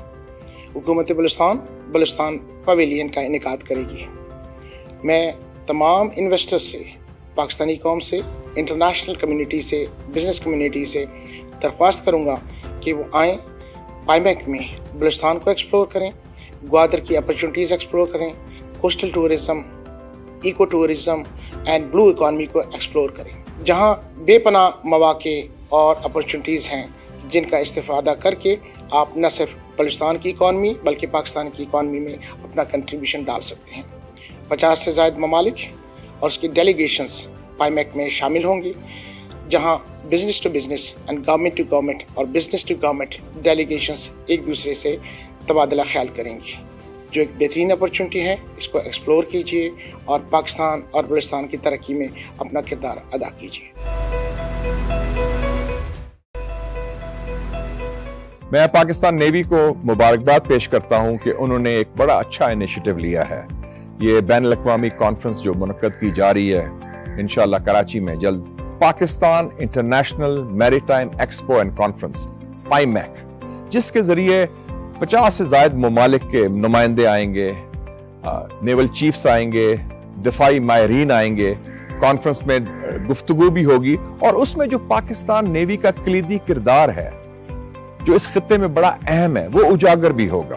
और मैं समझता हूं कि इस कॉन्फ्रेंस से, पाईमैक से और अमन 23 एक्सरसाइज से जो मैरीटाइम सलामती है, मैरीटाइम सफारतकारी है और मैरीटाइम के हवाले से मईशत है, जिसे अंग्रेजी में हम ब्लू इकॉनमी कहते हैं, उसको फरोग देने में बड़ा मदद मिलेगी, क्योंकि एक पुल का किरदार अदा कर रही है पाकिस्तान नेवी। अफ्रीका से, एशिया से, यूरोप से, मगरब से, मशरक से जितने लोग मंदुबीन आएंगे 50 से ज़ायद ममालिक के, वो एक प्लेटफॉर्म पर बैठेंगे, गुफ्तगू भी होगी और उसमें जो एक्सपो होगा उसमें पाकिस्तान के जो प्राइवेट सेक्टर है उनको भी एक मौका मिलेगा, एक नादर मौका कि अपने प्रोडक्ट्स को पेश भी करें और हमारा जो ताल्लुक है तजारत के हवाले से, मईशत के हवाले से, उसको और पुख्तगी आए इंशाअल्लाह उससे। तो मैं पाकिस्तान नेवी की जो प्रोफेशनलिज्म है, जो सलाहियतें हैं, जो काविशें हैं, उनकी मैं सराहता हूं और मैं समझता हूं कि ये पाकिस्तान का जो दरीना मफाद है सलामती के हवाले से, और इस खित्ते में पाकिस्तान का एक कलीदी किरदार है और नेवी उसमें सरे फहरिस्त में है, वो रोल अब इंशाअल्लाह और तेजी के साथ और पुख्तगी के साथ उजागर होगा। और मैं इंशाअल्लाह उम्मीद रखता हूं कि इस पाईमैक के जरिए जो इतनी बड़ी एक्सपो भी हो रही है, कॉन्फ्रेंस भी हो रही है, अमन एक्सरसाइज भी हो रही है, उसके जरिए पाकिस्तान एक हिकमत अमली बना सकेगा, हुकूमत पाकिस्तान और बाकी स्टेक होल्डर्स, आइंदा की ब्लू इकॉनमी को कैसे आगे लेके चलना है, ताकि हमारी मईशत भी मजबूत होगी, मुल्क भी मजबूत होगा और पाकिस्तान नेवी एक कलीदी किरदार भी अदा करेगी, मईशत के हवाले से भी, सलामती के हवाले से भी और सफारतकारी के हवाले से भी इंशाअल्लाह।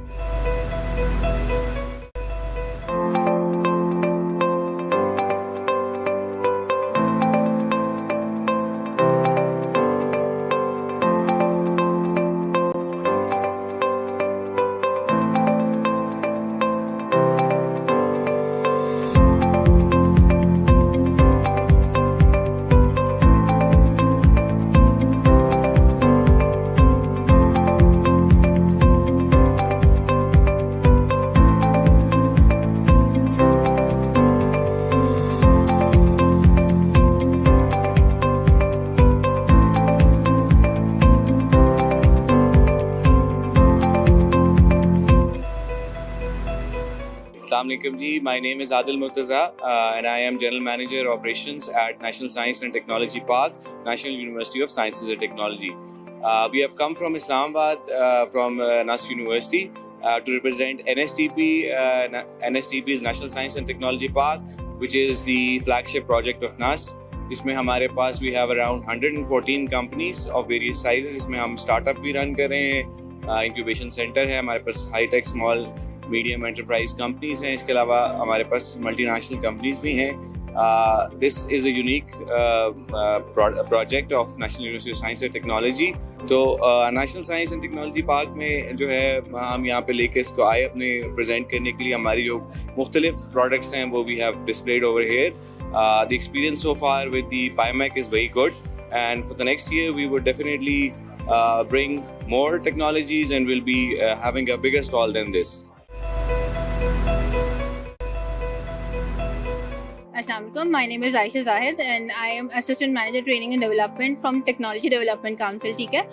We are basically working on 4-year degree programs for the 2 domains. हम लोग basically एक special target कर रहे होते हैं अपनी technical audience के ऊपर. जो आपके technicians होते हैं उनको हम लोग लेते हैं, वो DAE background के होते हैं, उनको पूरे 4-year programs के through हमारे पास वो जाते हैं. उनको हम लोग मोल्ड करते हैं इनटू इंजीनियरिंग टेक्नोलॉजिस्ट. हम लोग बेसिक क्या कर रहे होते हैं कि उनकी पर्सनल प्रोफेशनल डेवलपमेंट पे काम करते हैं by the help of our industrial experts. इनको लेवल 1 पे इनकी ग्रूमिंग कर रहे होते हैं. सेकंड पे हमको क्या करते हैं, उनको अवेयरनेस प्रोवाइड करते हैं according to cutting edge technologies. ताकि वो मार्केट में जाके जो है वो जो बेसिक इंडस्ट्रियल नीड्स उनको फुलफिल कर सकें. बदर एक्सपो के साथ we have a very good experience with 𝐷𝐸𝐿. हमें उसके through we have got a platform जिसके थ्रू हम लोग बहुत सारे इंडस्ट्रियल एक्सपर्ट्स साथ कनेक्ट हुए हैं. बेसिकली उनकी जो नीड्स हैं और वो किस तरह के इंडिविजुअल्स उनको चाहिए ताकि हम उनको उस तरह के प्रोफेशनल्स दे सकें, उनके साथ कोलैबोरेट कर सकें और आगे जो है वो एक्सेल कर सकें. I am Captain Hassan Adil, Deputy General Manager Shipbuilding, Karachi Shipyard and Engineering Works. Karachi Shipyard offers the services of shipbuilding, general engineering and ship repair and maintenance. We are the experts in building of warships. Furthermore, we can also make ships up to 26,000 ton dead weight tonnage. Merchant ships, passenger ferries, warships, frigates, destroyers are all our products. We also make harbor and ocean going tugs for handling the ships at sea. Our general engineering department is capable of making all type of steel structures. Currently, we have successfully undertaken the project of barrages refurbishment for Guddu and Sakhar barrage. We have also provided overhead cranes to Pakistan Railways, and we also make sugar mill rollers for the sugar industry. Karachi Shipyard and Engineering Works is the only shipyard of Pakistan, and it is a great technical military complex which is catering the needs of our country and is the only institute in the south of this country. बिस्मिल्लाहिर्रहमानिर्रहीम. मेरा नाम टीपू सुल्तान शेख है, secretary podcasting authority, और हमारे लिए बड़ी फ़ख्र की बात है कि हम इस इवेंट में हिस्सा ले रहे हैं. इससे पहले आइडियाज़ 2022 में भी हमने हिस्सा लिया और it was a success. Podcasting authority Pakistan का प्रीमियर पोर्ट है. पॉडकास्टिंग अथॉरिटी पे हमारे पास 18 बर्थ्स हैं और 13 टर्मिनल्स हैं, और इस मरतबा एक नया हमने इनिशिएटिव लिया है कि हम यहाँ पर जो हिस्सा ले रहे हैं अपने टर्मिनल्स के साथ हम इस पे पार्टिसिपेट कर रहे हैं. हमारे टर्मिनल्स डीपी वर्ल्ड, फैब, फोटको, ये सब हमारे साथ इसमें पार्टिसिपेट कर रहे हैं. It has been a wonderful experience working with Badar expo.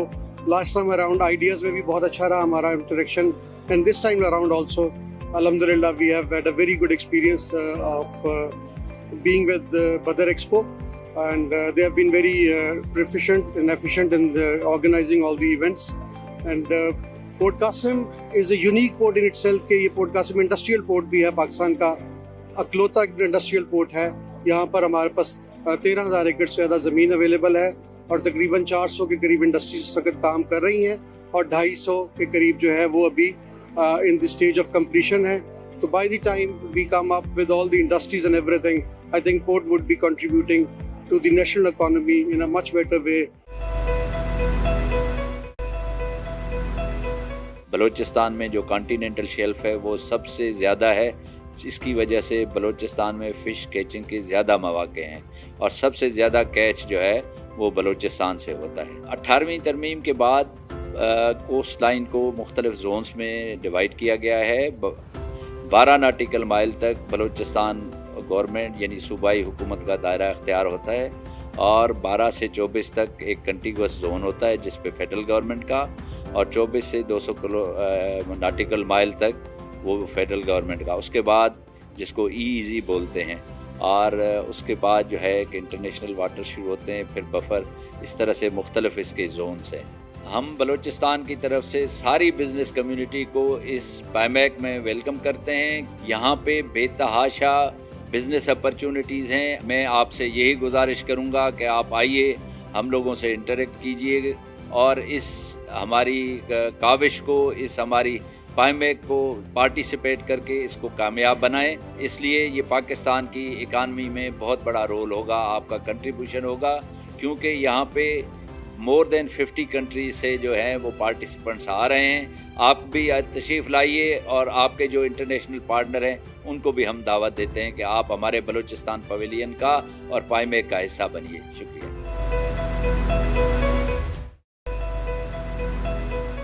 Balochistan has been specially blessed in terms of tourism. There are tremendous, very beautiful sights the people will enjoy. So I request all the investors, all the visitors from Pakistan and outside Pakistan to visit Coastal Highway, Mokran Coastal Highway. Enjoy beaches in 𝐾𝐈𝐕𝐄, the most beautiful beach of the Pakistan. Pakistan International Maritime Expo and Conference is scheduled to be held from 10 to 12 February 2023 at Karachi Expo. All the concerned stakeholders, especially the business community, are requested to ensure their presence, visit the Balochistan Pavilion and enjoy the event, and also ensure investments in Balochistan. Thank you very much. Pakistan international میری time expo and conference جو کہ 10 فروری سے 12 فروری تک expo centre Karachi میں منعقد کی جا رہی ہے۔ حکومت بلوچستان پویلین کا انعقاد کرے گی۔ میں تمام انویسٹر سے، پاکستانی قوم سے، انٹرنیشنل کمیونٹی سے، بزنس کمیونٹی سے درخواست کروں گا کہ وہ آئیں، پائمیک میں بلوچستان کو ایکسپلور کریں، گوادر کی اپرچونٹیز ایکسپلور کریں، coastal tourism, eco tourism and blue economy کو ایکسپلور کریں، جہاں بے پناہ مواقع اور اپرچونٹیز ہیں جن کا استفادہ کر کے آپ نہ صرف بلوچستان کی اکانومی بلکہ پاکستان کی اکانومی میں اپنا کنٹریبیوشن ڈال سکتے ہیں۔ 50 سے زائد ممالک اور اس کی ڈیلیگیشنز پائمیک میں شامل ہوں گی، جہاں business to business and government to government اور بزنس ٹو گورنمنٹ ڈیلیگیشنز ایک دوسرے سے تبادلہ خیال کریں گی، جو ایک بہترین اپرچونٹی ہے۔ اس کو ایکسپلور کیجیے اور پاکستان اور بلوچستان کی ترقی میں اپنا کردار ادا کیجیے۔ میں پاکستان نیوی کو مبارکباد پیش کرتا ہوں کہ انہوں نے ایک بڑا اچھا انیشیٹو لیا ہے۔ یہ بین الاقوامی کانفرنس جو منعقد کی جا رہی ہے انشاءاللہ کراچی میں جلد، Pakistan International Maritime Expo and Conference PIMEC, جس کے ذریعے 50 سے زائد ممالک کے نمائندے آئیں گے، نیول چیفز آئیں گے، دفاعی ماہرین آئیں گے، کانفرنس میں گفتگو بھی ہوگی، اور اس میں جو پاکستان نیوی کا کلیدی کردار ہے جو اس خطے میں بڑا اہم ہے وہ اجاگر بھی ہوگا۔ اور میں سمجھتا ہوں کہ اس کانفرنس سے، پائمیک سے اور امن 23 ایکسرسائز سے جو میری ٹائم سلامتی ہے، میری ٹائم سفارتکاری ہے اور میری ٹائم کے حوالے سے معیشت ہے، جسے انگریزی میں ہم بلو اکانومی کہتے ہیں، اس کو فروغ دینے میں بڑا مدد ملے گی، کیونکہ ایک پل کا کردار ادا کر رہی ہے پاکستان نیوی۔ افریقہ سے، ایشیا سے، یورپ سے، مغرب سے، مشرق سے जितने लोग मंदुबीन आएंगे 50 से ज़ायद ममालिक के, वो एक प्लेटफॉर्म पर बैठेंगे, गुफ्तगू भी होगी, और उसमें जो एक्सपो होगा उसमें पाकिस्तान के जो प्राइवेट सेक्टर है उनको भी एक मौका मिलेगा, एक नादर मौका कि अपने प्रोडक्ट्स को पेश भी करें, और हमारा जो ताल्लुक है तजारत के हवाले से, मईशत के हवाले से, उसको और पुख्तगी आए इंशाअल्लाह उससे।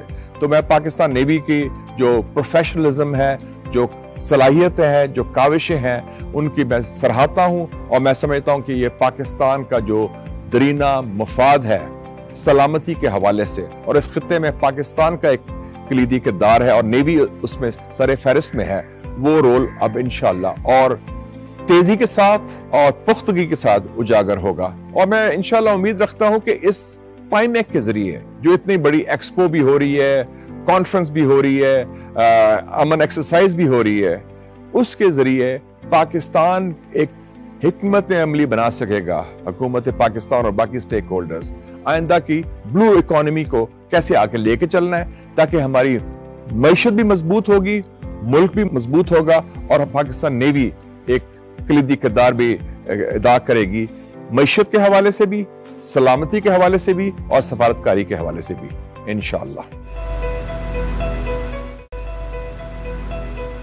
Pakistan's economic development is intricately linked to development of our blue economy. It is in this vein that Pakistan Navy is holding the first ever International Maritime Expo and Conference from 10th to 12th February. I invite all the stakeholders, national and international, to join us in this activity so you can find the potential of Pakistan in blue economy.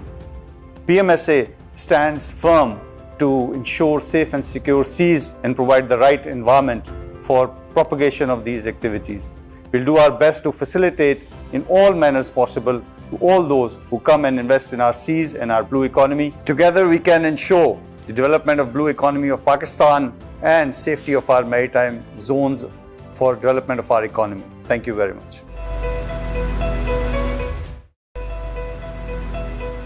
हम ministry of maritime affairs की जानिब से पाकिस्तान की पहली international Maritime expo और conference पाईमैक, जो कि 10 से 12 फरवरी को Pakistan navy, ministry of maritime affairs और बदर एक्सपो मिलकर ऑर्गेनाइज कर रहे हैं, उसके तमाम शुरका को खुशामदीद कहते हैं। इस एक्सपो में दुनिया के 50 से ज़ायद ममालिक के डेलीगेशंस शिरकत के लिए आ रहे हैं।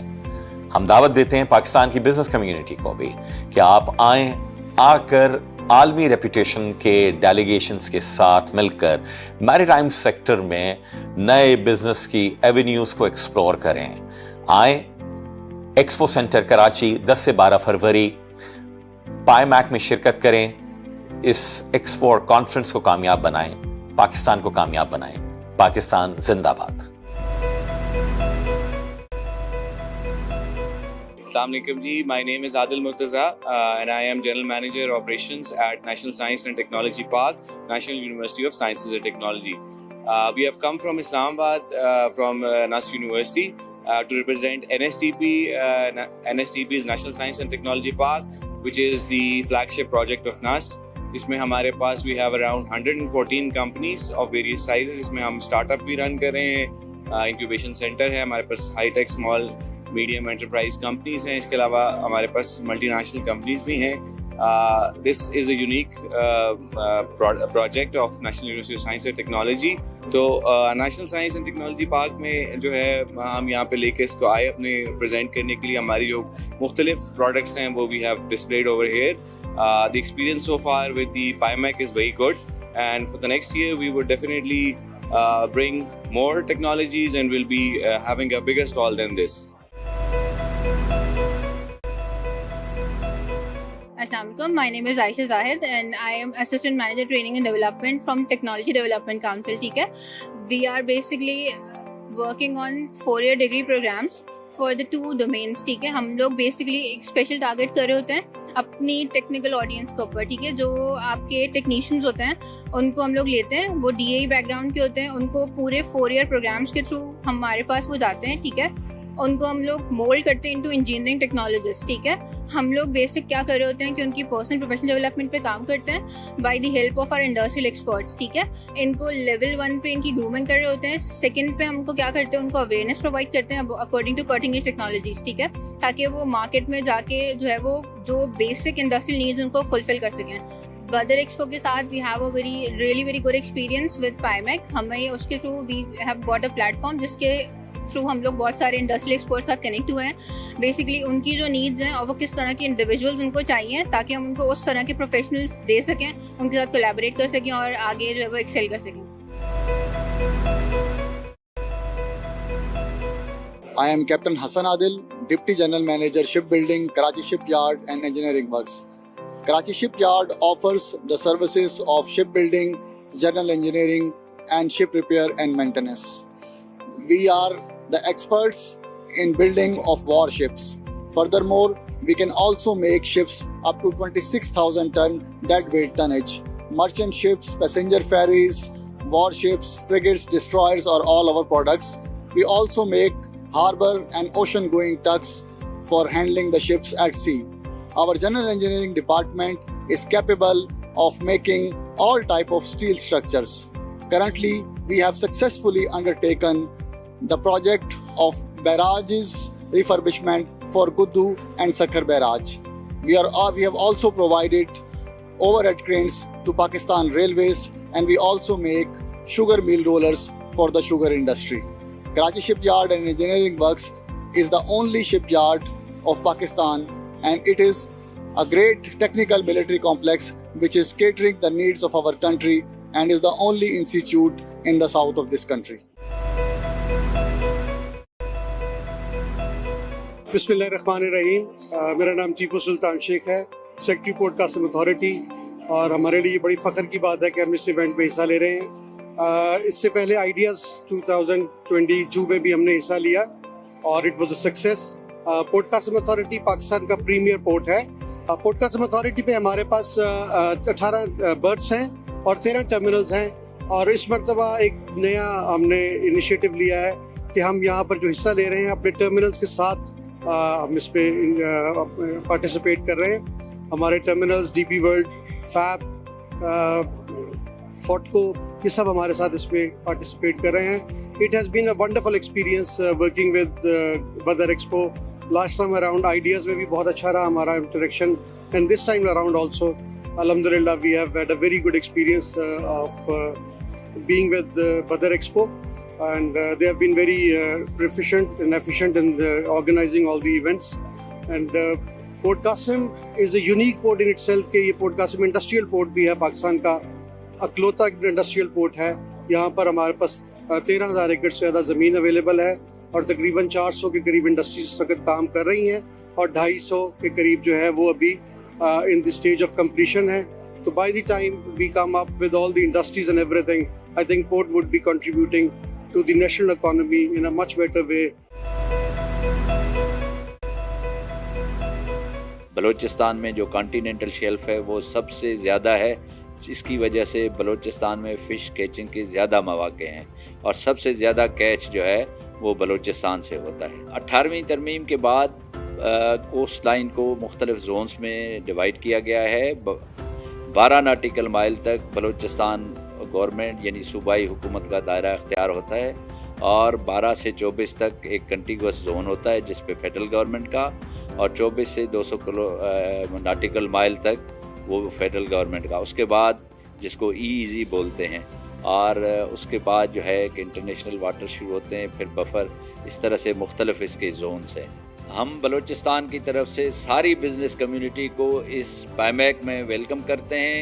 यहाँ पे बेतहाशा बिज़नेस अपॉर्चुनिटीज़ हैं. मैं आपसे यही गुजारिश करूँगा कि आप आइए, हम लोगों से इंटरेक्ट कीजिए और इस हमारी काविश को, इस हमारी पाइमैक को पार्टिसिपेट करके इसको कामयाब बनाएं. इसलिए ये पाकिस्तान की इकानमी में बहुत बड़ा रोल होगा, आपका कंट्रीब्यूशन होगा, क्योंकि यहाँ पे मोर देन 50 कंट्रीज से जो हैं वो पार्टिसिपेंट्स आ रहे हैं. आप भी तशरीफ़ लाइए, और आपके जो इंटरनेशनल पार्टनर हैं उनको भी हम दावत देते हैं कि आप हमारे बलूचिस्तान पवेलियन का और पाइमैक का हिस्सा बनिए. शुक्रिया.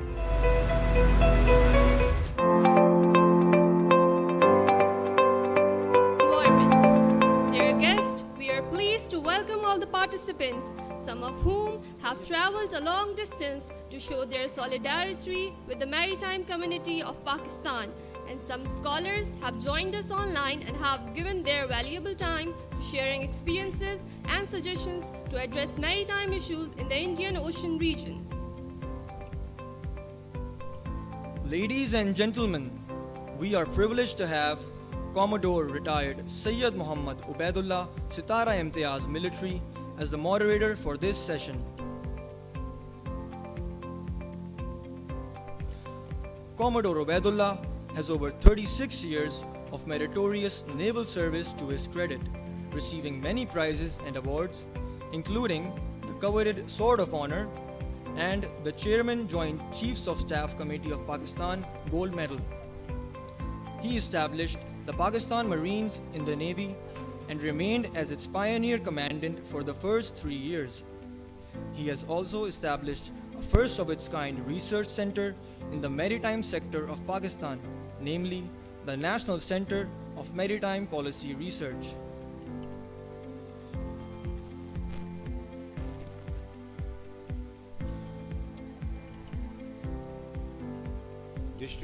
Ladies and gentlemen, may I invite Commodore retired Sayyid Muhammad Ubaidullah Sitara Imtiaz Military for the opening remarks. Thank you very much. Distinguished guests, honorable speakers, ladies and gentlemen, we are privileged to have with us as chief guest Senator Shari Rahman, who is Pakistan Federal Minister of Climate Change. She, as a fourth-term parliamentarian, a diplomat, a journalist, and civil society activist, she has received Pakistan's highest civil award, Nishan-e-Imtiaz. She is also founding chair of Senate Parliamentary Caucus on Climate Change and has served as chair of Pakistan Red Crescent.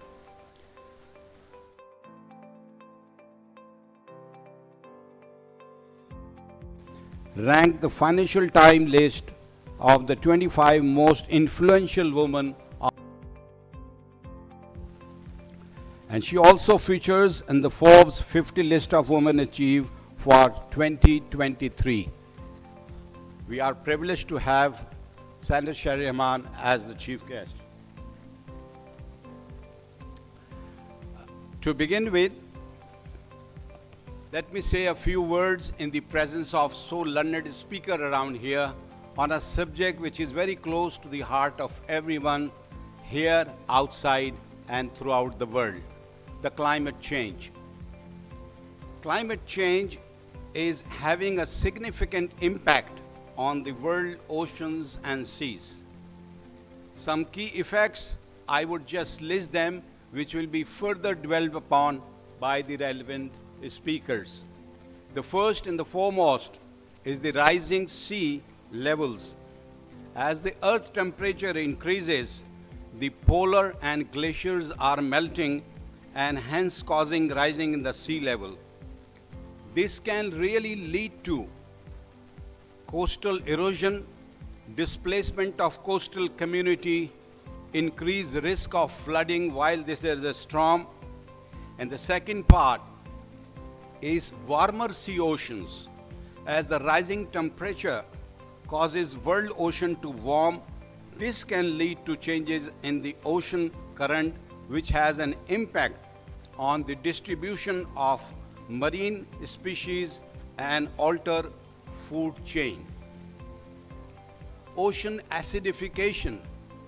As the atmosphere is receiving CO2 and the level is increasing, the sea also absorbs that much more and get more acidic, and which has a direct impact on the shelf life and coral.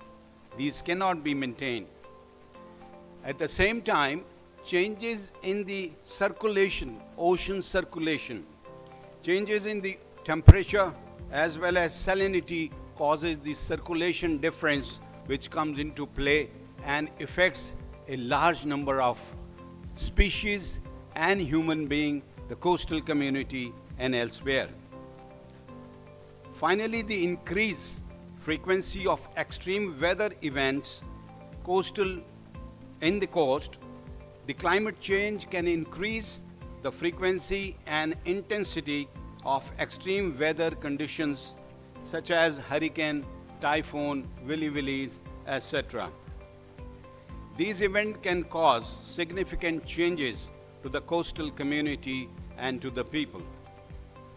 Overall, the effect of climate change on the seas and the oceans are far-reaching and can have serious implications on marine environment, on human being and animal and resources put together.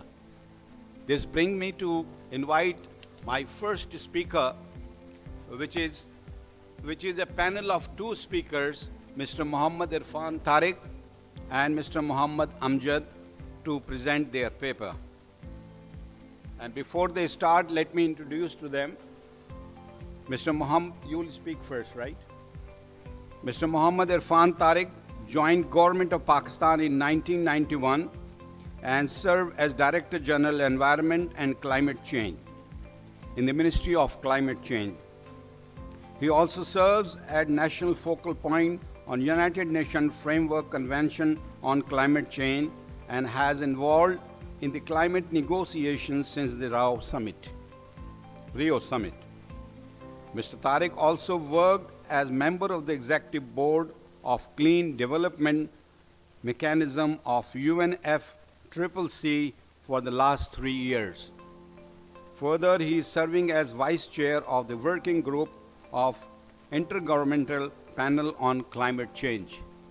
May I request the Honorable Speaker to present his paper.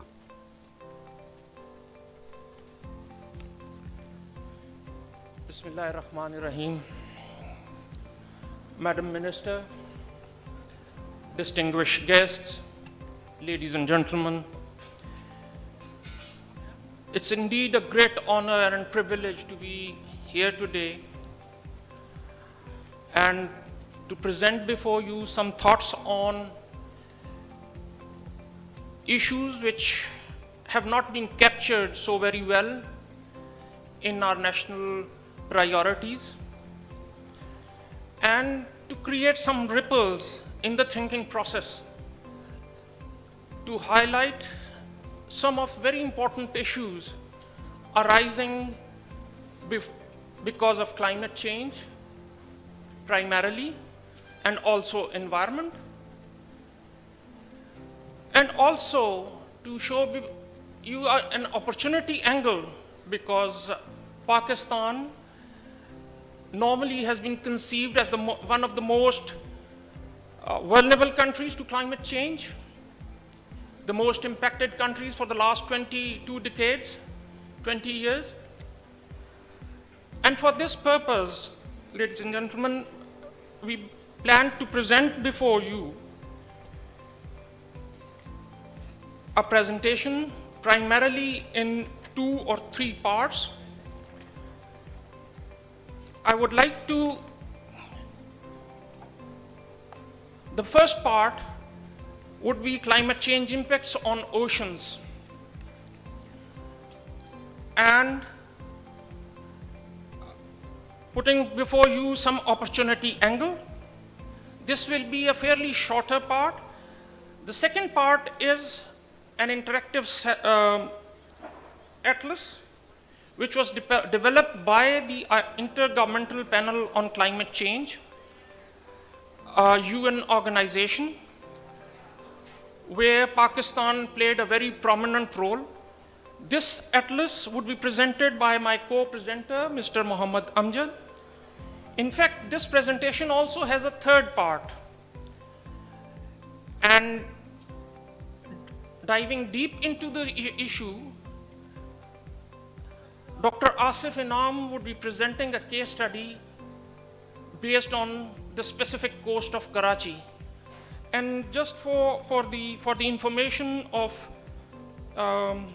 those who have not heard of IPCC, the Intergovernmental Panel on Climate Change, it was established in the 90s, 96, 97 by United Nations Environment Program and World Meteorological Organization, and the need came out of the Rio Declaration, where there were observations regarding climate change, but it required scientific evidence.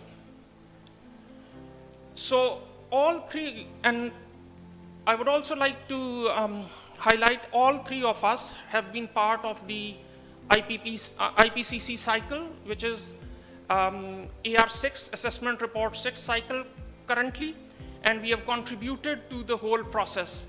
So very proudly, Pakistan has played its part in the IPCC cycle.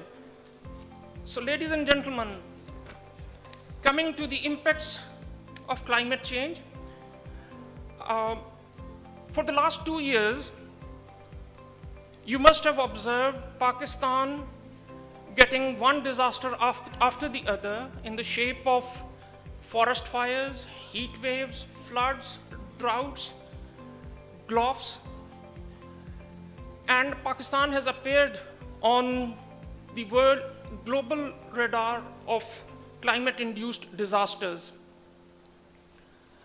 It was one of the opportunity which Pakistan availed, and the Honorable Minister was very ably able to get a decision on loss and damage during the last COP, for which the whole developing world community is thankful to Pakistan. I would take this opportunity to thank you, Madam, for your excellent contribution the globe has recognized. So ladies and gentlemen, all these disasters which we saw during 2020 and 2021, they were primarily terrestrial disasters.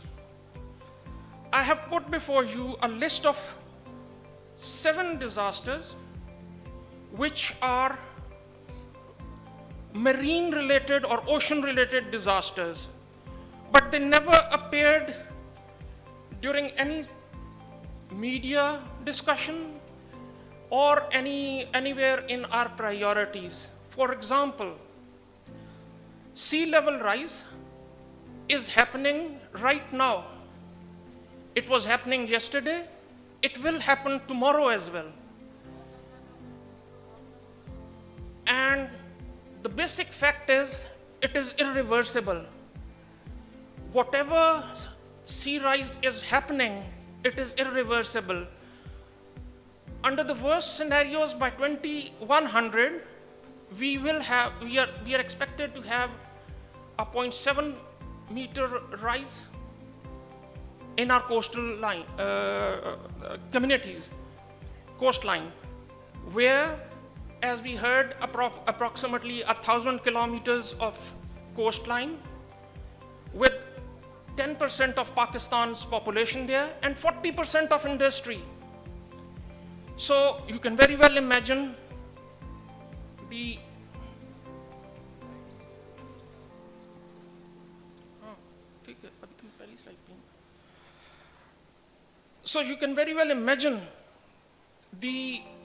impacts. As was discussed by Commodore Saab very ably, there's disturbance in the water cycle.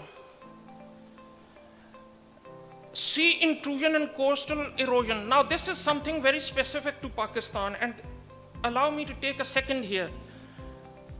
You know, disasters around the globe, there is one disaster after the other. But what we are experiencing here is a multitude of disasters taking place right at the moment. We have in the districts of Badin and 𝗏𝗏 sea intrusion, and it has not appeared on our radar as the other disasters have done so.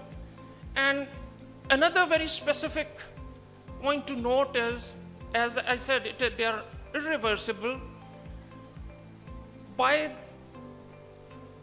the end of the century, they would not come back. Floods come and they recede.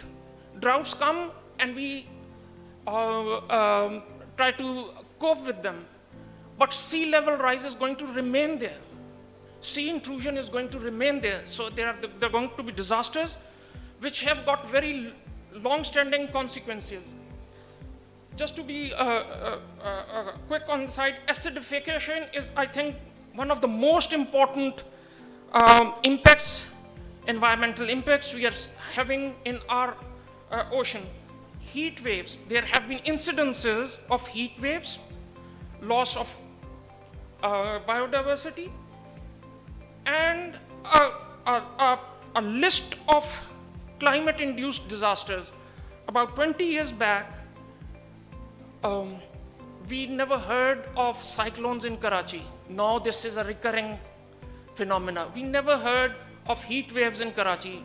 2015 was the first year when we are about more than 1,000 people perished. So the point I'm trying to make, marine disasters, they are irreversible, and the most impacted are the coastal communities. They are on the front line of these disasters. And I think we have not been successful in paying attention to these disasters and addressing them.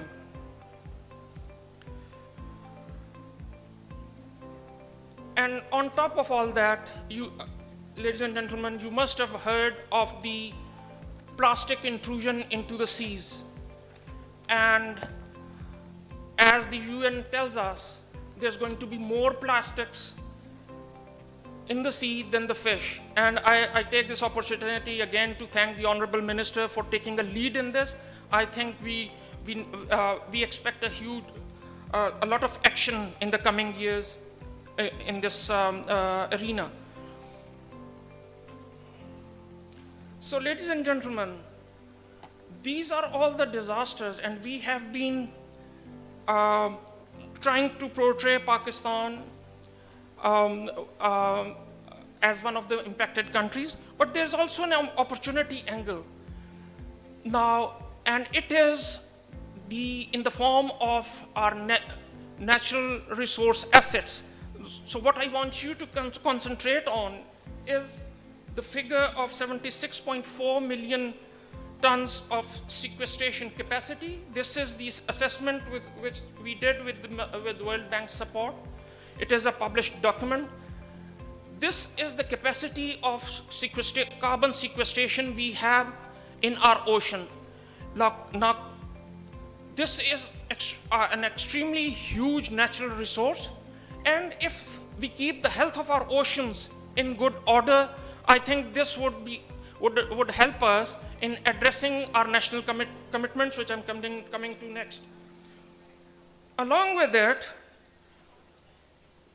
you would see that we have, if we our mangroves, Pakistan is again most probably the only country in the world which has grown its mangroves since 1990s to a level larger than 300%. So it's a huge achievement for Pakistan.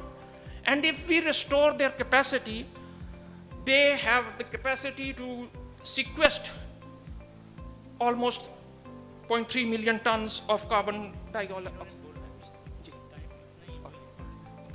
So let me be quick. And the last figure I just want you to concentrate is the in the last line, which is $75 million, which if we tag a price to this natural asset, it would be this much. This slide, I would like you to just see the natural resources in the marine environment we have. I think this is a huge asset we have, and we need to take care of this asset. We have drawn a roadmap to address this, which is reflected here. And with this, I would thank you and request Mr. Amjad to present the interactive atlas for monitoring climate change globally and in Pakistan. Thank you. Ladies and gentlemen, Mr. Muhammad Amjad, working as a senior scientific officer at Global Climate Change Impact Study Center. He published various research articles in national and international journals. I have a request to make, sir. Kindly take Thank only you so three minutes, please. The time is already up. Thank you so much. And I'm very grateful for this opportunity. I would like to be very quick as much as possible. So, yeah, in the IPCC 6th assessment cycle, working group 1, we as a team worked in this cycle and prepared an interactive atlas. So this interactive atlas has two parts. One is in the written part, another one is online. So you go online and you can see different results. The basic purpose of this interactive atlas, so because the assessment is a big document and it's really hard for anyone to read it. So here with this interactive tool, different kind of audience, both academician, students and decision makers can go online and see what different kind of results for their own particular region. So this is the outline of the entire report, and the last 3 chapters are on the regional level. So this is team from all around the world, so we've been working together to produce this.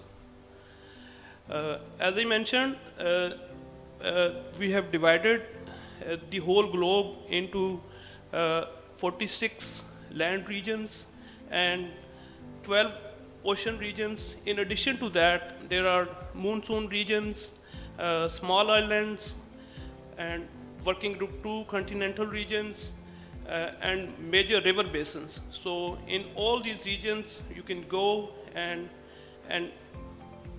see different kind of variables, which I will show you. So this has three main components. One is the simple version, another one is the advanced version, and the third one is the regional synthesis. And other part is regarding the documentation of the atlas. So here I want to show the climatic impact drivers which been assessed in the this current assessment cycle. So this purple color shows the confidence level. So the dark purple color shows that we are very sure and this high confidence that this will going to happen. So you can see on all the coast related variables, which been sea level rise, sea surface temperature, marine heat waves, such kind of all kind of variables have a lot of confidence in all regions, and this is going to be happen in future. So here you can compare different results for different regions on one platform, and you can see the level of confidence for different variables. Here, this is the regional synthesis, and which shows which region is going to, which variables is behaving like what for what time frame.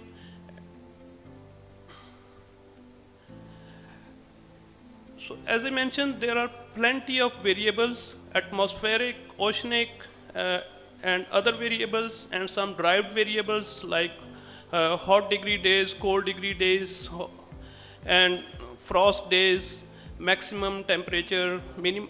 We can get all of them all together and compare with each other.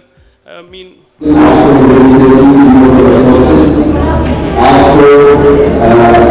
can see the behavior of others as well. So these all variables are for different IPCC scenarios, which are socioeconomic pathways. So SSP 8.5 is the warmest one, and the SSP 1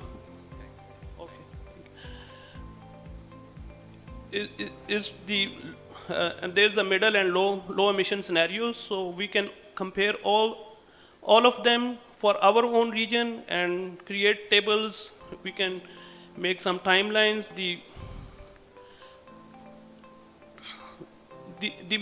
data sets of climate model intercomparison projects, which is 6 cycle, is also here.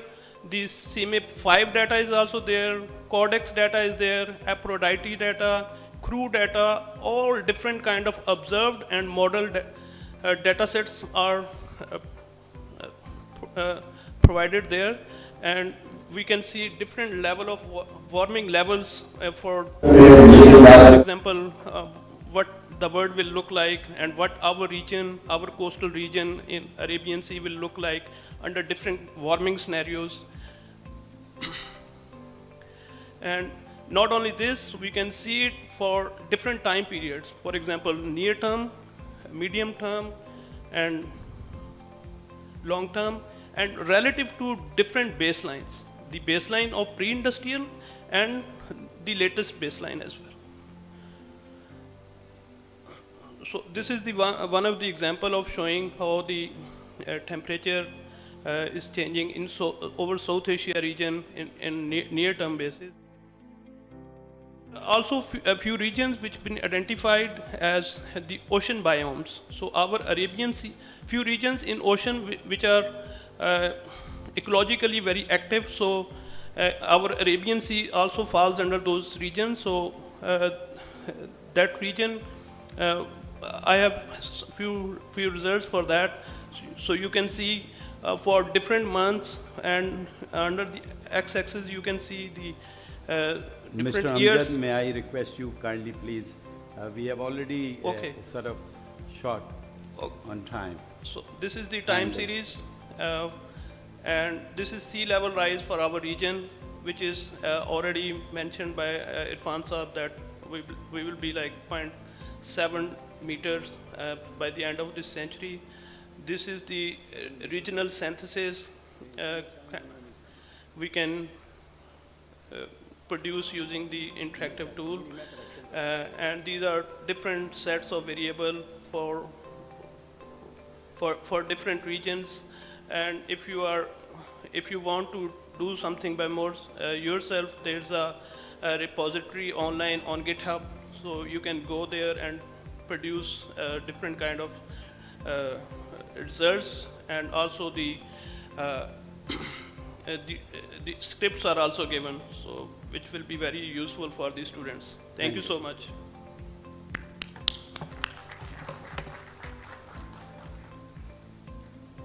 Ladies and gentlemen, you just heard Mr. Muhammad Irfan and Mr. Muhammad Amjad. They had a lot of data.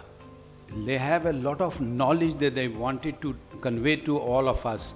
But unfortunately, those timings are not available. Maybe we need to have a dedicated session with them to understand. But one thing very clearly I understood and really got scared.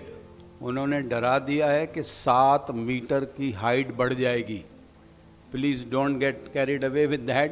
वो by mistake है, that's only 0.7 meters by the turn of the century. So that's one area.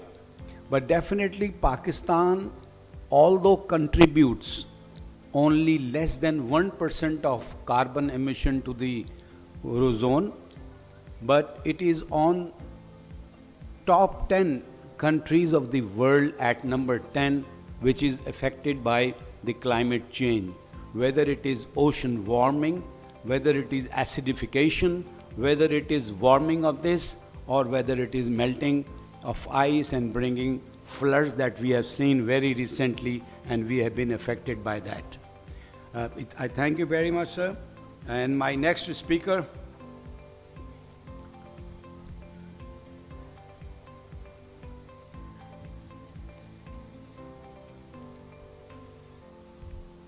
is Mr. Mohammad Akhtar Chima, who is the country representative of IUCN. He has over 20 years of experience in natural resources management and more than 15 years of experience with IUCN.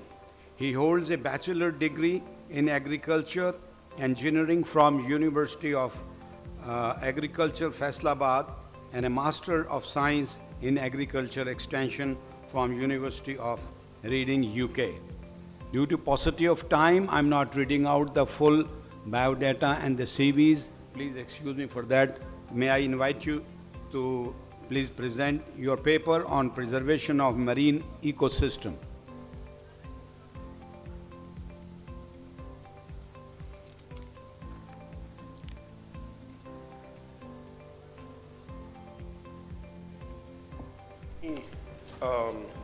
First of all, Honorable Madam Minister, Chair of the session today, what a pleasure to have you in this session. Honorable 𝗞𝗿𝗰 Sahab, we are very pleased that you have the responsibility of this moderation.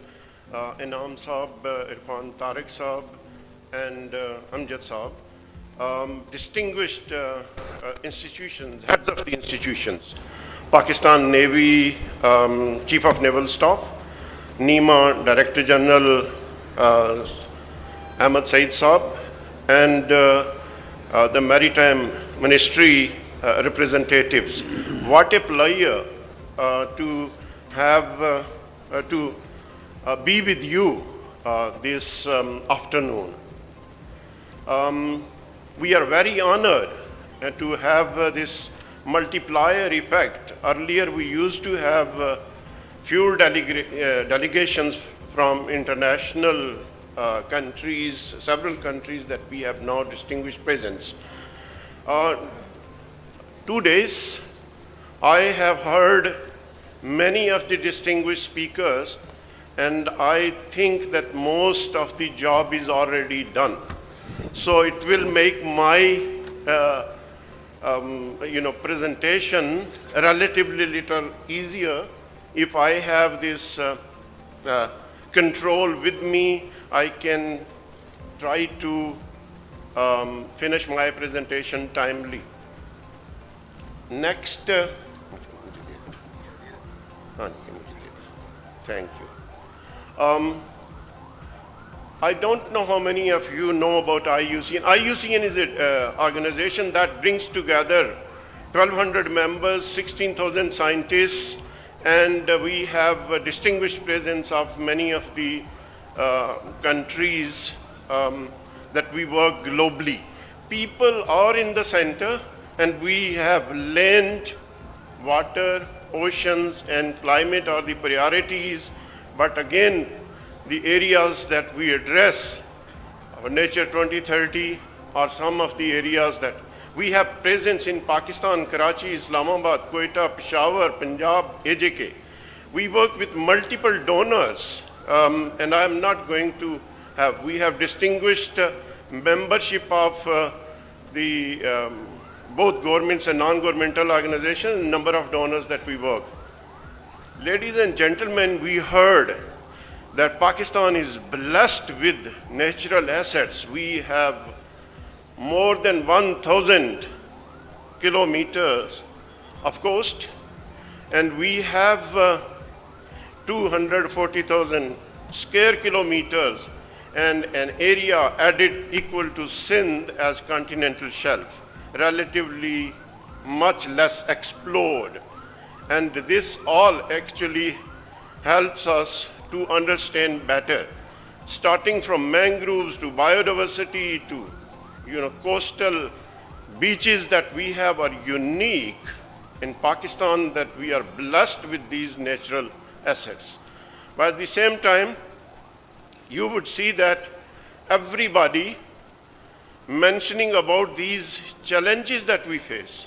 The people say much less water is coming to coast. There is acute water shortage. The people say that the mangroves are being cut. People say we are overpopulated coast. People say that there's a coastal pollution that is taking place. And people say men work and women are not given much attention in the coastal areas. So we all have discussed what can we do and what have we done.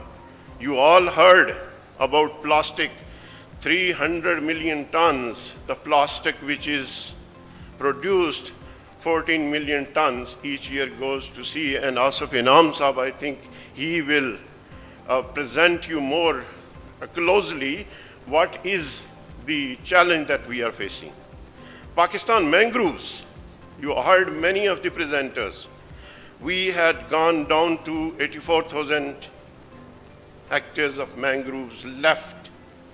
But thanks to God and thanks to government of Sindh and stakeholders like Pakistan Navy for bringing this cover back. 50,000 hectares of plantation in the coastal areas has been raised by the Department of Forest Sindh in partnership with IUCN, and there is a complete record of each and every location which is available. I would like to say that we had not tapped the other stakeholders when mangroves were. Private sector, we established business and biodiversity. We had a colleague, Julian, representing Pakistan British, this business council. We have other business leaders around us. I think we need to focus on bringing them on board because they can do a lot. This million mangroves alone in Port Qasim area. And I would like to say that we have wonderful institutions like Port Qasim in here at the federal level. We also have wonderful association of other partners that work like 𝐷𝐴ngro, that we have established these plantations in the other private sector. I would like to say that this partnership, especially in Balochistan with the World Bank that we have, most importantly, in I think it was 2016 or 17, when we had this opportunity of meeting Zakaullah साहब, तो वो कहते हैं बताओ चीमा बताओ ये जो mangroves हैं कट रहे हैं तो क्या कर रहे हैं आप लोग. मैंने उनको बड़ी कहानी सुनाई. मैंने कहा जी हमने स्ट्रेटेजी बनाई, हमने ये किया. कहते हैं प्रैक्टिकली बताओ कितना किया. I tried, but I think I said that, you know, organization like IUCN can do that much. We prepare strategy, worked with government and demonstrated, and that needs to be upscaled. He said, okay, what can we do? I said that Pakistan Navy can come with the plantation. He said, okay, 1 million plants that Pakistan Navy is going to plant next year. And I never thought, the very next day, I received a telephone call from a Kamkar, and I did not know about the details, but people, they landed in and asked about how are you going to undertake this survey and plantations. Believe me, this 1 million plants, 2 years, 2 million. And when I presented this to Abbasi Sahab, I said that now that Zakaullah Sahab is retiring and this annual event that takes place, what is going to be the fate of this 1 million? He said, I go for 2 million. So this is the level of will, commitment. Today, 7.5 million plants that Pakistan Navy has raised, and you can go, even one of the staff member who I happened to meet, he said that, no, I can hide myself in the mangroves because the mangroves that we had planted have grown much. So I would like to highlight that there is a huge potential that we can capitalize, and institutions like Pakistan Navy is doing wonderful work. I would also like to say it's not only the work that they have done.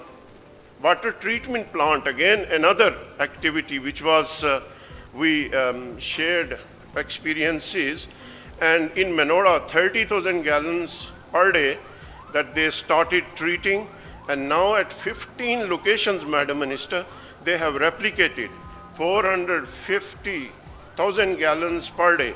This is a replicable, again, an intervention that government of Pakistan and upscale in any of the housing societies, in any of the, because there were millions that were being spent on this polluted water, and there were watering plants. I would like to say this, economic valuation of mangroves that everybody mentioned. We had undertaken this study. Dr. 𝐏𝐈𝐕𝐄 is there. The, $1,400 per hectare, the benefit that they bring every year.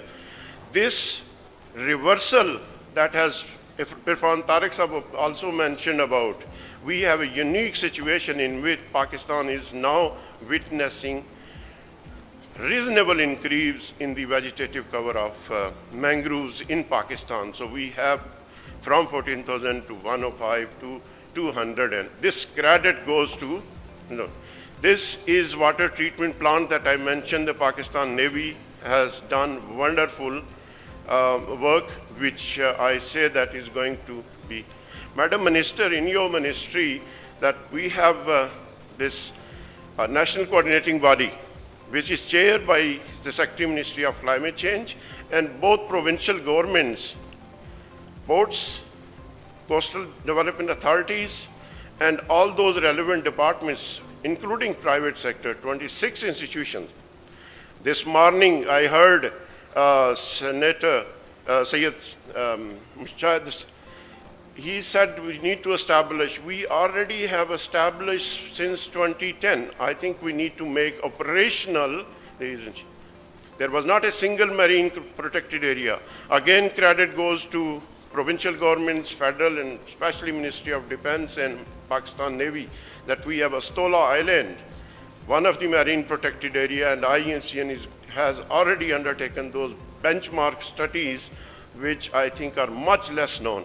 And I would like to say here that Blue Economy portal that we are going to bring this year is going to provide opportunity of having all those, coastal heroine. I also said that gender mainstreaming, again, hundreds of the women that we have associated, and there is a huge action plan, gender action plan, the Madam Minister, where we have involved local communities. Ladies and gentlemen, we have associated not only in coastal, all over Pakistan, over 10,000 students. And I want to have meetings with 100 Vice Chancellor this year in 2023. We already have held meeting with half a dozen Vice Chancellors of the women universities already. So we will continue having further opportunities explore. I would like to say these couple of minutes that I am going to take. I think there is a huge potential. Policies that we worked, I think we need to undertake objective assessment of those policies and joint reviews.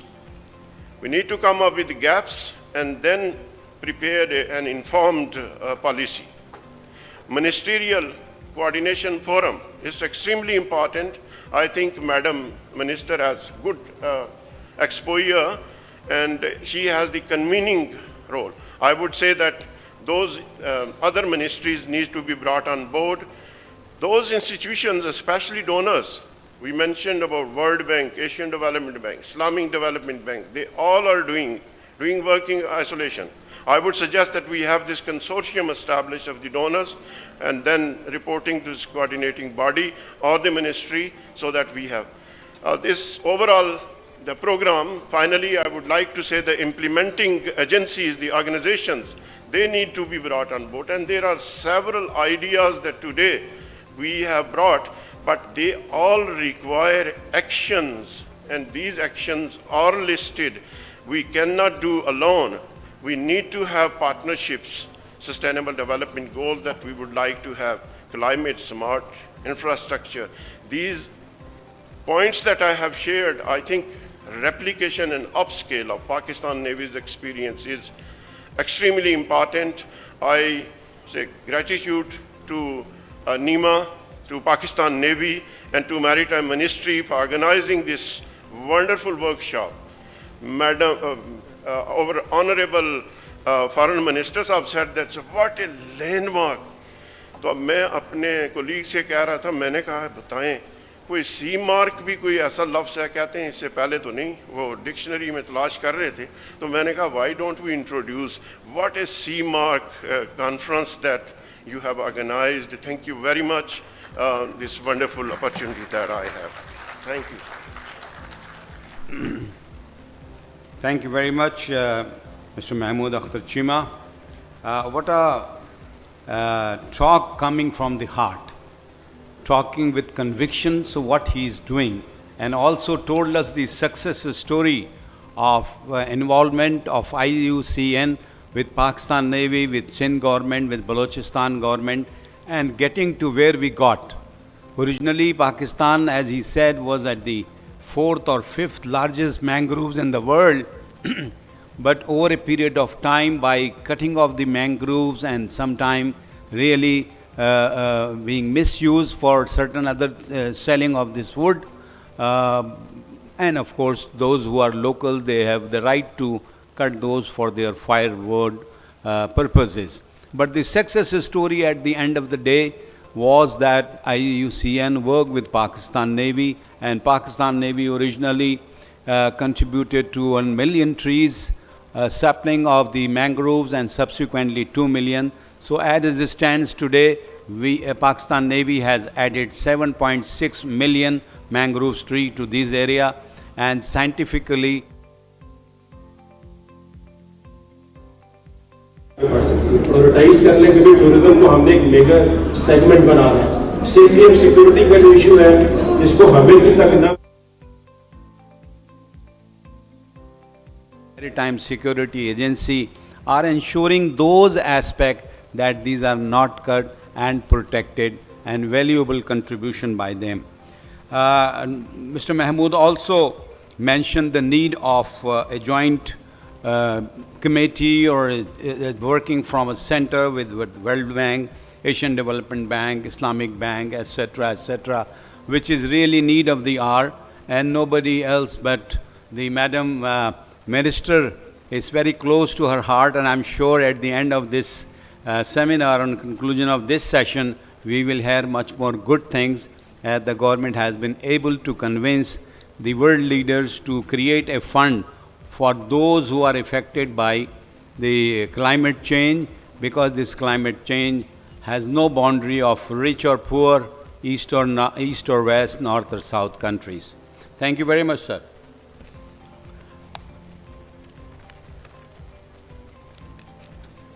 I now invite Dr. Asif Inam, who joined the National Institute of Oceanography much earlier in 1984. But later he did his PhD from University of Wales in 1997, and he was appointed as a project director of Pakistan Continental Shelf.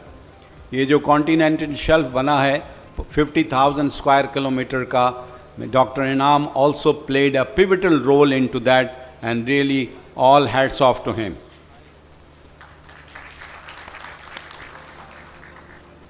The government of Pakistan appointed Dr. Inam as the Director General DG NIO, and he stayed there for a long time from 2015 onward, and then he retired in 2019 after serving for 35 years as the head of NIO. Sir, over to you for climate change, sea level rise, need for new urban planning for coastal cities of Pakistan. ये आप गौर से सुने, कोई पता नहीं है आपका घर कहाँ हो और कितना सी राइज हो रहा हो। वो सी राइज जो है वो आपकी प्रॉपर्टी को डायरेक्टली इफेक्ट कर देगा। Here is Mr. Inam, who is here to tell us how much we should be worried about and how much we should not be worried about, in what time frame it can happen. It can happen to many of our installations in Karachi, particularly Manora and particularly Mehran. So we are going to hear something very practical, which is either being done or will be done shortly. Over to you, sir. Sir, thank you very much for a very nice introduction, and I am extremely grateful to PIMAC and to DG NEMA, and it is indeed a great pleasure to speak in front of Madam Minister about something very serious. My scheme of presentation is as flashed. I'm going to, since 𝟏💏th 𝐅𝐞𝐛𝐫𝐮 has already set the theme of that presentation, so I'm definitely going to take advantage of his first presentation, and I'm going to limit myself to the content flashed. One thing which I would like to say to my students, there are two areas where you can immediately see the impact of climate change. One area is the northern areas or the glaciers, and you can see through satellite the melting of glaciers. And the other area which is very important and which is of great concern is the coastal area, because the coast is going to get immediate impact of climate change. And as flashed on the screen, that it is in fact we who are responsible for the emission of greenhouse gases, and because of that emission the temperature of the earth is rising, and if we are unable to control emission as per the Paris Agreement, then may Allah help us. This graph shows the trend, and if you can see that the trend of sea level rise is gradually increasing over the years, and the present state is reflected as it's greater than 4 millimeter per year. And it is, as Irfan Saab has rightly pointed out, that it was rising yesterday and it is going to rise tomorrow. This figure is very interesting. Amjad Saab has briefly mentioned about SSPs, and if you can see on the graph that SSP 1 is the state that if we are able to control emission and bring it to almost zero by the end of 2050, then we are going to control a lot of bad things which we have been doing over the years. But if we fail, as Amjad Saab has mentioned, that the worst case scenario is very alarming, that if we fail and if we continue to carry out the routine affairs, and if we keep going the emissions as we presently are, then things are not going to be very comfortable. How vulnerable are Pakistan's coastal area? This is something very interesting, and believe me, most of us have no idea about the sensitivity of that issue. So my intentions are not to harass you, or my intention is just to give a wake-up call to all who matters. Why it is serious? If you see the profile on the left side, this is the profile of Indus Delta, and you can see that over long distances Indus is very flat.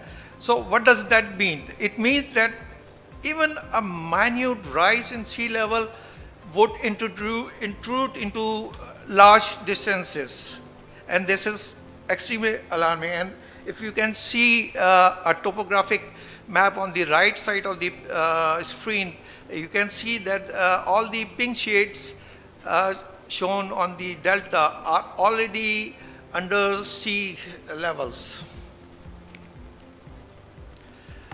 This is very interesting. On the 15th of November 2016, we experienced an event known as supermoon. Supermoon is the event when moon comes closest to the earth. and due to that closeness, it exerts more gravitational pull, and it is written in the text that it pulls about 5 centimeters higher than the normal tide. And if you can see a situation of delta a day earlier and during the super moon period, sorry. What Irfan Saab indicated that sea surface temperatures are increasing in our area. Due to the rise in sea surface temperature, it is initiating lot of cyclones in our region, and as Irfan Saab mentioned that we used to hear very seldom about the cyclones, but over the years, every year it on average 2 or 3 cyclones visit us or visit across the Arabian Sea. This is one of the indication. In 2019 October, it was 28th of October, cyclone 𝐾𝐈𝐕𝐄 passed through our Arabian Sea. It was far beyond our 𝐿𝐸𝐷, and it was more than 300 kilometers away from the coastline. And the picture on the left side of the screen is Clifton 𝐷HA Golf Club, and you can see it. The cyclone passed more than 300 kilometers, but it flooded the golf club of 𝐷HA. It is because of the low gradient of our coastline. As Amjad Saab mentioned that there are different SSPs, and you can see that if we are managed to control emission by 2050 and bring it to almost zero, then we are going to experience a sea level rise of about 30 centimeters. But if we fail to control it, it can go up to 0.72 meters.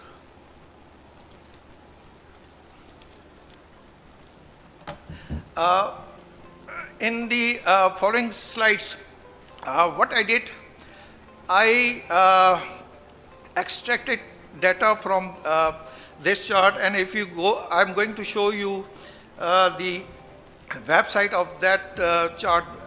That chart was not made by me. It was prepared by IPCC, and they have, if you go to their site, their website, they have uploaded all the data which made that graph possible. This is the state of affair along the Karachi coast, and you can see that according to IPCC and according to NASA prediction, we are going to have a sea level rise of about 60 centimeters by the end of this year. Master planning of Shaban Valley, just beside Quetta, is in the process. Construction of tourism rest house and camping site at 𝗏𝗏𝐿𝐸𝐷, as I already mentioned, it is under construction and nearly about to complete. Then in our golden desert, in Moshki, camping site has been established there, and it is a showed earlier. And what I did, I calculated year-wise difference or 10 years wise raise in the sea level, and I added to the tidal range. And you can see that presently it is about 3.6 meters highest astronomical tide, but by the end of the 21st this century, it is going to be as high as 4.2 meters. In this chart, what I did, I have hypothetically add a storm condition where we might have a storm surge as high as 1 meter along Karachi coast. And you can see that the tidal range is going to be more than 5 meters.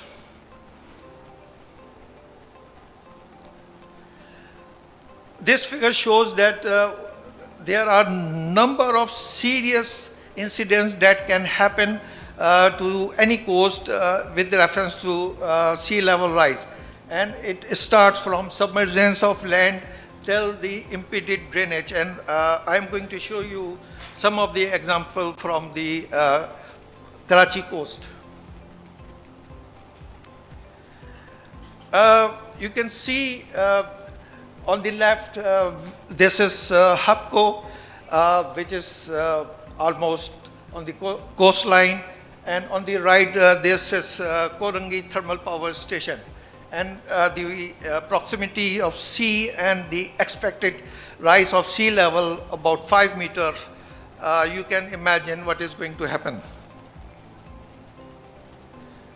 This is quite common every year during southwest monsoon. This happens along the Hawke's Bay area.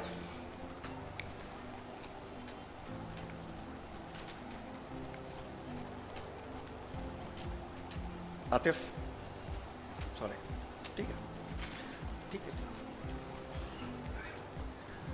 This is one of the biggest industrial estate of Sindh, and this is site area. And you can see how close this whole industrial complex is situated, very close to sea. And the other important area is 𝐿ِيارِي River. 𝐿ِيارِي River is reportedly bringing about more than 500 million gallons per day of domestic and industrial effluents. And just imagine if 𝐿ِiarِي start experiencing extreme sea level and higher tides, and just imagine a scenario where the extreme sea level prevent all the drainage of 𝐿ِiarِi and hold all that sewage into the 𝐿ِiarِi River, and it would start gaining some flooding. And even during extreme sea level condition or during tides as high as 5 meters, 𝐿ِiarِi River can experience backflow. This is Landi Korangi industrial area, and again you can imagine what is going to happen to the industrial area. We have a refinery there, and we also have Mali River, which also can experience backflow. Stations like Somyani, Gavadar, Kundmalir, Jivani, 𝗏𝗏 waterfalls, Mulla Chittuk, Hingol, Hanna Lake, Ziyarat, to name a few. Then now I'd like to invite our guest from BBOIT, Balochistan Board of Investment and Trade, Mr. Saeed Sarpara, for his presentation.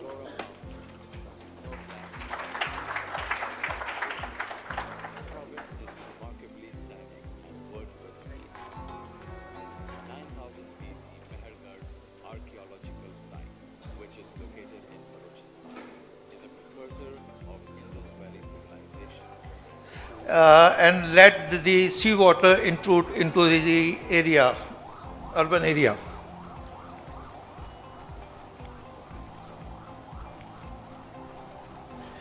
This is Sean Circle, Clifton, and nobody has ever thought about the reason why this water remained there for that long.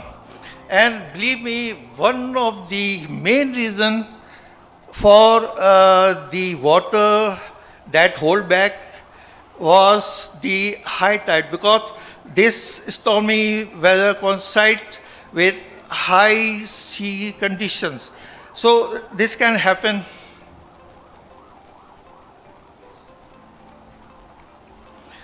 As I was saying that, just imagine a backflow.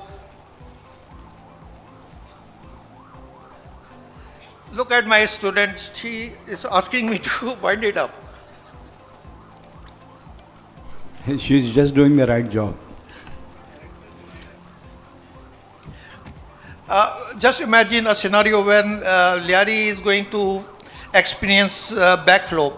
All this garbage is just waiting for that moment, and in that case, all that trash and all that plastic is going to go towards sea.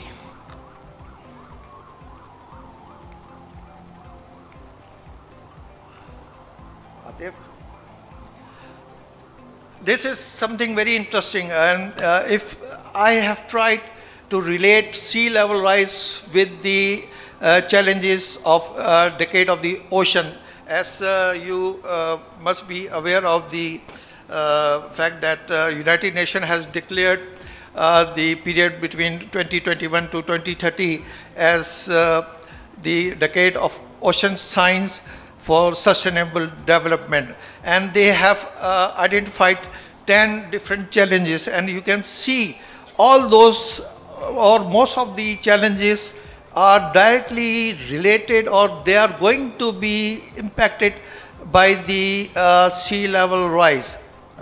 We are going to have lot more issues related to marine pollution.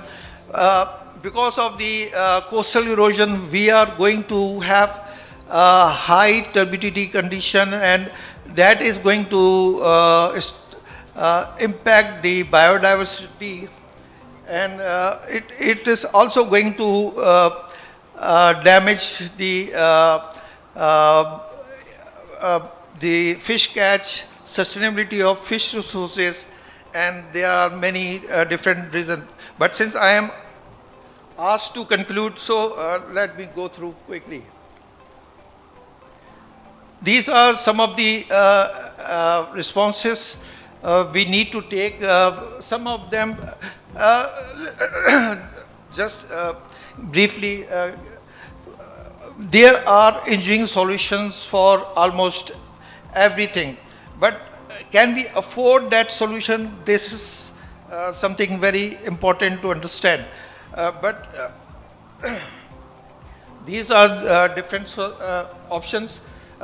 First option is we don't do anything and let it happen, and you can imagine what is going to happen.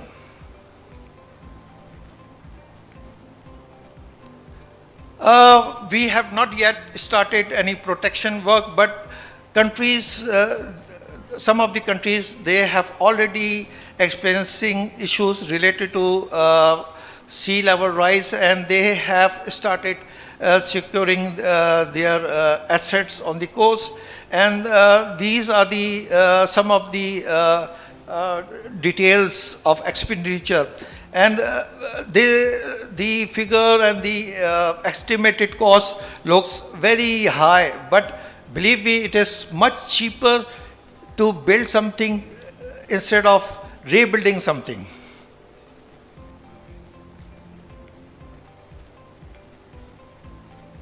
Atif क्या हो गया?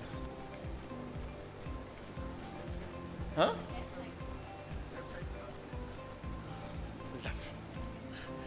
This is my recommendation, and due to the paucity, I am now concluding my talk. Thank you.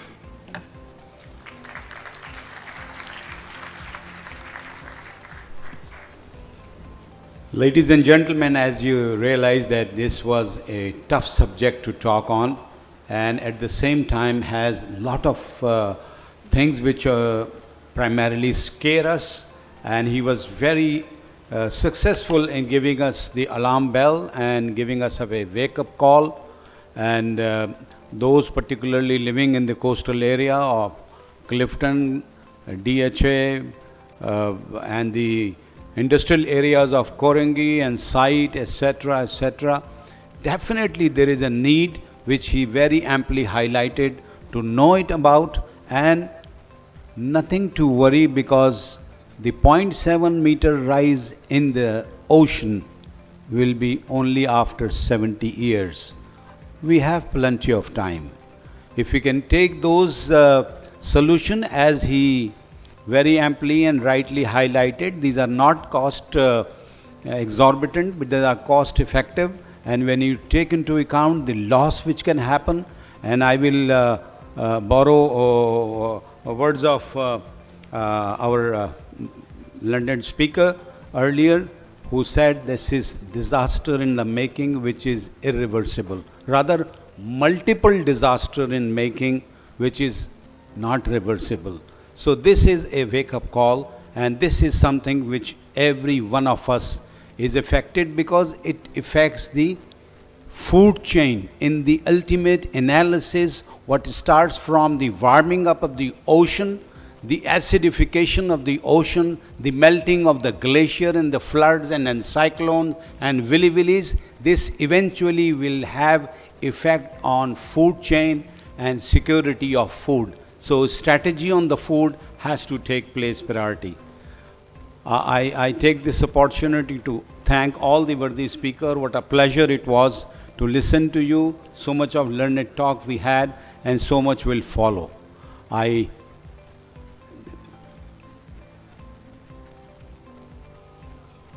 Yes. We have time now for question and answer. Standard, my request to you, please raise your hand, introduce yourself, and then also indicate that the question is targeted at home. So we will be able to do. Please refrain from the remarks, longish remarks. We don't have time. Crispy question will have crispy answers from us. Thank you. Yes.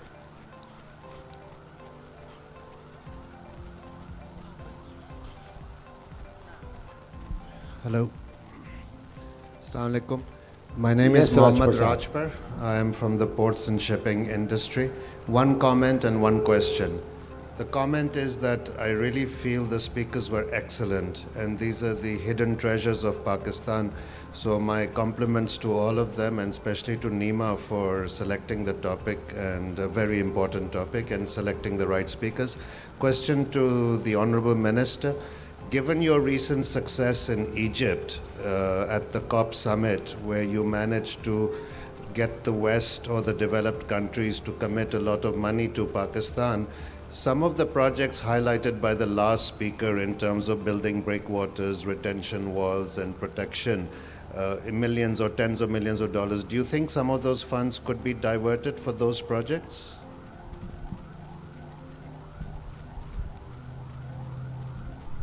She has noted down the question and will be happy and to answer this question while she talks very soon after this. I'm very happy to note that all of you have understood very clearly what was said from here. As in the morning session, 𝐴𝐕𝐄 has said, I borrow his words and say the same thing. Before I conclude, I really been here for last 1.5 days. Just 2 sentences which may not be relevant to particularly this session. I borrow words of Mr. Senator Mushaid Hussain with full agreement and heart out. Center of gravity of Pakistan has to shift from land to sea. And the second quote I would like to borrow from Professor Zafar, who said in the morning session, Pakistan is not an agriculture country, but a maritime country. Thank you very much, all of you, sir. It has been a pleasure.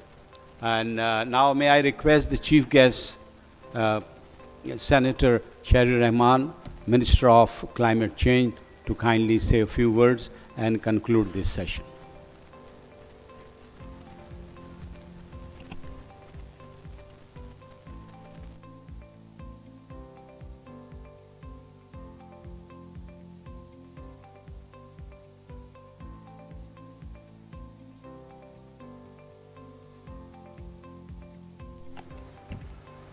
Bismillahirrahmanirrahim.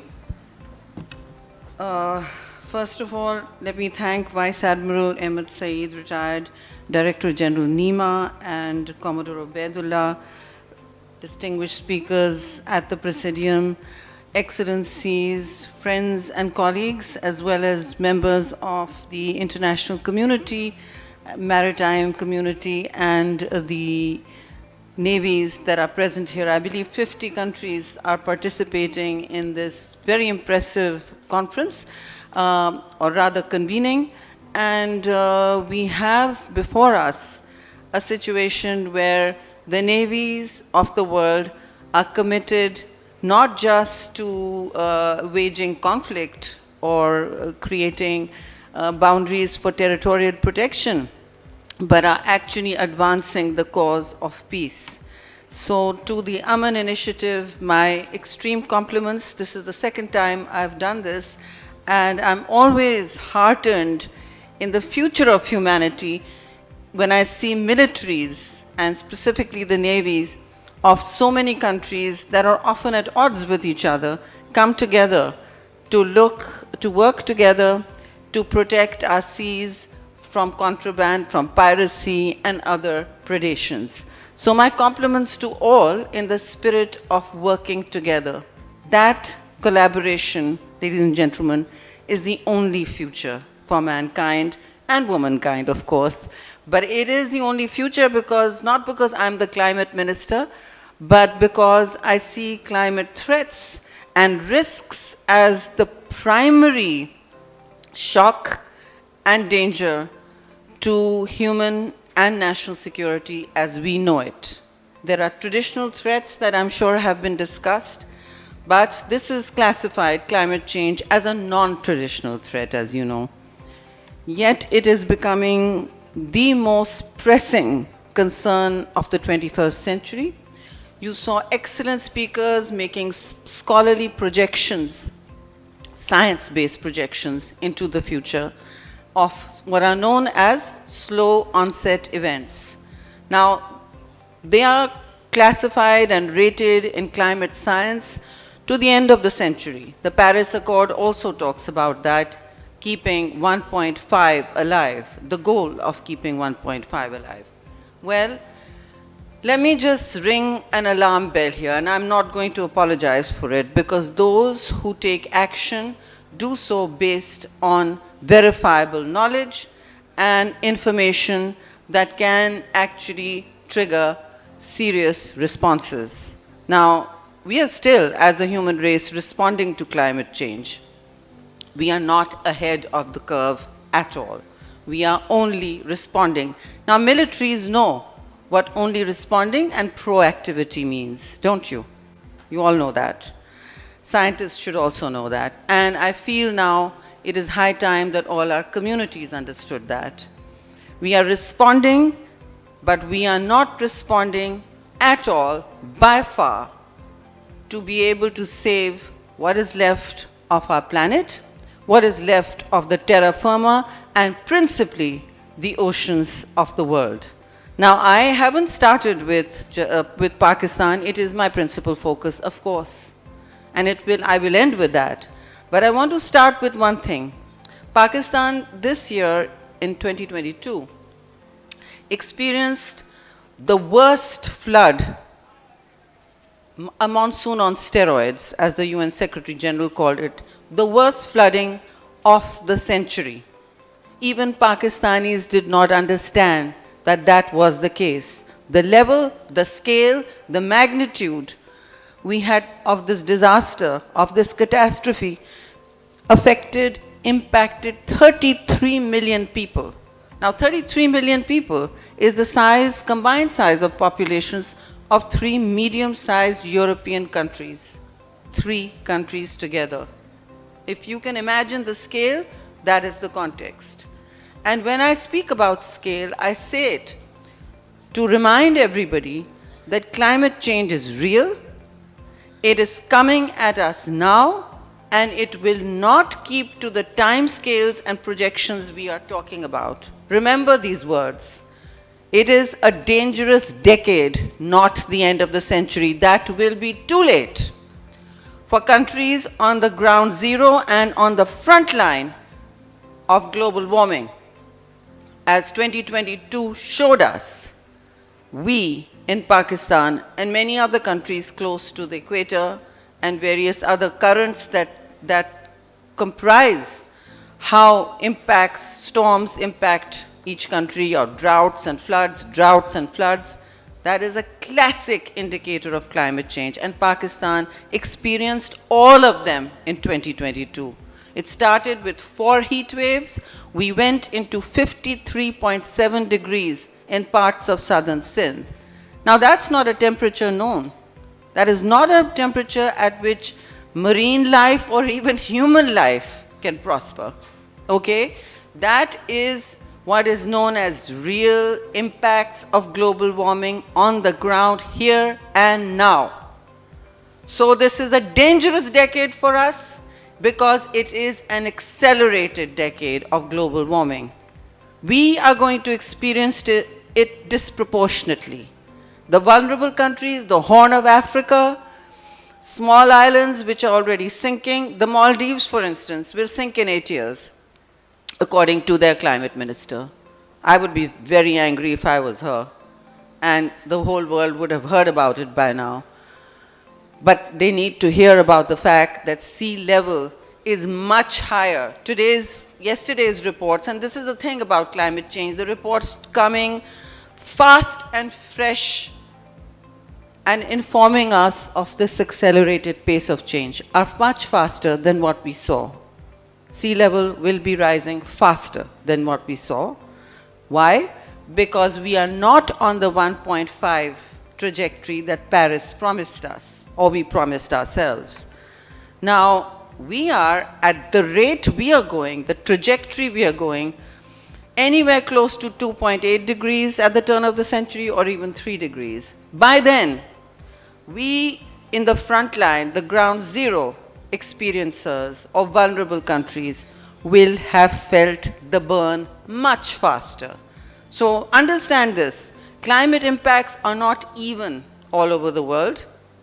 The colder climates, the prepared climates, countries will experience it with far more resilience. They will be prepared, but their temperatures will not be so furious as the ones we experience today. Now, we were the hottest place on the face of this planet in 2022. People don't realize we were also the hottest place on the planet last year and the year before that, in Turbat, in Jacobabad and Dadu. This is the southern belt of the country, the delta regions that we were hearing so much about. This is where the human impact of climate change is being experienced in people's fields, in their kitchens, in their homes, in the cost of living crisis you hear about so much because of conflict in Europe. That is where the real cost of living crisis is coming. When your home, when your crops are burnt, when you're no longer able to cook, or you have no water to access, then the cost of living is very close to subsistence, and subsistence often becomes a luxury when you are hit by the kind of storms that threaten your very survival. Now, this is what Pakistan experienced. We experienced at the same time a monsoon that was on steroids, non-stop for 6 weeks, unheard of in South Asia. We all know what a monsoon is like. We saw regular torrential flooding, and we saw glacial lake outburst events, which are known as 𝐿𝐲s. And today, as we speak, my ministry and UNDP are training at least 24 sites or more in 𝐏𝐈𝐕𝐄 and Gilgit-Baltistan to plan for early onset 𝐿𝐲s, because last year we experienced 300% rise in 𝐿𝐲s. Again, glacial lake outburst floods happen because the glaciers are melting. We have the highest amount of glaciers outside the polar region. Outside the polar region, the highest number in Pakistan. They're excellent for tourism, but they're still not looking at ecotourism. So those are also in the front line. And when 3 types of flooding combines, the momentum is absolutely life-threatening to communities that are under sea level. Now, many areas from Thatta, Sajawal, all those areas, even Karachi, parts of it are under sea level, already under sea level. So that is why, other than governance, the architecture of coping with storm drains and managing a new kind of flooding is extremely important. And it requires, I mean, this is called adaptation. It requires, adaptation is no inexpensive business. It requires a great deal of money and it requires time. Do we have time? Many countries do not, many community. Within each country, climate change will be experienced unequally. Women and children and coastal and poor and the poor at the margins will experience it like hell on wheels. The cities with more preparedness, with walls of concrete will have more, obviously, will be more resilient. But eventually, like 40 degrees came to Europe this summer, it will come to everyone. So my theme at COP27 was what goes on in Pakistan will not stay in Pakistan, because every ecosystem, especially through the oceans, is completely connected. It is completely connected and it cannot be separate. If one ecosystem fails, if there is a dead zone, there are 400 dead zones in the world's oceans today, and that is because of lack of oxygen within the ocean, then those dead zones will come to you too. And once those dead zones come to you, or the Gulf Stream, the historic Gulf Stream which from ancient times has been regulating planetary seasons, starts slowing down. It's called the conveyor belt. The Gulf Stream is called the conveyor belt. The ocean is a conveyor belt for streams that then regulate your seasons. Once those start slowing down, let alone marine life, then you will have a real crisis, and many countries will wake up and ask, oh, what are we supposed to do about it? Well, the science is right there, and it's telling you what to do. It's telling you to stop consuming the way we used to, which will bring me to my favorite theme, microplastics, and how that is choking all our oceans. This year, 2021, last year, we had 139 million metric tons, not Pakistan, the whole world, of microplastics choking the ocean. All of marine life is now ingesting it. It is landing up in your dinner plates now. It is. And what is happening is a cycle called a tipping point. And a tipping point is being reached in the ocean. People are all talking about how there will be more plastics in the sea than fish. That's not at the end of the century. That is 2050. So 2050 is when your children will still be alive. And for us, the choking of the ocean, the warming of the ocean, I'll just say in plain words, this business of acidification. What is this? It arises because the ocean is warming, and 90% of the planet is controlled. The seasons, the tides, 1/5 of protein that we eat is controlled by the ocean. But most dangerously, and people don't realize, this is why I say what goes on in one ecosystem will go into the other. The most dangerous thing is the melting Arctic and the melting glaciers. Because once the Arctic is no longer ice, and today's reports tell us it won't be, then the jet stream that reflects sunlight back to the sun, all that ice reflects sunlight back to the sun. And our oceans have been absorbing 90% of our own emissions, the sun's warming, our global warming, for the last 50 years. For the last 50 years, it is our oceans that have been the carbon sinks. History, civilizations have used oceans for conquests and for commerce. But now, the most valid and important metric of judging what the ocean does is its ability to be a carbon sink. And right now, its health as a carbon sink, its sustainability as a carbon sink, its operation as the vector of a blue economy that can make commerce sustainable is under severe shock and threat. So we can have conferences, we can talk about this, because without talking about it, there is no knowledge dispersion. Without no knowledge dispersion, there is no action. But action has to be real, and it has to mean something, and it must start from the top. Why do I say this? Because those who are empowered are always better prepared, better resilient, have resources. So it's incumbent on all of us in this room to start at the top. There should be no more plastic bottles here. We can afford glass bottles, it's cumbersome, but entire generations used to do it in the 70s. I'm 62 years old, I remember how to drink out of non-plastic bottles. So we will all have to remember how to do that. My office is not allowed to use it, neither is the Senate, none of its committees, none of my offices. Very soon the government of Pakistan will also not. It is very hard to regulate plastics. The recycling industry is telling you that they're recycling 30% of it. I do not believe them for 1 minute, because it is less than 10%. The world is recycling less than 10%.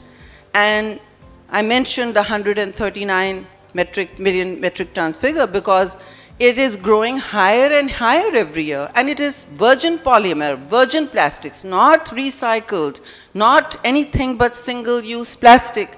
Know your enemy. If there was an extinction event and somebody landed from Mars, like there was during the dinosaur age, and we are facing an extinction event. It's slow and we don't realize it. But all they would see as a legacy of human civilization is plastics. They would see plastics choking our oceans, our waterways, our landfills, our homes, our terrain, and of course, destroying our sea. The sea is the origin of much life. And it is the ground, it is the mother of all finite resources. We continue to think, the human race continues to think, that these resources are infinite. They are not. Our population is rising, and we are exploiting our Earth's and our ocean's resources with impunity. It is with great impunity, and then do not be surprised when the storms start recurring with increasing velocity and with greater and greater frequency. It's happening everywhere in the world now. So we do need to focus our minds on what we are doing here and now. We need to take action when we go home, because climate change is about action at the individual level, at the institutional level, at business platforms, at multiple international platforms, and of course national governments. But nowhere in the world can climate change be forced into regulation. It is the ultimate stakeholder thing. It's got to be accepted, because no one can patrol and police what you do in your backyard, how much water you throw away. And I'm saying water because we've gotten diverted by climate emergencies, but water is Pakistan's frontline emergency. When I swore in as minister, the first thing I wanted to do was alert everybody to the fact that Pakistan will be water scarce by 2025. You'll say, but there's water everywhere. There won't be a drop to drink. That water will not be fit for drinking. It is the outfall of drainage and monsoons, and it is a disease vector, as we know. There are great lakes in Sindh which may never go away after this monsoon. So, before the summer strikes us again, and I go back to the Margalas and the KPs starting what is known as the forest fire burn season. There's a burn season that all forests now have to live with all over the world, from Oregon to California to Turkey, everywhere.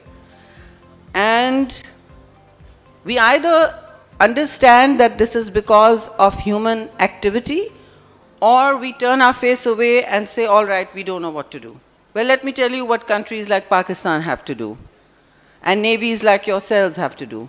They have to invest in peace like they are doing today, because war is a high emission event. And emissions produce global warming.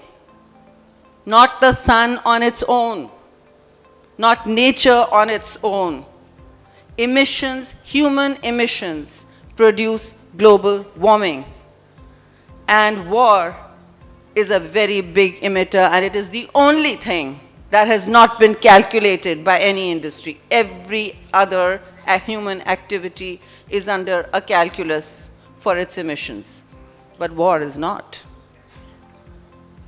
So, when a navy invests in peace, it is investing in decarbonization, because normal sea commerce is one of the lowest emitters. It's 3 to 4%. It's like Africa, okay?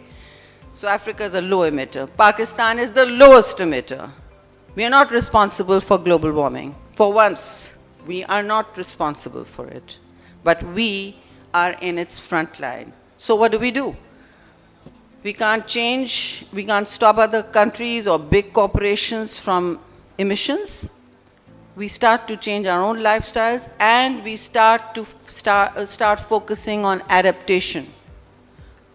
Adaptation is a society's ability to adapt with resilience to the onset of changing weather, changing cycles, and shocks that the country will experience.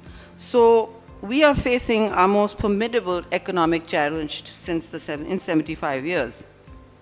And we all know we need to diversify economy. So why aren't we looking at the blue economy as a real opportunity? Challenges to living societies, to regenerative civilizations present opportunities. Use every crisis for an opportunity. Again, militaries know how to do that. So do regenerative societies. Either they become extinct or they carry on. So in our decisive decade, what are we doing? You heard about, we're in Karachi, you heard about the ability of mangroves, for instance, to absorb carbon, right? Now, our mangroves are absorbing carbon at a very high rate, much higher than a normal boreal forest. It has gone up by 300%. Everyone has collaborated, the Navy, the private sector, the government of Sindh, IUCN, World Wildlife. It is a perfect example. It's the other side of the perfect storm. It is a perfect example of how it's providing green jobs and how a community and coastal belt is regenerating. Even the marine life is regenerating. And here, people don't know, but Pakistan is already trading on the voluntary carbon markets. So our blue carbon is trading on voluntary carbon markets. The gentleman here was presenting, I wanted to inform him, we are already doing that. The government of Sindh is already trading, and it is set to look at a future, I think for the next 60 years, it has shifted towards this green renewability, and obviously it is being able to monetize its carbon ahead of any other province or green resource. So the seagrass and the mangroves are being monetized now in the Indus Delta Blue project. I welcome you to come and have a look at it. I'm sure IUCN is part of it. They do know about it. Now, according to the World Bank, the potential to increase Pakistan's maritime revenue is over $2 billion per annum. And, obviously that has a cascade of effects on livelihoods. But there are no investments in serious containerized shipping also, because half of our foreign freight carriers are being given charges. There are no investments, serious investments in ecotourism, and there are no serious investments in, other than those being taken by provincial governments and central government, there are no serious investments in aquaculture. There has to be now a movement towards that, because without it, we will not be able to generate the protein needed or even the trade needed for our coastal communities. Now, I could go on and on, but I think I want to just speak to you about the triple planetary crisis and how it's impacting us. My job here is not to come and tell you what my ministry is doing and how wonderfully it's performing. Climate change is not understood by the whole of South Asia as a clear and present danger. Half my job has been to present to our own country that it is a clear and present danger. In fact, it's upon us. So people ask, oh, but why is this happening? It's happening because we were not listening. Now, we at COP27, the reason we were internationally able to make a case is because just before going there, I told the cabinet that we are less than 1% of an emitter. We are a clear target of climate injustice. And while my remit is not local action, it is not local action, it is not provincial action either. It is mostly to deal with international treaties. We have to get this. The loss and damage fund was yes, no, yes, no. I mean, ask any woman. Nobody is going to give you anything without a fight for it. So if we were expecting it to be handed over, it's not going to happen. And so it had to be a fight. We had to have critical mass. The entire region was with us. The people who are rivals and competitors saw the value night after night in conferencing, in informal caucusing, that we must stay together. The minute we are together, the whole game changes. And that's what happened here. It was, of course, exemplary leadership by all of Pakistan's leaders. The Foreign Minister, Bilawal Bhutto Zardari, understood it immediately. He mobilized being put on the agenda. The Prime Minister understood it. He showed up at COP, although he was like, I have things to do here. I said, no, sir, you have to come here and you have to make the speech. And the same was done at the United Nations General Assembly. So, yes, when we want to, we can pull it together. We had the opportunity. We were chair of G77. It's a rotating chair, and we identified it as an opportunity, and we took it. We took the conference into 2 extra days, into 18-hour nights.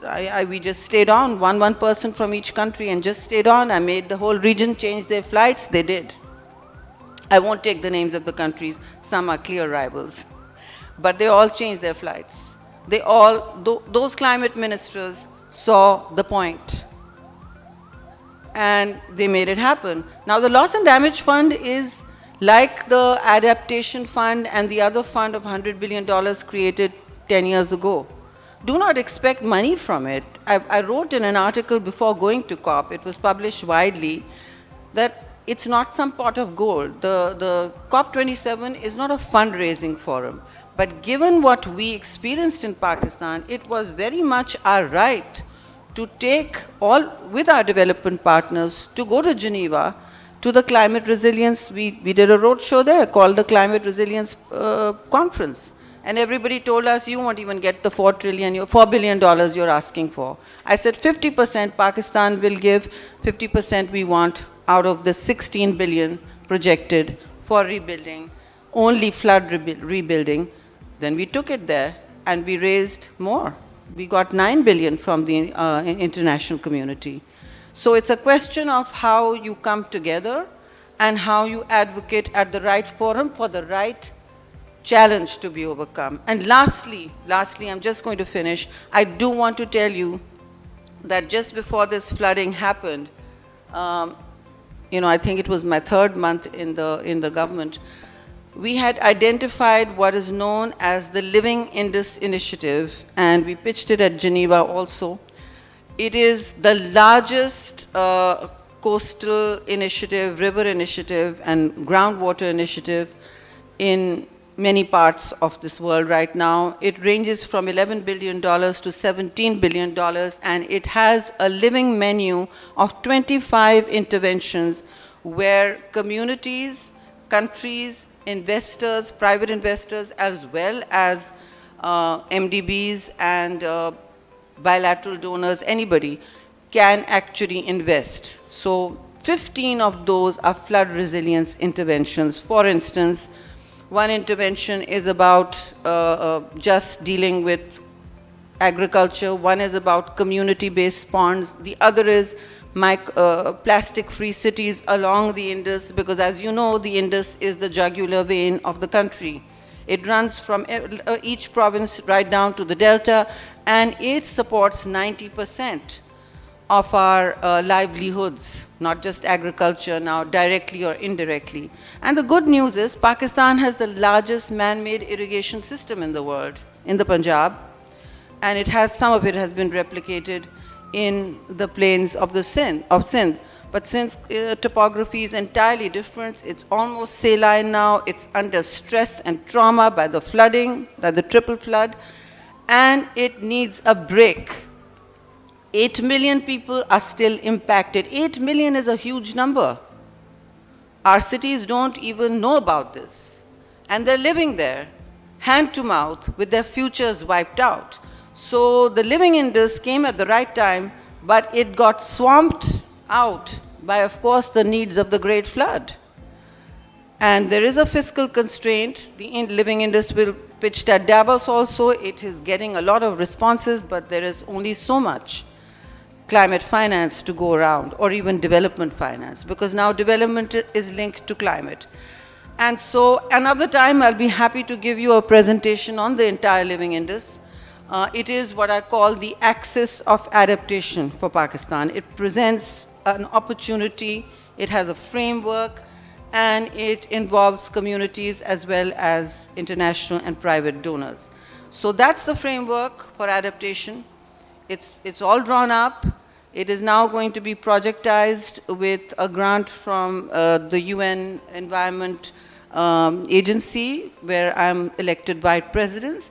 So we will take it forward, inshallah.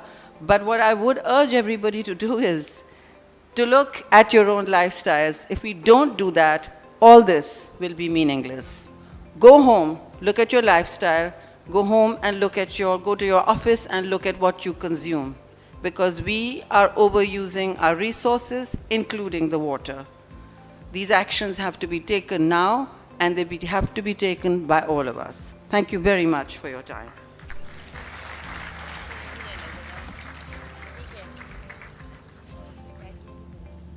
Thank you so much, ma'am. Ladies and gentlemen, it is now time for the souvenir presentation ceremony. I would like to request our Honorable Chief Guest, Senator 𝐥𝐈𝐈𝐿, to acknowledge the esteemed speakers by presenting them with the conference souvenirs. Director General NEMA, Vice Admiral Retired 𝐿𝐴 𝐻𝐈𝐿𝐴 Military is also requested to join her for the souvenir presentation ceremony.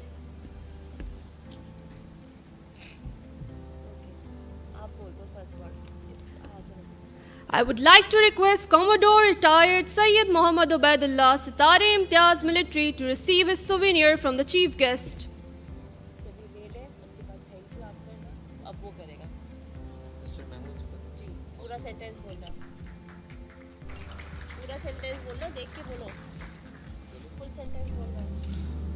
Thank you, sir. I would like to request Mr. Mahmood Akhtar Cheema to receive his souvenir from the chief guest.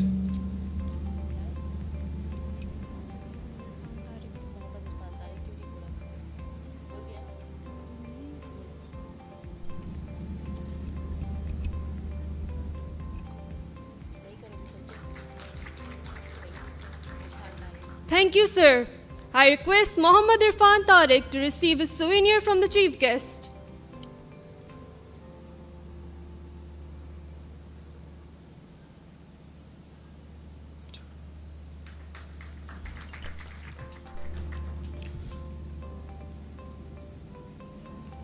Thank you, sir. I would like to request Dr. Asif Inam to receive his souvenir from the chief guest.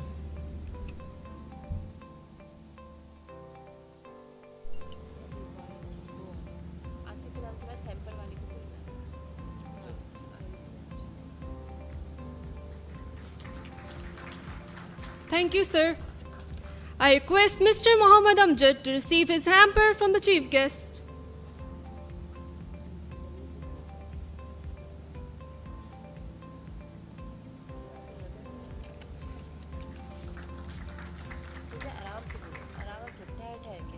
Thank you, sir. I would now request Director General NEMA, Vice Admiral Retired 𝐿𝐴 𝐻𝐈𝐿𝐴 Military, to present the conference souvenir to our Honorable Chief Guest, Senator 𝐥𝐈𝐿𝐴.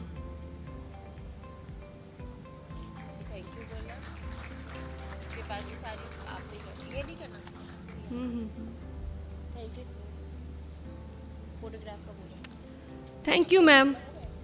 Akhtar Cheema रह गए.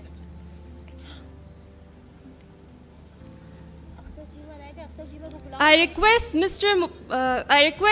Mahmood Akhtar Cheema to receive a souvenir from the chief guest.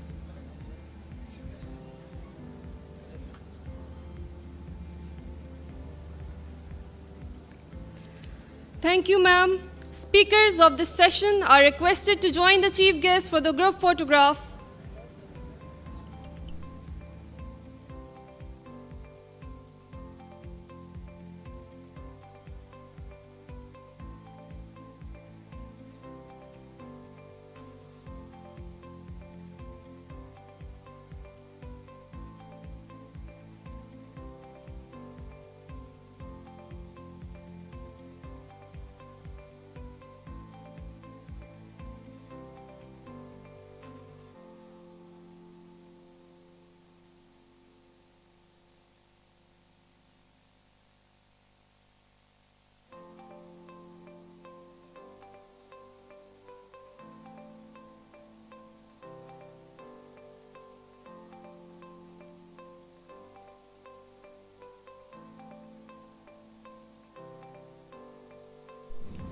Thank you.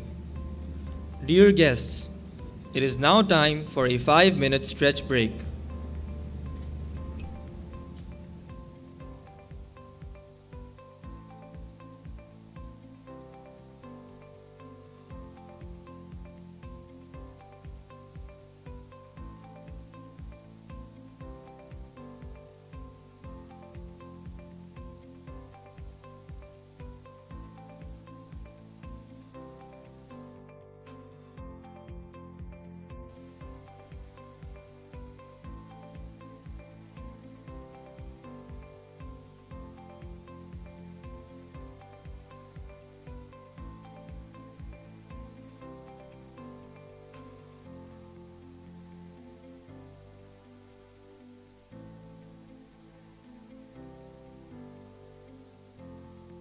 Rally desert safari in Chagai last year उसमें ये था कि जब media team वहाँ पे गई तो दे वर लाइक कि ये क्या है, what is this desert is all about. So we have amazing things over here, we all just need to focus on that. इसमें हमें बहुत सारा काम करना होगा मीडिया के हवाले से. We have to work on making beautiful and amazing international documentaries on that. We have to basically work in collaboration. This is what I think. I cannot do work all alone. You all cannot work, but we can always collaborate.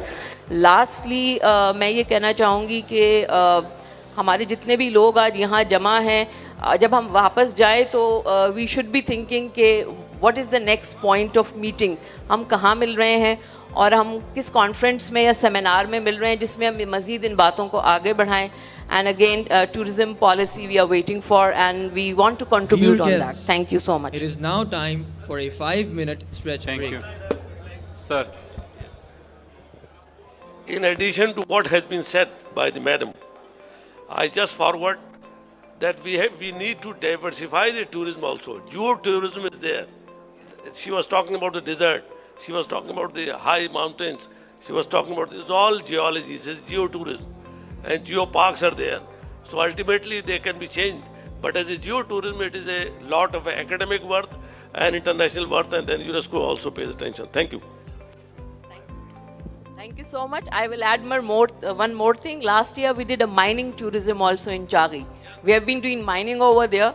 So that is like, you all know that in the first world country, the mining tourism is on the top. तो इन चीज़ों में हमें research की बहुत ज़रूरत है. Obviously, without research, we cannot go forward. As a researcher, we offer as a consultant, and all over the technical pool is available with us. Thank you. Madam.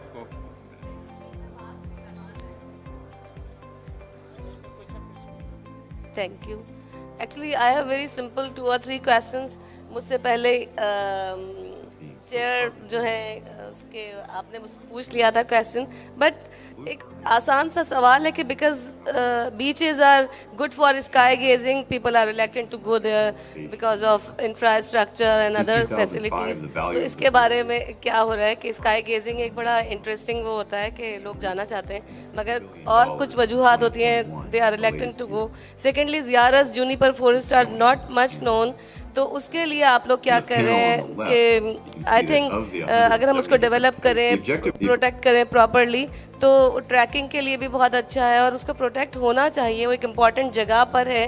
تو ابھی میں لاسٹ ٹائم میں جب گئی تھی تو مجھے بڑا افسوس ہوا کہ اس کو اس طرح سے لک آفٹر نہیں کیا جاتا جیسے کیا جانا چاہیے. اور ایک اور میرا چھوٹا سا کویسچن تھا مہر گڑھ کا, وہ بتا دیا انہوں نے کہ یونیسیف کی اس میں لسٹ میں آ گیا کیونکہ Mehrgarh has said to be the oldest civilization and even older than Mohenjo Daro and Harappa, so why it is not known to the world. That's it, thank you.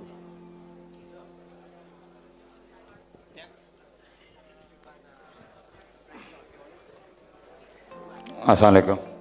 اچھا, بہت اچھی یہاں پر سب لوگوں نے چیزیں دیکھی ہیں. میں نے میرا تعلق ڈسکور پاکستان سے ہے. یہ پاکستان کا پہلا چینل ہے جو ٹورزم کے لیے اپنا ہم نے یہاں پر اس پہ ورک شروع کیا ہے.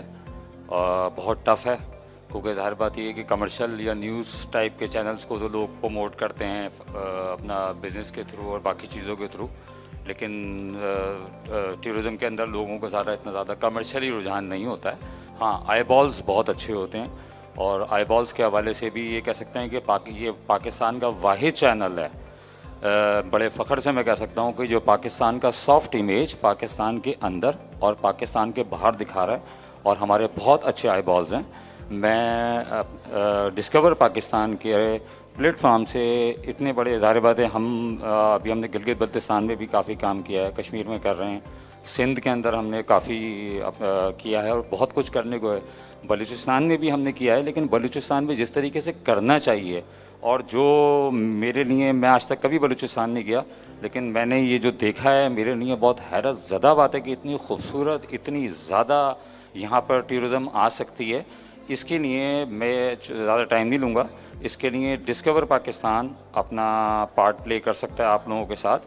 فیوچر کے اندر اگر آپ کو ہماری کسی قسم کی بھی ریکوائرمنٹ پڑتی ہے, کیونکہ ہمارے پاس کمرشل کیمراز ہیں, ڈرونز ہیں, اور ایون کے جو آبشاروں کے اندر سے جو ڈرونز اپنا واٹر پروف وہ ہیں وہ بھی ہمارے پاس اویلیبل ہیں. تو ہم فیوچر کے اندر جا کے آپ لوگوں کے ساتھ جس طریقے سے ہمیں گائیڈ کیا جائے گا وہاں پر ڈاکومنٹریز شوٹ کر سکتے ہیں, مختلف وہاں پر فوڈ کو شوٹ کر سکتے ہیں. وہاں پر ٹورزم کے لیے جو لوگ یہاں اصل میں آج کی پورا جو ایونٹ میں نے دیکھا ہے اس ایونٹ کو بہت کچھ ہے وہاں پہ, لیکن اس کو دکھانے کی ضرورت ہے. سر میں یہ سمجھتا ہوں کہ اپنا چیف سیکرٹری صاحب بھی آخری کے اندر میسیج دیا اور آپ لوگوں نے بھی یہ میسیج جو دیا ہے تو بہت کچھ ہی ہے, لیکن ہم اس کو لوگوں کے کیسے دکھائیں اس کے لیے ہم حاضر ہیں آپ کے لیے. اور میں اپنا پلیٹ فارم بہت سافٹ طریقے سے, اور میں سمجھتا ہوں کہ بلوچستان کو پروموٹ ہونا چاہیے اور ہم اس کے لیے بالکل حاضر ہیں. میرا نمبر ضیاء صاحب کے پاس بالکل ہے, اور مجھے بہت زیادہ خوشی ہوگی کہ میں بلوچستان کے لیے اگر میرا کوئی کردار ادا کر سکا, میرا چینل کر سکا, تو اس کے لیے بس اتنا سا مجھے. Thank you so much.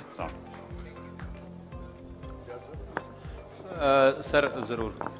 Actually doctor کیسر رفیق, جن کو پرسنلی میں جانتا ہوں اور بڑے اچھے, آپ کی جو سروسز ہیں نا, کیونکہ میں نے بتایا نا جیسے کہ میں 50 سال سے اس پیشے سے وابستہ ہوں, یہ ایک تاریخی خدمت ہے جو ڈسکور پاکستان کر رہا ہے. کیونکہ میرے پاکستان میں 5 آفس ہیں, کراچی, لاہور, گلگت, ہنزا, یا اسکردو میں ساری جگہ.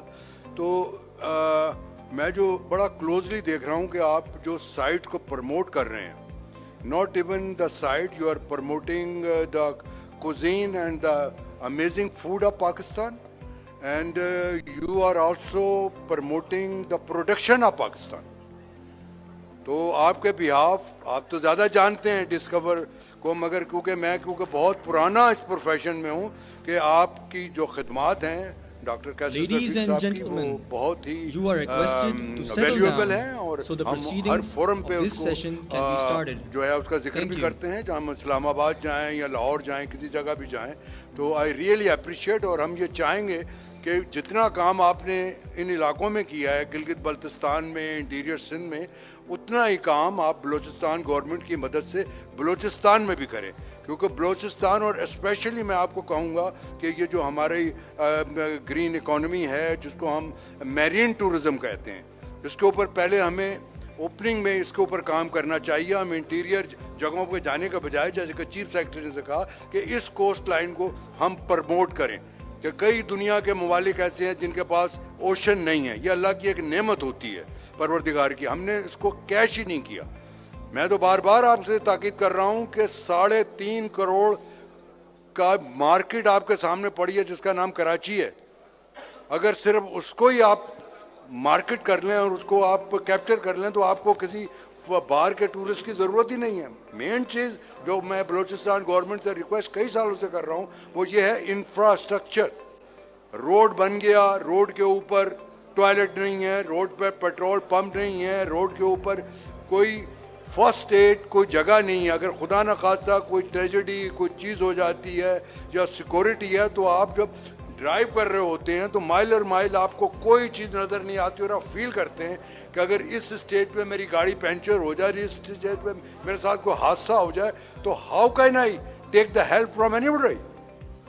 تو اس میں ڈسکور پاکستان سے ریکویسٹ کروں گا with the collaboration with the help of Balochistan government آپ یہ ہائی لائٹس کریں اور اس اوشن کو پرموٹ کریں. خدا کے واسطے اس کو دیکھیں. کنڈ مدیر, اس کے بعد پھر عمارہ, پھر اس کے بعد گوادر اٹسیلف, پھر اس کے بعد آپ کو جیمانی جس کا کہ سن سیٹ جو ہے دنیا کا بیسٹ ترین سن سیٹ ہے.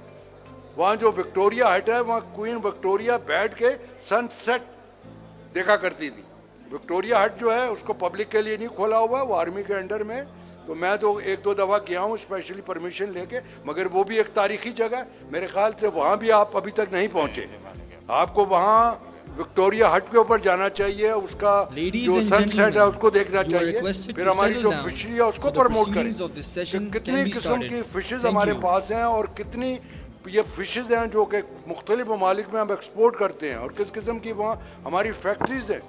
دیکھیں نا جیسے کہ آپ پروڈکشن پہ کام کر رہے ہیں نا, بڑی بڑی جگہوں پہ جاتے ہیں کہ ماربل یہاں سے نکل رہا ہے, یہاں سے اس قسم کی ہم لوگ سائیکلیں بنا رہے ہیں, اس قسم کی ہم موٹر سائیکلیں بنا رہے ہیں. اسی طرح آپ وہاں ڈسکور پاکستان کے تھرو جا کے دیکھیں کہ وہاں جو اسٹوریج ہے, وہاں جو فشری کے اسٹوریج ہے, پیکنگ ہے, کس طرح پیکنگ ہوتی ہے, کس طریقے سے وہ مال جو ہے وہ کراچی آتا ہے اور شپ ہو کے ڈفرینٹ دنیا کے ممالک میں جاتا ہے.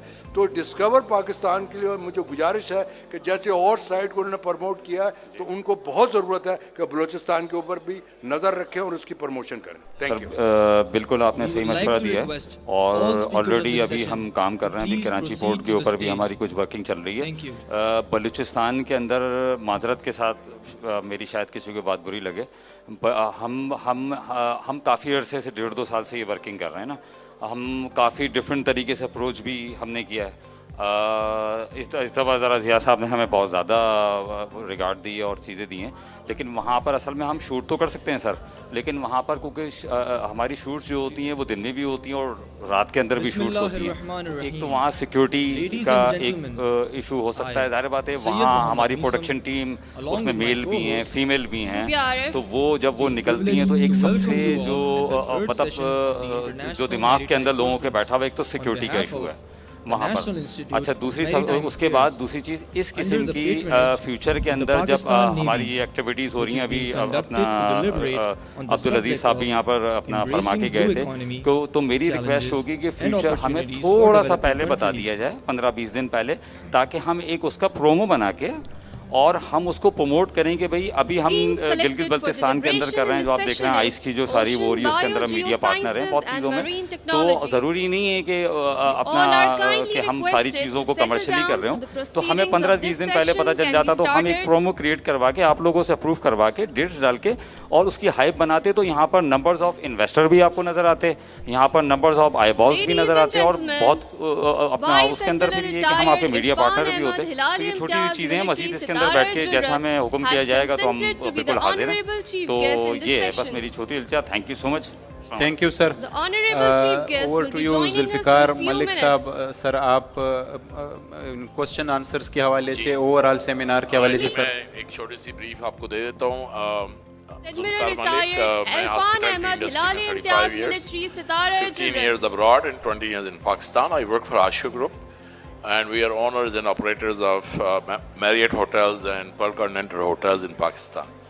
तो आज माशाल्लाह हमने बड़ी अच्छी प्रेजेंटेशंस देखी हैं और इसमें कोई शक नहीं है कि अल्लाह ने हमें बहुत खूबसूरत मुल्क से नवाजा है और जिस खत्ते में भी जाएं, बिलखुसूस बलूचिस्तान के जो एरिया हैं तो वो एक ऐसी ब्यूटी है जो आपको दुनिया में नहीं मिलती।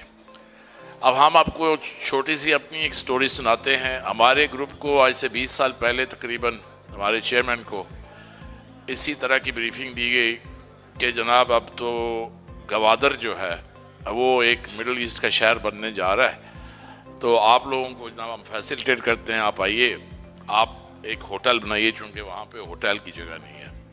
हमने इस फ़र्ज़ के ऊपर लब्बैक कहा, भारी इन्वेस्टमेंट की, लेकिन जो चीज़ें पैरेलल में होनी थी वो नहीं हुई है। और वो एक ऐसा होटल जब आप इतना बड़ा स्ट्रक्चर बना लेते हैं तो ये एक ऐसा कंबल है कि आप इससे जान छुड़ाना भी चाहें तो आप नहीं छुड़ा सकते। अब पिछले कई सालों से I call it a big hole in our pocket कि हम इसको सिर्फ मेंटेन रखने के लिए तकरीबन 1 करोड़ रुपया माहवार अपने ग्रुप के अकाउंट से लगाते हैं, क्योंकि आसपास की Guests, ladies and gentlemen, on behalf of NEMA, it is my proud privilege and a singular honor to welcome Admiral Irfan Ahmed, HIM SJ. He has been very, very kind that at the last minute he accepted to be the chief guest of the session as Senator Sherry Rahman had to go for another commitment. Sir, we are very grateful to you for accepting our request to be the chief guest, and what a person like you, most suited to the occasion. We are very grateful. A big hand of applause for Admiral Irfan, please. Admiral Irfan has over 40 years of naval career, a distinguished and meritorious career of the service, and within which he had been both afloat and ashore. In the shore appointments, a distinguished appointment that he had held was commanding officer Karsaz, a different thing from today's when the technical officers are there as commanding officer Himalaya, and many other areas. And then in the naval headquarters into various different capacity as DNO and director personnel, deputy chief of naval staff projects, and at sea he has commanded Muawin, he has commanded Toghrul, and he has been Commandant. So with these all appointment, and finally just before retirement he was MD Bahariya Foundation. As a person, what a splendid person he is. We have his blessing while we live in Navy housing scheme, and he is the president and treats us very well. I am sure those who are living in NHS Clifton would bear me out. Admiral Irfan, along with Admiral Shahid Karimullah, Commodore Ubaidullah, Commodore Rashidullah, and 3 more Ullahs, we have been together into shrimp farming, which was mentioned in the morning session. So I proposed the name of that company as Ullah Farms, and requested Admiral Irfan also to add Ullah after his name, which he very kindly accepted.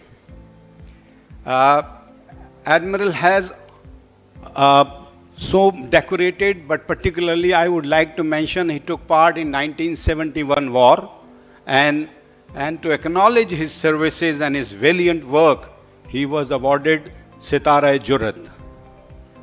Sir, I welcome you here. And just before I leave, in this afternoon session, I would like just 2 minutes or maybe 1 minute of this joke which is very relevant here. We have 7 moderators in this session yesterday, today and tomorrow. And all moderators have been given a 5 minutes talk in the beginning. I was given 15 minutes of talk, and also after this I have been told to stand here and also introduce Admiral Irfan, which was of course my privilege. But this reminds me कि एक दफ़ा ये हुआ, sorry foreigners, I have to narrate this in Urdu, एक शायर ने अपना एक शेर पढ़ा और उस शेर में बड़ी वाह वाह हुई, वाह वाह वाह वाह मुकर्रर मुकर्रर। उसने फिर दोबारा वही शेर पढ़ दिया, फिर बड़ी वाह वाह हुई मुकर्रर मुकर्रर। उसने कहा भाई आगे भी पढ़ूं कि यही सुनाता रहूं? सारे क्राउड ने मिलके कहा जब तक इसी शेर को सही से नहीं सुनाओगे यही सुनाते जाओगे। That's why I'm here. Thank you. Thank you, sir. Ladies and gentlemen, we are privileged to have Dr. Samina Kidwai, Director General, National Institute of Oceanography, as the moderator for this session. Dr. Samina Kidwai is the current Director General at the National Institute of Oceanography, having spent 26 plus years at the National Institute of Oceanography and with more than 15 years of postdoctoral experience. She is the recipient of several international prizes, including the Start Washington Young Scientist Special Commendation Award and the International Human Dimensions Program on Global Environment Change, the International Geosphere Biosphere Program, and the World Climate Change Research Program for her publications. She has more than 60 scientific publications and more than 200 days of sea time experience. We now hand over the mic to the session moderator, Dr. Samina Kidwai, for further proceedings. Thank you. Bismillahirrahmanirrahim. Rabbi shrah li sadri wa yassir li amri wahlul 'uqdatam min lisani yafqahu qawli. We will begin this almost evening's session. I am not going to set the scene because I think much has been said already. Our first speaker is Dr. Josh. Josh has a faculty position at the Florida State University. He works on carbon burials in the mangroves, has published in extremely high stature scientific publications, and he's currently working on global synthesis and the rates of carbon burial in the mangrove systems. Let me also make this clear to you that the carbon sequestration, Madam Senator had mentioned that the oceans are the largest carbon dioxide sink. The mangroves sequester almost 40 times more carbon than other forests. So the mangroves are extremely important to us. Josh is a collaborator with the National Institute of Oceanography, and without delaying any further, we will ask Josh if he would like to present online, if he's available, or we have his recorded talk as well. So Josh, if you are online, would you like to do a live session, or would you like us to run your presentation for you?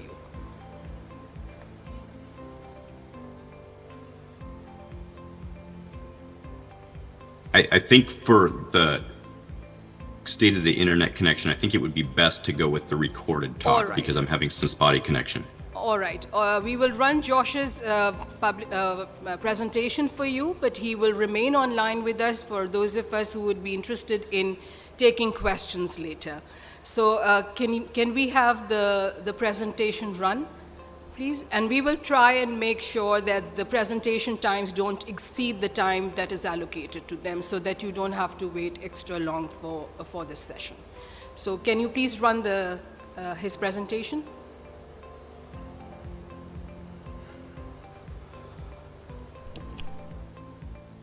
University's Coastal and Marine Laboratory It's an honor to be with you, and I want to thank the conference organizers and Dr. Samina Kidbai of the Pakistan National Institute of Oceanography for inviting me to give this talk.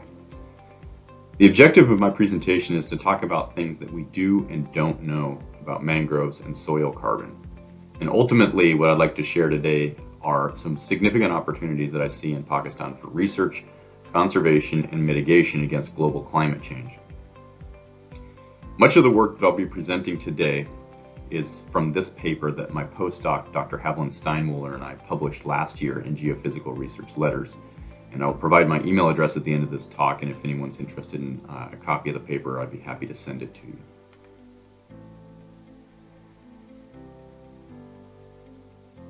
Now, I want to begin by noting that mangrove ecosystems are an integral part of the blue economy in the provision of biodiversity, including many commercially important fisheries, and for their ability to protect our shorelines, which is demonstrated in this figure, where these rising profiles here indicate a reduction of storm surge height by anywhere from 10 to 90%, depending on the width of the mangrove forest. Now, additionally, mangroves are extremely important for their role in global carbon sequestration and for our efforts to combat global climate change. These are two seminal figures from a decade ago that demonstrate how mangroves have higher burial rates and higher stocks than other upland systems that we think of as being so carbon rich. And blue carbon is becoming a global economic powerhouse in terms of carbon markets and credit for conservation and restoration efforts. Since 2005, the value of the global voluntary carbon market has seen some ups and downs, but it reached almost $2 billion in 2021, the latest year that totals were available for, and this is shown in that panel on the right. In the panel on the left, you can see that of the 170 different types of carbon credits that are available, blue carbon is an increasingly important part of the forestry and land use category that itself reached almost $1.3 million in 2021. I should note that I am not an economist, so this talk is going to really focus more on the biogeochemistry. And I'm going to specifically talk about organic carbon in coastal wetland sediments. So I want to give you a quick explanation of how stocks and burial rates are quantified before I go on to discuss the results of our recent paper. Now, both stocks and burial rates are obtained from sediment cores, as I've shown here on the left. These examples show the diversity of soils that are found in mangroves. And in the middle, I've shown an example of a core that has a cartoon of a ruler next to it. This demonstrates that when we take cores and bring them back to the lab, what we try to do is section them and measure both the density of the sediments and the carbon content, generally to a depth of about 100 centimeters. And this is what we use for estimating what the carbon stocks are for a mangrove ecosystem, generally over the top meter of soil. For burial rates, we're interested in understanding a relatively long-term average because we are interested in knowing the likelihood of the organic carbon being sequestered from the atmosphere and no longer contributing to global climate change. The image on the upper right shows a gamma detector, which is the tool that I use for detecting radioactivity of elements in their natural state. And the bottom right shows a uranium-238 decay chain. And I'm primarily working with lead-210 and radium-226, which lets me establish dates in these coastal sediments over approximately the last 100 years.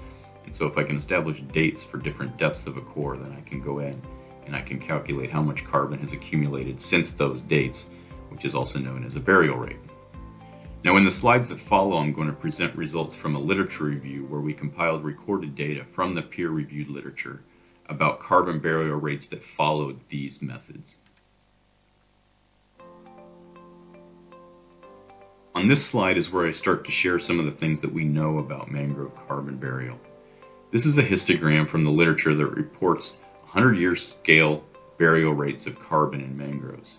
Along the x-axis, we have the organic carbon burial rate, which is reported in grams of organic carbon per meter square per year. The y-axis then shows the number of observations that we found recorded in the literature. Now, these light gray bars represent observations from our paper that was published in 2012, and these dark gray bars were 65 observations for the 2012 paper, and that increased up to 205 observations last year.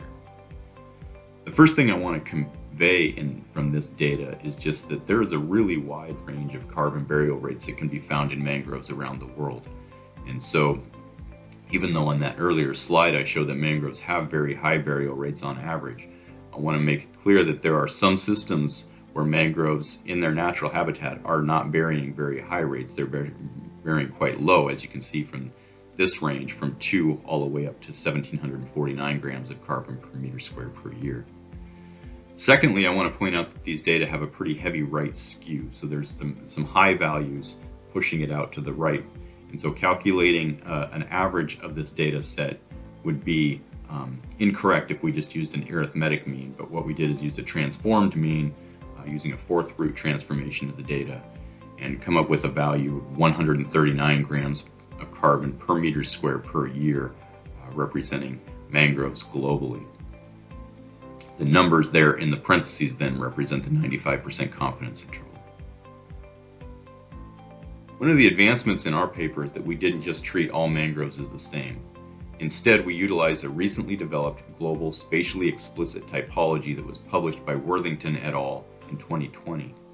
And we used this to assign our observed values to one of 2 coastal sedimentary settings, either terrigenous or carbonate. The terrigenous settings are settings like those of the Indus River Delta, where the mineral sediment that's present is primarily derived from continental sources. Carbonate settings are more like where I've done a lot of my work in Florida and the Caribbean, where much of the mineral sediment is authigenic carbonate that occurs through precipitation. Now, we also assigned each of the mangrove observations to one of 4 coastal geomorphic settings, either deltas, lagoons, estuaries, or open coasts.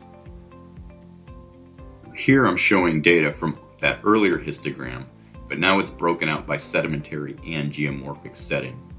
And what's important to notice is that there are pretty broad differences in the range of observations and in the frequencies of those between these sedimentary and geomorphic settings.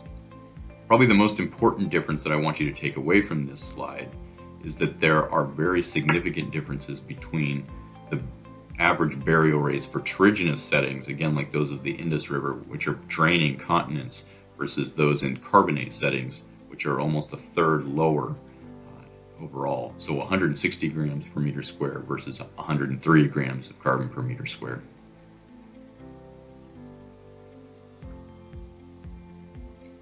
This has important implications for global carbon budgets and for local resource managers.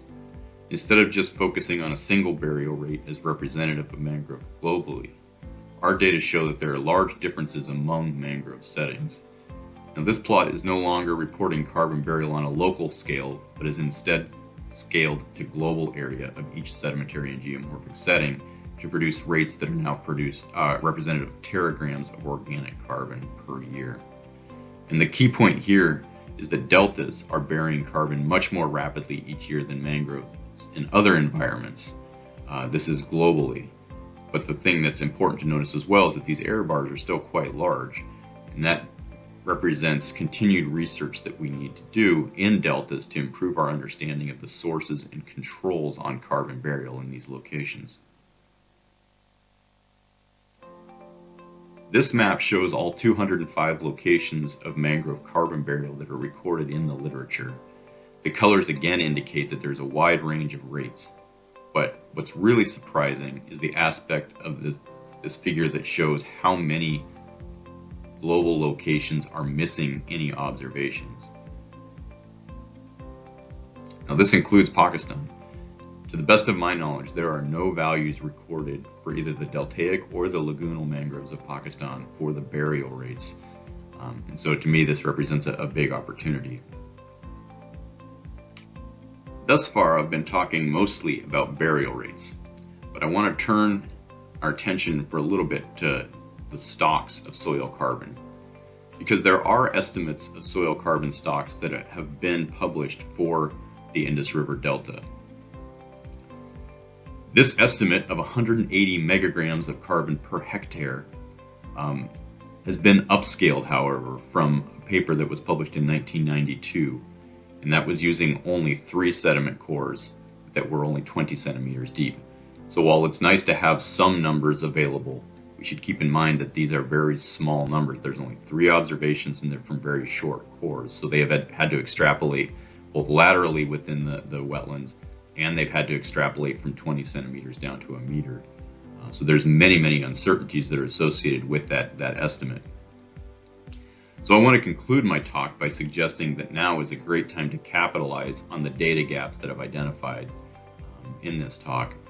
And these unknowns represent a place where we can begin a coordinated effort to collect sediment cores from mangroves throughout Pakistan, both in the Indus Delta and in the other lagoonal settings, to expand our understanding of the stocks and the burial rates and how much carbon is present in the mangroves of Pakistan. Establishing these baselines and a foundational understanding of the sediment and soil carbon pools is fundamentally important for any blue carbon efforts that we're going to conduct in the future. And in conclusion then, these are the 4 points that I hope you take away from this talk. The first is that mangroves globally bury about 139 grams of carbon per meter square per year. But it's important to remember that not all mangroves bury carbon in the same way, and that terrigenous setting mangroves bury carbon considerably faster than those of carbonate mangrove settings. Thirdly, deltaic mangroves bury more carbon annually than any other setting of mangroves in the world, and there's a lot that we need to do to expand our work to improve our understanding of how deltas are doing that. Lastly, there's a surprising lack of data about stocks and burial rates in Pakistan, and I think this represents a really important opportunity. I want to thank you again for this opportunity to speak with you, and I hope that in the future I can meet with you in person. I will remain online so I can join you for the question and answer period at the conclusion of this session. I would also be happy to answer any questions over email, which you can reach me at this address. Thank you again.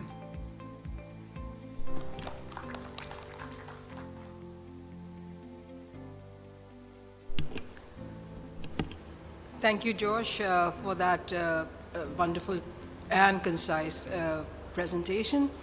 Let me just take you back to a few pointers that were given earlier in the earlier talks. The lack of data from our region, from our country, is very clear. If you make your case anywhere scientifically, you will need reliable data. And reliable data means that you have to follow set procedures that are acceptable worldwide. I take the example of the Continental Shelf Extension project. You had to establish your case based on reliable data. So the significance of data is something that you cannot ignore. And the research institutions that operate within Pakistan or worldwide are equipped to do and cater to filling those gaps. And I think that's exactly what the National Institute of Oceanography and other academic institutions are doing. Research or any blue economy, if you look at R&D, the development comes after the research. So you do need to research before you move on to development. So with that, we will move on to the second, and Josh, we will take the question and answers at the end of the session. We will move on to our next speaker. Our next speaker will talk about ocean acidification. I think these were things that were discussed in the earlier, and Senator Sherry Rahman also pointed out some of the factors in her almost like a keynote address. We have our speaker from, his name is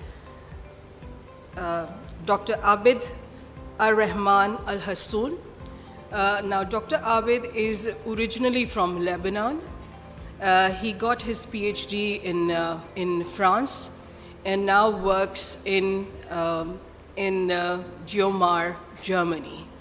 So that just shows you how international our research has become.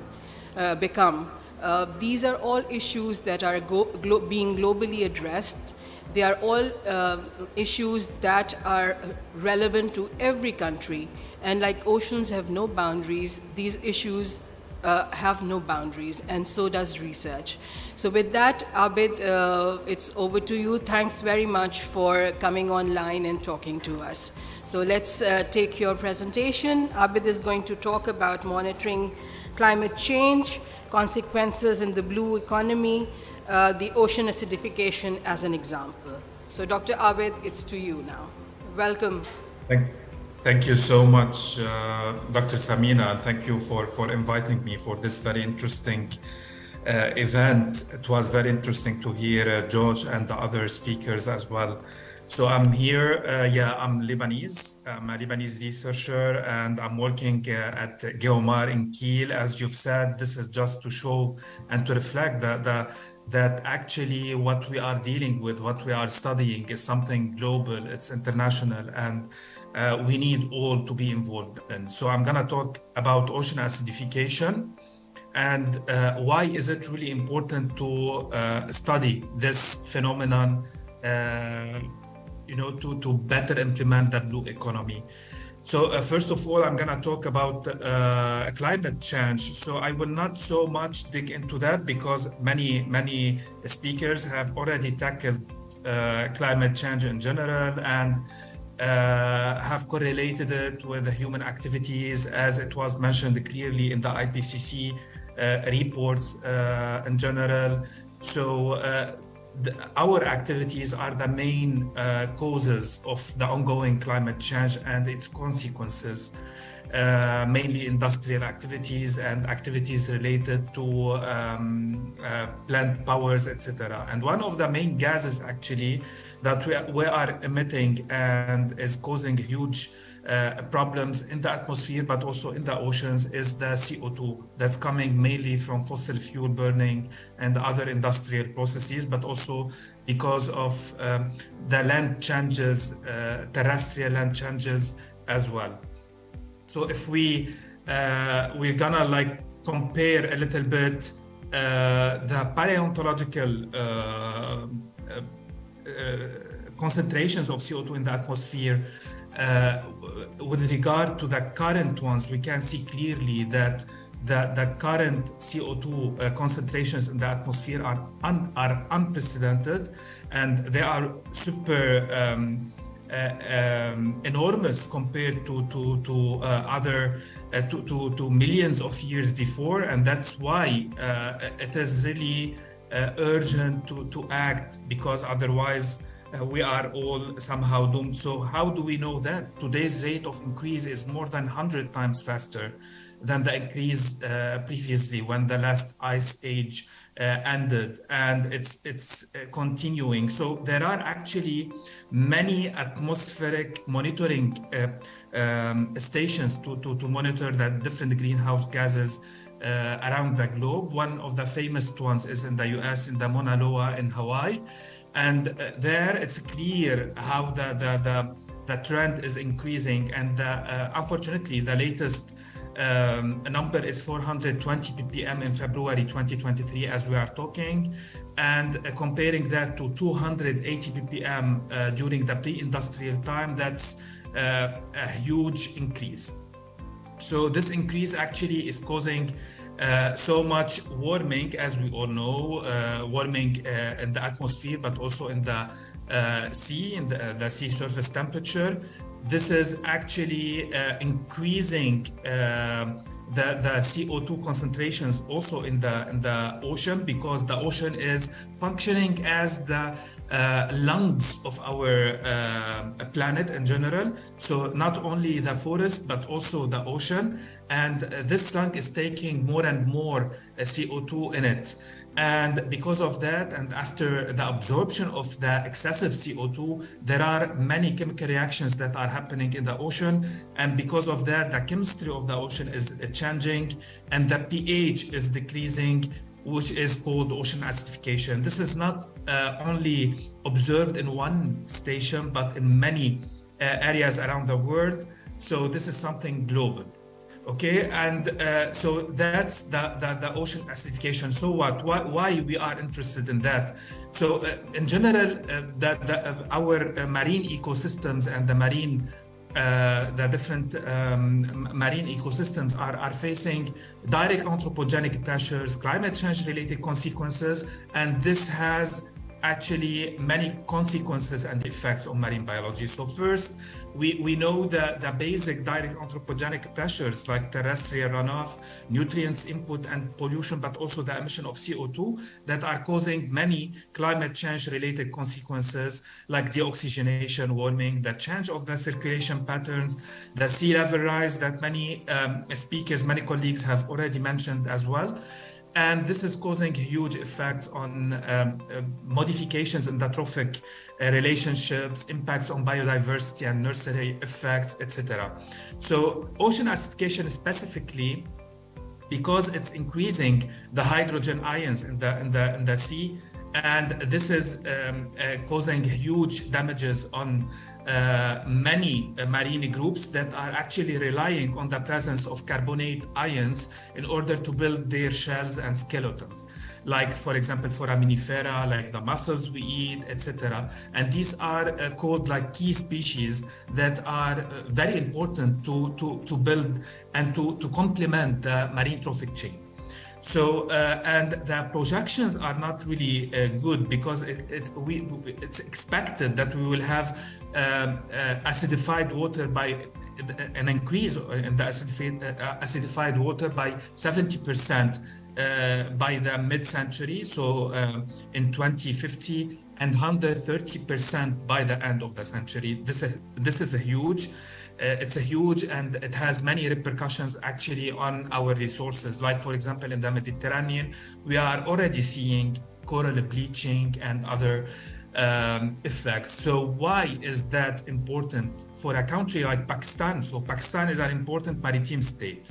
It has a huge economic exclusive economic zone, and its maritime sector is very important for the national economy of the country. And it has, as my colleague Josh also has mentioned, that it has huge mangrove forests, which could actually help so much in the strategies of not only adaptation, but also mitigation of different climate change consequences. And observing ocean acidification is thus key for such a country in order to better be prepared for ocean acidification repercussions and climate change consequences in general. So to maintain stability in the blue economy sector, whether it is in the aquaculture, in building infrastructure, etc., we have to know what do we have exactly. So the physical features, the chemical features, the biological features in the country, and we have to know what's happening. So what are the drivers of change? So when we know what are exactly the drivers of change, let's say, for example, the patterns of warming, the patterns of ocean acidification, sea level rise, pollution trends, etc., then we can actually determine better solution for short and long-term strategies. So we need ocean observations for ocean acidification monitoring, but also other climate change consequences. So ocean acidification is a global condition with local effects, and that's why we are part, in general, many researchers working on ocean acidification of the Global Ocean Acidification Observing Network. It's GOAN. You can be part of that. So we were very few countries in 2013, and now we are more than 105 countries with more than 900 scientists. And we so much encourage you, colleagues, to be part of that network. It's a global network. So because this is a global phenomenon that we need to team up actually in order to better understand it, but also to face it as well. So it is a global threat. We need to understand it and its drivers correctly. We need to identify its patterns, to collect sufficient data to develop actually early warning system, and to better develop local and global policies to fight it. So how we've done that in the Mediterranean, for example. So we were like part of many cruises in the Mediterranean where we were able to take samples and to analyze the seawater there in order to better understand. So that was like cruises established or conducted by different Mediterranean countries, because one country cannot actually understand what's happening alone. So we need like to team up the resources. And so we better understood what's happening in terms of sequestration of anthropogenic CO2, the variation of pH since pre-industrial era till now, etc. So I'm gonna give a bit of example of Lebanon, what we've done in the National Center of Marine Sciences in Lebanon in this term, just like trying to be a little bit inspirational. So in Lebanon, we didn't know at all before 2012 what's happening in terms of climate change trends, patterns, biogeochemical patterns, ocean acidification. So we decided actually to choose time series stations there in the area and to sample these time series stations monthly. So it is a very small puzzle in the Mediterranean, but it's very important to close the gaps of knowledge and to better understand at long term what's happening. And so we were taking samples for different physicochemical parameters, like the basic ones, temperature, salinity, nitrate, nitrite, phosphate, biomass like chlorophyll A, phytoplankton, zooplankton, but we also added carbonate system parameters that are critical in order to understand ocean acidification, like total alkalinity, total dissolved inorganic carbon, pH, etc. And we were able since 2012 to know the pattern of the different parameters, so how seasonally they are varying, to detrend actually these parameters in order to get the annual trends. So we were able to identify that the total alkalinity and total dissolved inorganic carbon are increasing in our area in Lebanon, in the Mediterranean, and that the pH, there is a clear and significant decreasing trend of pH acidification, in other words, in the Mediterranean, like in many areas around the Mediterranean Sea. And a decrease of calcite and aragonite calcium carbonate ions that are really very important for lots of marine groups. So, but as a country, we are not able to do that and to understand alone. We need actually to complement this puzzle with other countries as well and with other groups that are doing the same. So we can actually interpret our results in a better way, because it's local, but also it's global. So that's why in the Mediterranean, globally, in terms of GOA, the Global Ocean Acidification Observing Network, we have many regional hubs. We are teaming up together. We are connecting together in order to better interpret and know what's happening and to identify the gaps in each hub, in each area, etc. The OA Med Hub is one of these regional hubs. So how to do that for example, an area like in the Indian Ocean? So we have, first of all, to agree on the importance of the area. So the importance, the economic importance. In Pakistan, we have lots of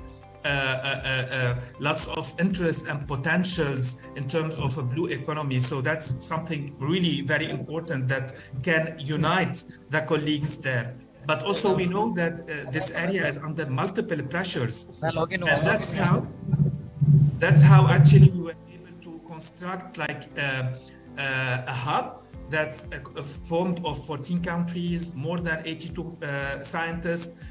Even if some countries had some political issues, etc., we tried to overcome this because we need really to team up together. So we have Lebanon, France, Spain, Greece, Turkey, Italy, Egypt, Morocco, but also other countries. We are trying to fight the gender balance in science, but also the north-south gender, so we know who's doing what. We know actually how to identify ways of collaboration in terms of projects, cruises, etc., but also to identify labs for the certified reference materials, because that's needed to have more adequate and precise ocean acidification measurements. And we are doing like webinars together in order also to publish our results. So this Mediterranean hub is a UN voluntary commitment. So we are trying to comment and to communicate actually our results to policymakers. And that's how also we have done the first systematic review for the area, and this can be actually replicated wherever. So we were teaming up together and trying to use the resources of the IAEA, the International Atomic Agency, in order to collect data and studies related to ocean acidification, and to better understand the evolution of ocean acidification studies in the Mediterranean, but this can be done also in the Indian Ocean and other areas, to know what is the type of studies that has been evolving in terms, in function of time. What are the countries that are the most productive in terms of ocean acidification and the least ones, so we can boost, we can check how to support the countries that are not able to really be involved in the ocean acidification research, and why exactly, and who's actually working also internationally in the Mediterranean Sea. So we know also, for example, what combinations and chemical combinations they are using. This is very critical because we wanted to know if the combinations used are really scientifically good or not. So to give recommendations, what are the biological groups that are the most studied, but also the least studied, in order to give recommendations. So in the next 10 years, during the UN Ocean Decade, what to study now, maybe to focus more on microbes, on foraminifera, etc. And so to check if the researchers are doing single stressor or multi-stressor experimentations, etc. So what I want to say here is that also we have a new hub in the area, so close to Pakistan. Pakistan is actually involved in that hub, SAROA, it's called, South Asia Regional Hub on Ocean Acidification. So this hub has been emerged because the area, the South and Southeast Asia, is a hotspot for coastal biotopes. And many of the colleagues have already mentioned the huge amount of resources there from mangroves and other key ecosystems. So it is needed actually to work together and to team up together. And the blue economy sector is one of the main sectors that are emerging in that area, actually. And so ocean acidification, unfortunately, is threatening these, let's say, the essential components of a blue sector and blue economy relying on marine resources in that area. And that's why it's really very important to start observing systematically this phenomenon in Pakistan and in the neighboring countries. So this is established, it's very new. It has a steering committee. It was an idea, and now it's really, it has a steering committee, as I've said. It has a clear objectives, and Pakistan is one of the countries. It has very few, just a couple of colleagues from Pakistan, but hopefully more and more will be joining together to team up with other colleagues from the area and to create like a platform of communication and collaboration between the different colleagues there, in order to better understand together the ocean acidification and its repercussions. So there are many ongoing activities that I don't think I have time to say it. But what I want to say is that climate change consequences know no boundaries. So we have to collaborate to save the future of our seas and resources. Regional hubs like the OA Med hub in the Mediterranean, but SAROA also in the South and Southeast Asia, they are crucial to understand local ocean acidification trends and effects. Thus, we need to team up together. And time series monitoring is key, because through time series observations, we are able to really identify patterns and to differentiate between natural and non-natural variabilities, and to better assess if there are effects or not on marine ecosystems due to ocean acidification or other stressors. So we need to implement the existing UN Sustainable Development Goal 14.3, which is essential for protecting communities and livelihoods from the threat of changing sea to sustain the blue economy. This is really critical, and I would really recommend that you join GOA and its regional hubs and be part of our Ocean Acidification International communities. Thank you so much. And if you have any questions, these are also my emails later on. Thank you. Thank you, Abid. Thank you, Dr. Abid. I hope you will stay with us to take questions at the end. Thank you. We will move on to our third speaker.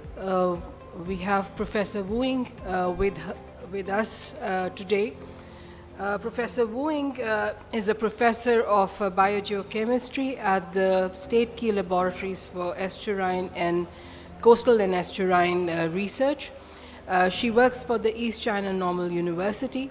She's a SSC member of IMBER, which is the Integrated Marine Biogeochemistry and Ecosystem Research, which is a consortium of scientists from all over the world. She's been associated with that since 2016. She's a full member of the SCORE Working Group 161. SCORE, I'm sure you all aware, is the Scientific Commission for Oceanographic Research. Pakistan is also a member. Her research is primarily focused on composition and biogeochemistry of organic matter from the source to the sink using isotopes and biomarkers of trace sources. She also studies fluxes and cycles and transformation in the natural environment.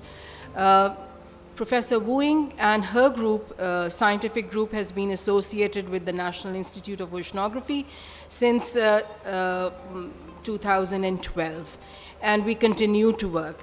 She has been awarded several international Excellent Talent Awards, Humboldt's Experience Fellow Awards, and many more.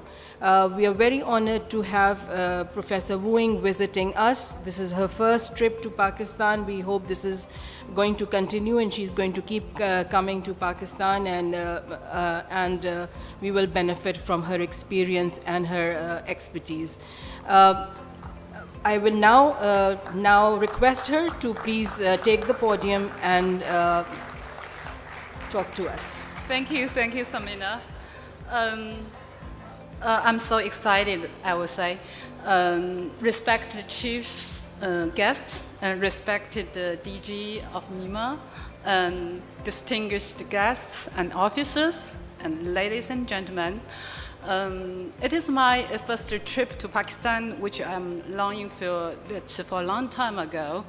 I'm great honored to be here, an exciting meeting, and I meet a lot of nice person and wonderful experts. Here, I'm gonna take I'm not alone. I will be on behalf of my whole group to share our knowledge and the lessons we have learned from Chinese rivers and coasts, to talking about the sustainability of rivers and coasts and their links to the blue economy. Hope we can share those knowledge together. I will not repeat why the blue economy means a lot for the developing country, because we have learned a lot from yesterday's lecture and also today's. But as an oceanographer, I would love to remind all of us to think about one important issue when we are considering the development. We always have to think about how to make the balance between the development and the sustainable of the resources in the oceans. The figures just showed, based on the most recent review, the literature, they conducted 10 years, static analysis. They showed the SDG goals, as most people sit in this room has listened these words of several times.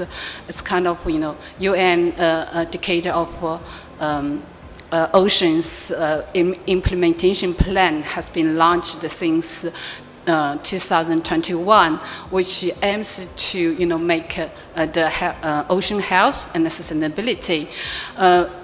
Also could be the top priority task for all the ocean nations research in the coming 10 years. So they found there's a great links between the SDG goals and the blue economy tasks. So which means we have to be very careful for this kind of issue. So the most linked issue will be target 17, 14, 12, and 15. So which, if we explain a little more, the will be linked to the life underwater and the life on the terrestrial environment, which obviously is linked to our topic today.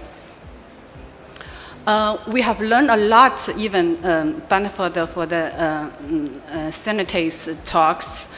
She mentioned that the coastal system is really vulnerable for all kinds of stresses, including the climatic change, sea rise, and also the anthropogenic disturb. So we could say there are serious ecological risk that has to be interfere for our systems. So there's two plots. The left plot just give you the information about eutrophication and hypoxia has observed in the Asia region. So we are showing the Chinese coastal system has a lot of dots, and that means they have a kind of a serious problem. We have less dots around along the Pakistan coastline at this moment, but I maybe need more efforts to make sure and elucidate. So the right picture just give the ideas about the red tide events observed in the last 10 years. You will see so many circles represented independent events in each year, and they are covering the most coastal regions, which will interfere our ecosystem health very, very much. So the review paper just elucidated that eutrophication in the coastal region become a big issue, and almost over 20% area of the coastal region has been definitely affected by the eutrophication. Major region is about the nitrogen enrichment in these systems. So those nitrogen most derived from the terrestrial environment through the river system. So I will give the more detailed information one by one later. And the additional sources besides the river and road will be atmospheric deposition, and also the SGD, the submarine groundwater discharges. Yellow River is the most northern large river in China, so they are also quite highly dense the region. And the picture on the left side, they just give you the idea about the nutrient loads and their forms in the past 18 years. So based on this kind of long-term records, we can notice that since 2012, we starting the very strict legacy on the land. So that's why you see the kind of a sharp decline of nutrient load in the river. But if you notice the last picture on the bottom, so they notice the DOP, the organic phase of the phosphorus just increase in the different trends. And the right picture to give you about the algae bloom eutrophication event recorded in the 𝗏𝗏, that's the Johnson Sea, beside the Yellow Sea. But you see, they are not coupling. That means the riverine road is decreasing, but you couldn't see the eutrophication event records decreasing at the same trend. So, which means there's a lot of, mechanism or kind of, process still missing, and we need more investigation behind it. Here, that's the example from the Changjiang, maybe people sometimes will call Yans. It's the longest river in China and also famous for the 3 Dam built on the upstreams. So that's why we monitored the system very carefully. We carried out the several, basin scales investigation. That's the plots based on the 40 years records. And on the right panel, you will see the time. High resolution time series data we collect in the downstream of the river, which give you based on the monthly data to evaluate the signal more properly. The purpose is we just try to divide the signal of the climate change into the,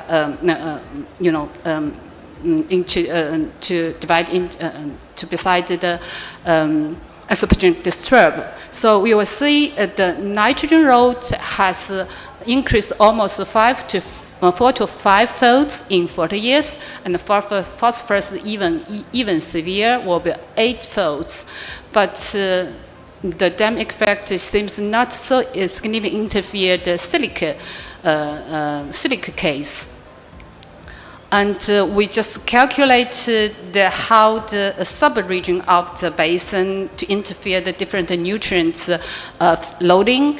We found for the most highly dense or urbanization processed region, the Yangtze Delta, they found they only contribute 5% of the whole Zhejiang Basin, but contribute 20% DIP, the phosphorus load in the whole systems, which means urbanization could play a very significant role in such kind of riverine nitrogen loadings estimations, which is ignored in the previous studies.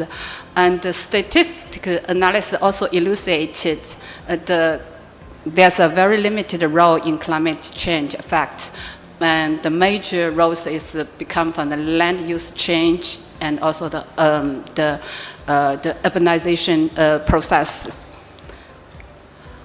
Last case is that's the most southern river, which is close to Guangzhou. I guess some Pakistan colleagues have been visited there. So there's a 𝗞𝗿 River, and there also similar case in the Yangtze, highly eutrophicated influence for the whole estuary. As I mentioned in the few slides ago, the SGD play a kind of important role. It's kind of new studies carried. It's not really new already. So almost 20 years going already.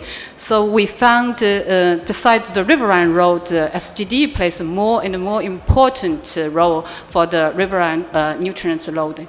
According to the review paper published just recently, they elucidated, based on their observation, almost 60% of the worldwide coastline, the SGD load is even bigger than rivers.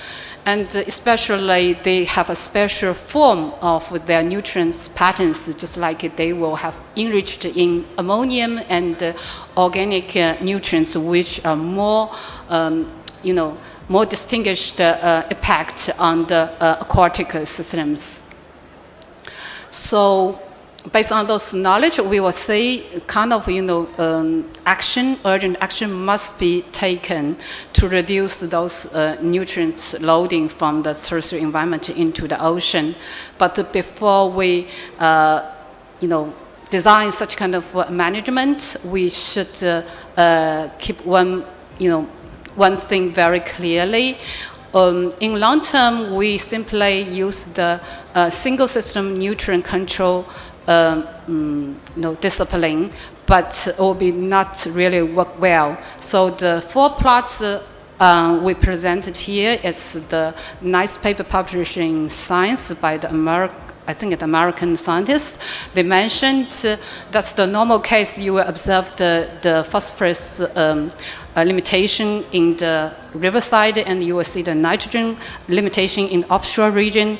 But if they have the different ecological risks, just pay attention. The bottom, the hypoxia events happen in the different position, means you have to take the different regulation of nutrient control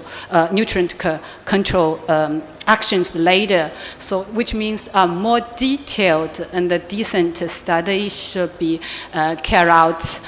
I briefly discussed with Samina about the Indus deltas issue, more or less adapt to the case 3, which means the nitrogen load should be careful controlled in Pakistan systems. I will take a kind of a nice examples, but unfortunately adapted to the lake system, how they design a kind of special technology to prevent or to control this kind of eutrophication risks. So they applied kind of experiments in the Taihu Lake, which is located in the downstreams of the delta region of the Yangtze. There's a nice place, but unfortunately they have a very severe cyanobacteria bloom every spring and summertime. But the scientists, they are smart enough. They trained those cyanobacteria,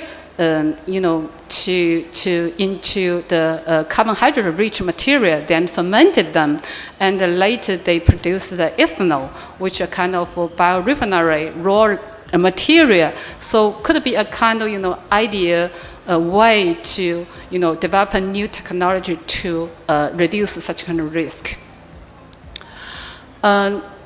I guess my time is limited, so I would just go directly to say this kind of eutrophication cannot be avoided, and especially coupling with the climate change. Obviously, they were going with us for at least decades. So the solution and protocols should be definitely designed and managed, and to maintain the sustainability of those systems also will be very helpful for our blue economy. And there are several protocols I would love to share here. The first is the more strict legacy about the terrestrial nutrient pollutants release. And the second is restored coastal wetlands and the marshes ecosystems ecological values, and make they are more valuable for filtration and preventing, so make our coastline more healthy. And the third one is we should remember those rivers is also kind of a nursery grounds for those love shrimps and fisheries. So we have to guarantee they are well functioned, and to make their nursery and then migration easy and free. The last one we always have to remember, and also what my more closely linked to the blue economy development, because I guess similar as in the Chinese coastline will be happened also in the Pakistan coastline. There's a lot of new projects going on, because in China, I think recently we have a lot of marine wind power construction on coastline, but I guess the ecological risk is not really well evaluated at this moment. Finally, I will not repeat the sentence that I've shown in the slides, but I would love to share the address. I will cite the address from our chairman, Xi Jinping. He has mentioned the lucid water and the lush mountain means invalid assets in Chinese will be 绿水青山就是金山银山. So that's kind of a way to convince us sustainably of the rivers and coasts means a lot for the human beings, also for the blue economy. We have to work together for our better future. That's all. Thank you. Thank you, Professor. We'll take the questions to the end, and with that we come to the last speaker, which is myself, who is myself. So I will try not to exceed the time that's allocated to me. And I promise you my presentation is not that scientific so that it doesn't put you to sleep. Ladies and gentlemen, please welcome the last speaker of the session, Dr. Samina Kidwai. She will present her talk on ocean research priorities in Northwest Indian Ocean region.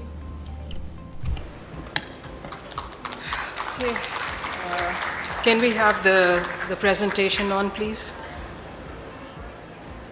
I would like to thank NEMA, DG NEMA, Director NEMA Karachi, for giving us the National Institute of Oceanography the floor for one of the sessions, a sub-session, and giving us the opportunity to share some of the work that my organization is carrying out.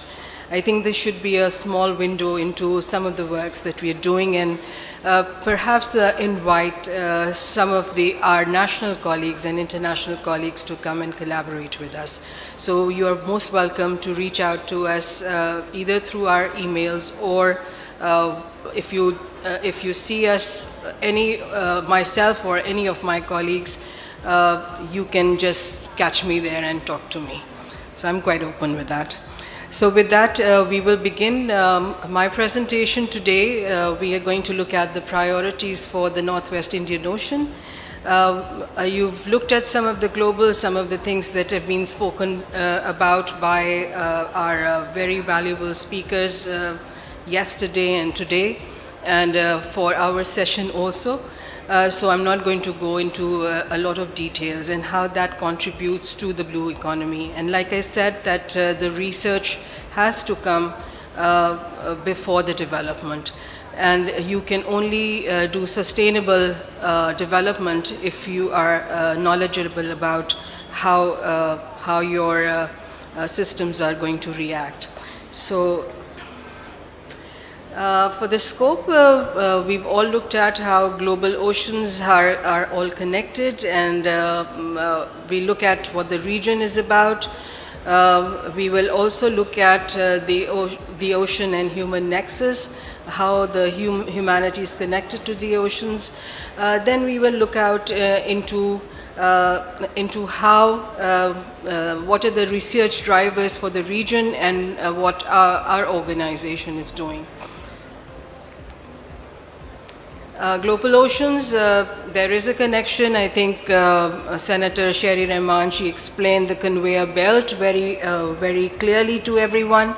The conveyor belt takes about 1,000 years to take one round. So with the conveyor belt slowing down, obviously it's going to impact all the processes that are taking place in the environment in the oceans as well. So our own region, we are the Northwest Indian Ocean, the Arabian Sea. And you see that there are no boundaries within the oceans, and like all my, the speakers before me have stressed very clearly that we all need to work together as a community of ocean scientists. The oceans contribute food security, water security, employment creation, and when we're talking about blue economy, employment is a huge element there. Climate regulation, obviously the oceans contribute hugely to the climate regulations, and we've had many speakers dwell on that as well. Nutrient cycles, we've had Professor Wu Ying talk about the nutrient cycles, how important the nitrogen, phosphorus, and silicates and carbons are for the oceans, and how productivities are driven through these cycles. Habitats and biodiversity, we've been looking at that, and our colleague from Malaysia spoke about about the coral reefs this morning, then we had the mangroves. So there are many, many ecosystems that are extremely important to us for maintaining biodiversity and conserving them and habitats. Tourism, of course, is one of the other elements, but obviously, like the speaker talking about the coral reefs mentioned that the tourism has to be sustainable as well, so that the ecosystem that it is actually addressing has a carrying capacity, and we must know what is the carrying capacity of each of these habitats. How humans are pressurizing, overfishing, climate change, ocean acidification, pollution, unsustainable usage of some of the coastal areas, and of course resource extraction as well. So we had someone speak about, I think it was Engineer Faisal, who spoke about how the last stock assessment of Pakistan suggested that 80% of these stocks have depleted and 50% of the fishing fleets should be cut off. I think he's very clear on that, and the report is available for anyone to see. When we suggest that we have huge potential, we must look at how our resources and where our resources stand before we get into those kind of comments. The key challenges, of course, is to beat marine pollution, is to protect and restore ecosystems. Of course, we have to feed a large population. Pakistan has a large population and it keeps growing. So we have to make sure that the protein deficiency is addressed. Then, of course, we have climate change related issues as well. Now, the elements that are driving ocean research at the moment are that the United Nations declared the current decade as the decade of the oceans for sustainable development. And the elements that are very clear in that is that we are able to address and measure and keep working towards an integrated approach. So I think that's where we stand. The global community needs to work together in order to, and I think the Aman has been a huge inspiration. If the navies can work together, why can't the scientists work together? So I think that's a huge inspiration for us. Pakistan is obviously also part of the UN IOC, so therefore we also are focusing our research towards the UN decade of the oceans. We are also quite clearly focused towards the Sustainable Development Goal 14. Ocean acidification is one of the elements under this, and Pakistan is doing that. And let me also tell you, and I will of course show you some of the work that our organization has been involved in which in the earlier reports that were going out from Pakistan on ocean acidification, we would just leave those sections blank. Now, but we are measuring we're taking those observations from the last few years, and so we are quite proudly not leaving those sections blank anymore, and we are filling them with data that's collected at my organization. NIO's initiatives, of course, is to mobilize the scientists, synthesize the existing research that's taking place. We are also reaching out to all the other stakeholders. We are bridging science, policy, and societal dialogues. We think that this is our being here at the PIMEC should reflect that we are reaching out to all and everyone in society. We think also that science should be for a purpose and not just to serve curiosity. So there should be real solutions to problems also. So I think unless we do that and reach out to the industry, there's no way that the scientists can know what the problems are and how to solve them. Like I said, that the National Institute of Oceanography is working towards the Ocean Decade. We are trying to improve our research capacity by improving our human resource, by upgrading our facilities and improving and strengthening our technical and scientific manpower or human power. So the National Institute of Oceanography has been working towards getting a sea-going platform for many years since the beginning. We cannot go out to measure as regularly as Dr. Abid said. We need to establish time series stations. Unless we have our own platform, that is a dream that we are still hoping will materialize in the future. We also want to improve our national and international visibility, and as a scientist I feel that for the international visibility, our research will do that for us. For the national visibilities, we are here, part of the PIMEC, so that we as our organization and our work becomes more visible to the Pakistanis and to other visitors and international visitors who are coming to this exhibition and the conference. We are part of many international programs. One or two I'm going to show you. National collaborations, we have several projects that are going on, and we have international national partners in that. We work very closely with the hydrography department. Our founding director was a hydrographer, and he had a huge vision for the organization, and I think from the day one, we've been working very closely with Pakistan Navy. So Pakistan Navy is a huge support for us. MSA, we've signed a MOU with them. Hydrography, we have an MOU with them also. Other than that, we have PCRWR, which is the Water Resource Council. SUPARCO, we do remote sensing as well, and remote sensing applications that cater to the marine side. So we work very closely with them as well. Academia, of course, we get a lot of collaborative and joint research projects with them. We've signed several MOUs with many universities, and we support their students and their research staff. For the international, okay. I was told to use the left, okay.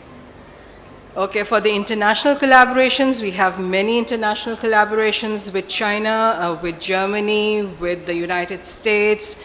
We are part of the SCORE. We are part of the INOC, which is the Islamic Network of Oceanographic Committee.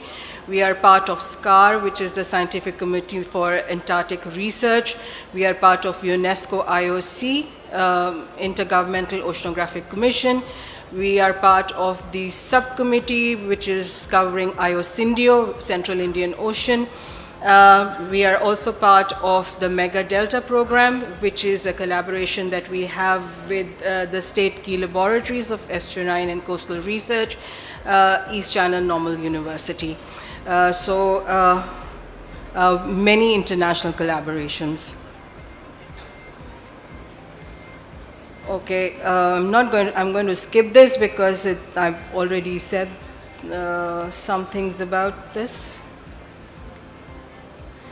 Okay, this is something that I would like to say. The National Institute of Oceanography has two sources of funding. One is the funds that the government provides through its non-development, and we do our in-house research through that, in which scientists submit their proposals, and we get money to do some of the works.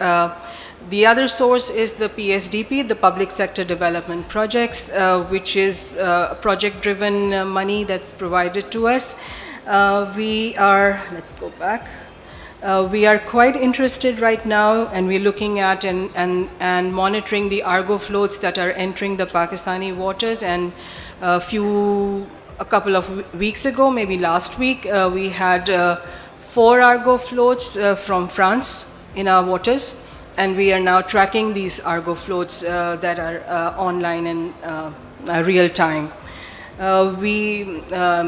I think Dr. Zafrullah spoke quite in detail about the MSP. We too are very interested in the MSP. We think this is the way to go forward. And the National Institute is also engaged in some of the work on MSP. We are looking at potential fishing zones through remote sensing and through some of the oceanographic observations that we're doing. Acquisition of the ship is also extremely important to us. The two PSDP projects that we are currently running is one on the sea level rise, seawater intrusion and land subsidence in the coast of Pakistan. This is a 5-year project. We are already in the 3rd year of it, acquiring data. This is a 730 million Pak rupee project. We have acquired some very sophisticated observatories that we have established at our 4 stations, our main head office, and the 3 substations that we have in 𝐷𝐲𝐻, Somyani, and 𝐴𝐺𝐲. So we have tidal observatories, weather stations, GNSS at 2 of the stations, and a tidal observatory at Fish Harbour of 𝐷𝐲𝐻. So we are doing quite a bit of this work as well. For the other project, which was the South of Balochistan Development Initiative project, this is to strengthen our 𝐷𝐲𝐻 substation, and NIO has been engaged with in research since 1987 in 𝐷𝐲𝐻. We have our substation on the East Bay, and we are trying to, under this project, strengthen this, expand the infrastructure, improve our capacity in terms of observatories, etc. This could also be a delegated Pak China Marine Research Center. So we have our colleagues from the 2nd Institute of Oceanography in China who are quite interested to be part of this program as well. This project is an international project in which NIO, there are 5 main labs all over the world in which we are looking at 5 of the mega deltas of the world. Indus was recognized amongst those 15 major deltas, and this program is under the Ocean Decade program, has recognition from that. And we are also, this is also an affiliated project of the Future Earth program. So NIO and Pakistan contributes to this as well. Like Dr. Abid mentioned, we too are part of an international group that is measuring eutrophication, ocean acidification, and primary production. This is an alumni project with 13 countries participating, in which Pakistan, since the last 2 years, has been contributing. We have 5 stations all along our coast, in where we are measuring nutrient levels, salinities, primary production, chlorophyll, ocean acidification, which is total alkalinity, and pH values, and also looking at primary production. So we are now part of this network that measures this for a global synthesis. Okay.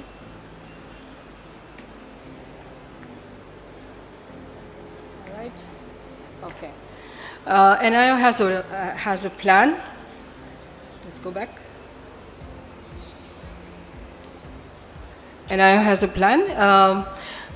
This year, very soon, I think in a couple of weeks' time, some of you may get invited for a consultative workshop on reactivation of the Antarctic program of Pakistan. We think that since there were 10 different institutions that were involved in the 2 Antarctic expeditions, the National Institute of Oceanography can be the lead but cannot be the only stakeholder in this program. So I think we need to get to a consensus where we decide on a collective forum whether Pakistan wants to reactivate.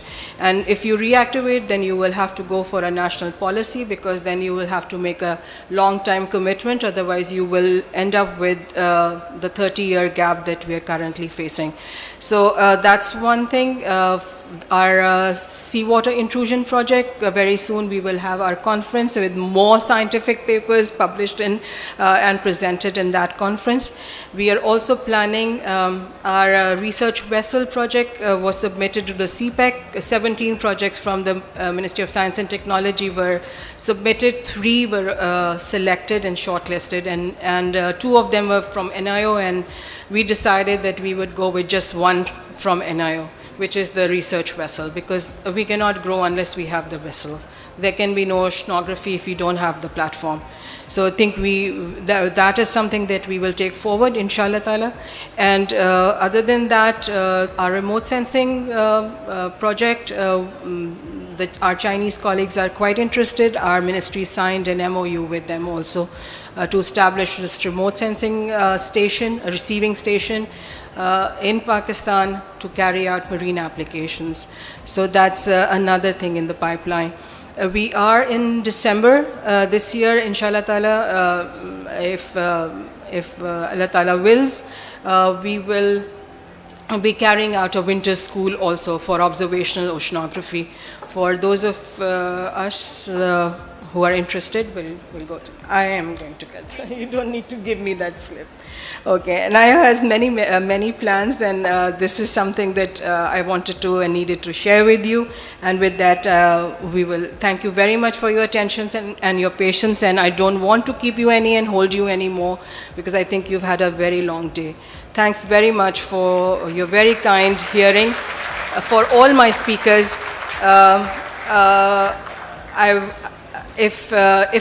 if I can just open the floor for a question and answer, just so that, because a session requires a question and answer, we can take not questions from us, because you can talk to us anytime, but the 2 speakers that are online, it's only fair that we allow them that little time.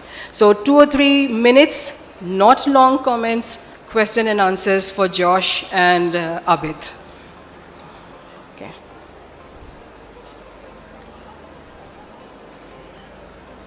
Okay, I don't see any questions coming. I think everyone's really tired.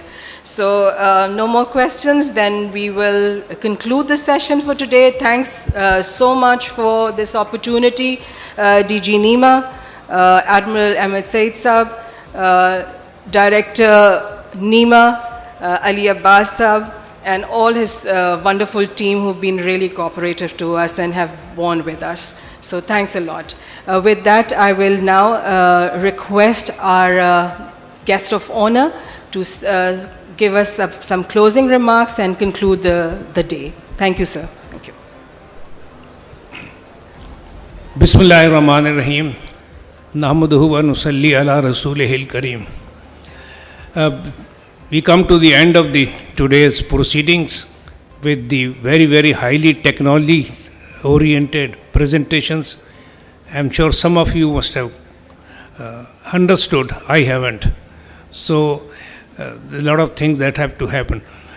The best thing I can do now is to shorten my speech or make no speech, so you're all very happy.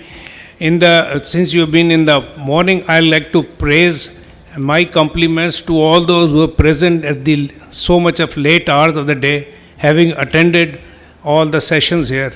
All my applaud goes to all of you sitting here.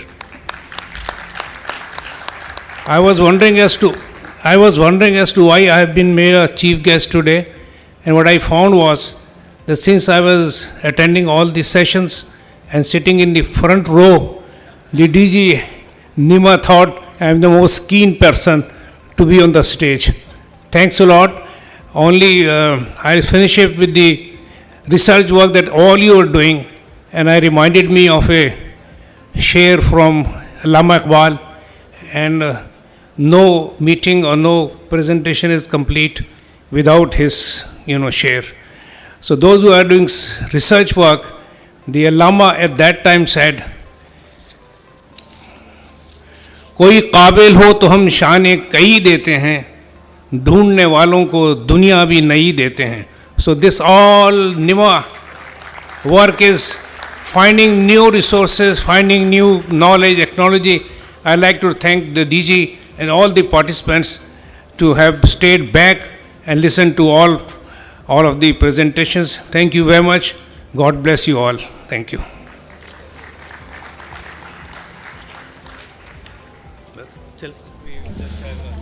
Ladies and gentlemen, now is the time for the souvenir presentation ceremony. I would like to request the chief guest, Vice Admiral Retired Irfan Ahmed, 𝐏𝐈𝐕𝐄𝐲 military, 𝗘𝘅𝗽છી, to acknowledge these esteemed speakers by presenting them with conference souvenirs. Director General NEMA, Vice Admiral Retired Ahmed Saeed, 𝐏𝐈𝐕𝐄𝐲 military, is also requested to join him for souvenir presentation ceremony. I would like to request Dr. Samina Kidwai to receive her souvenir from the chief guest.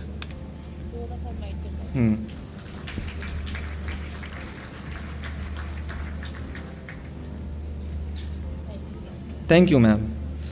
May I now again request Dr. Samina Kidwai to receive her souvenir from the chief guest as a speaker.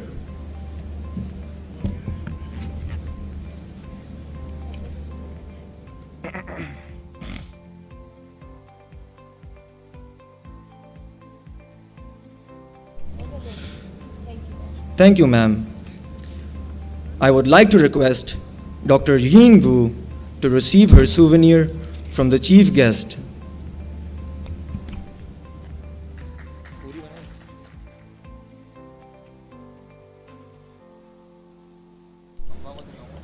Thank you, ma'am.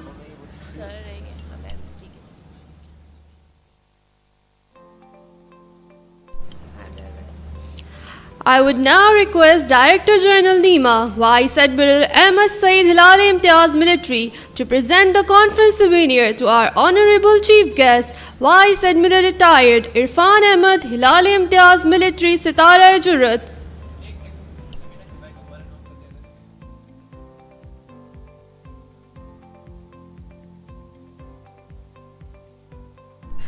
May I now again request Dr. Samina Kidwai.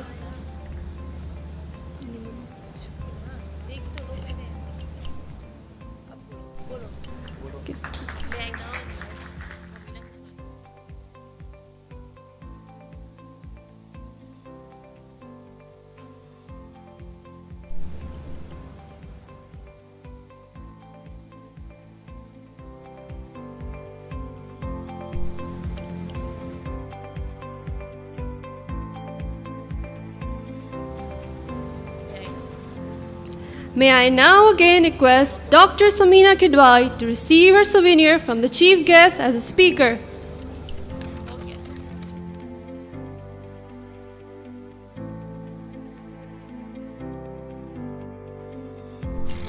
The speakers of the session are requested to join the chief guest for the group photograph.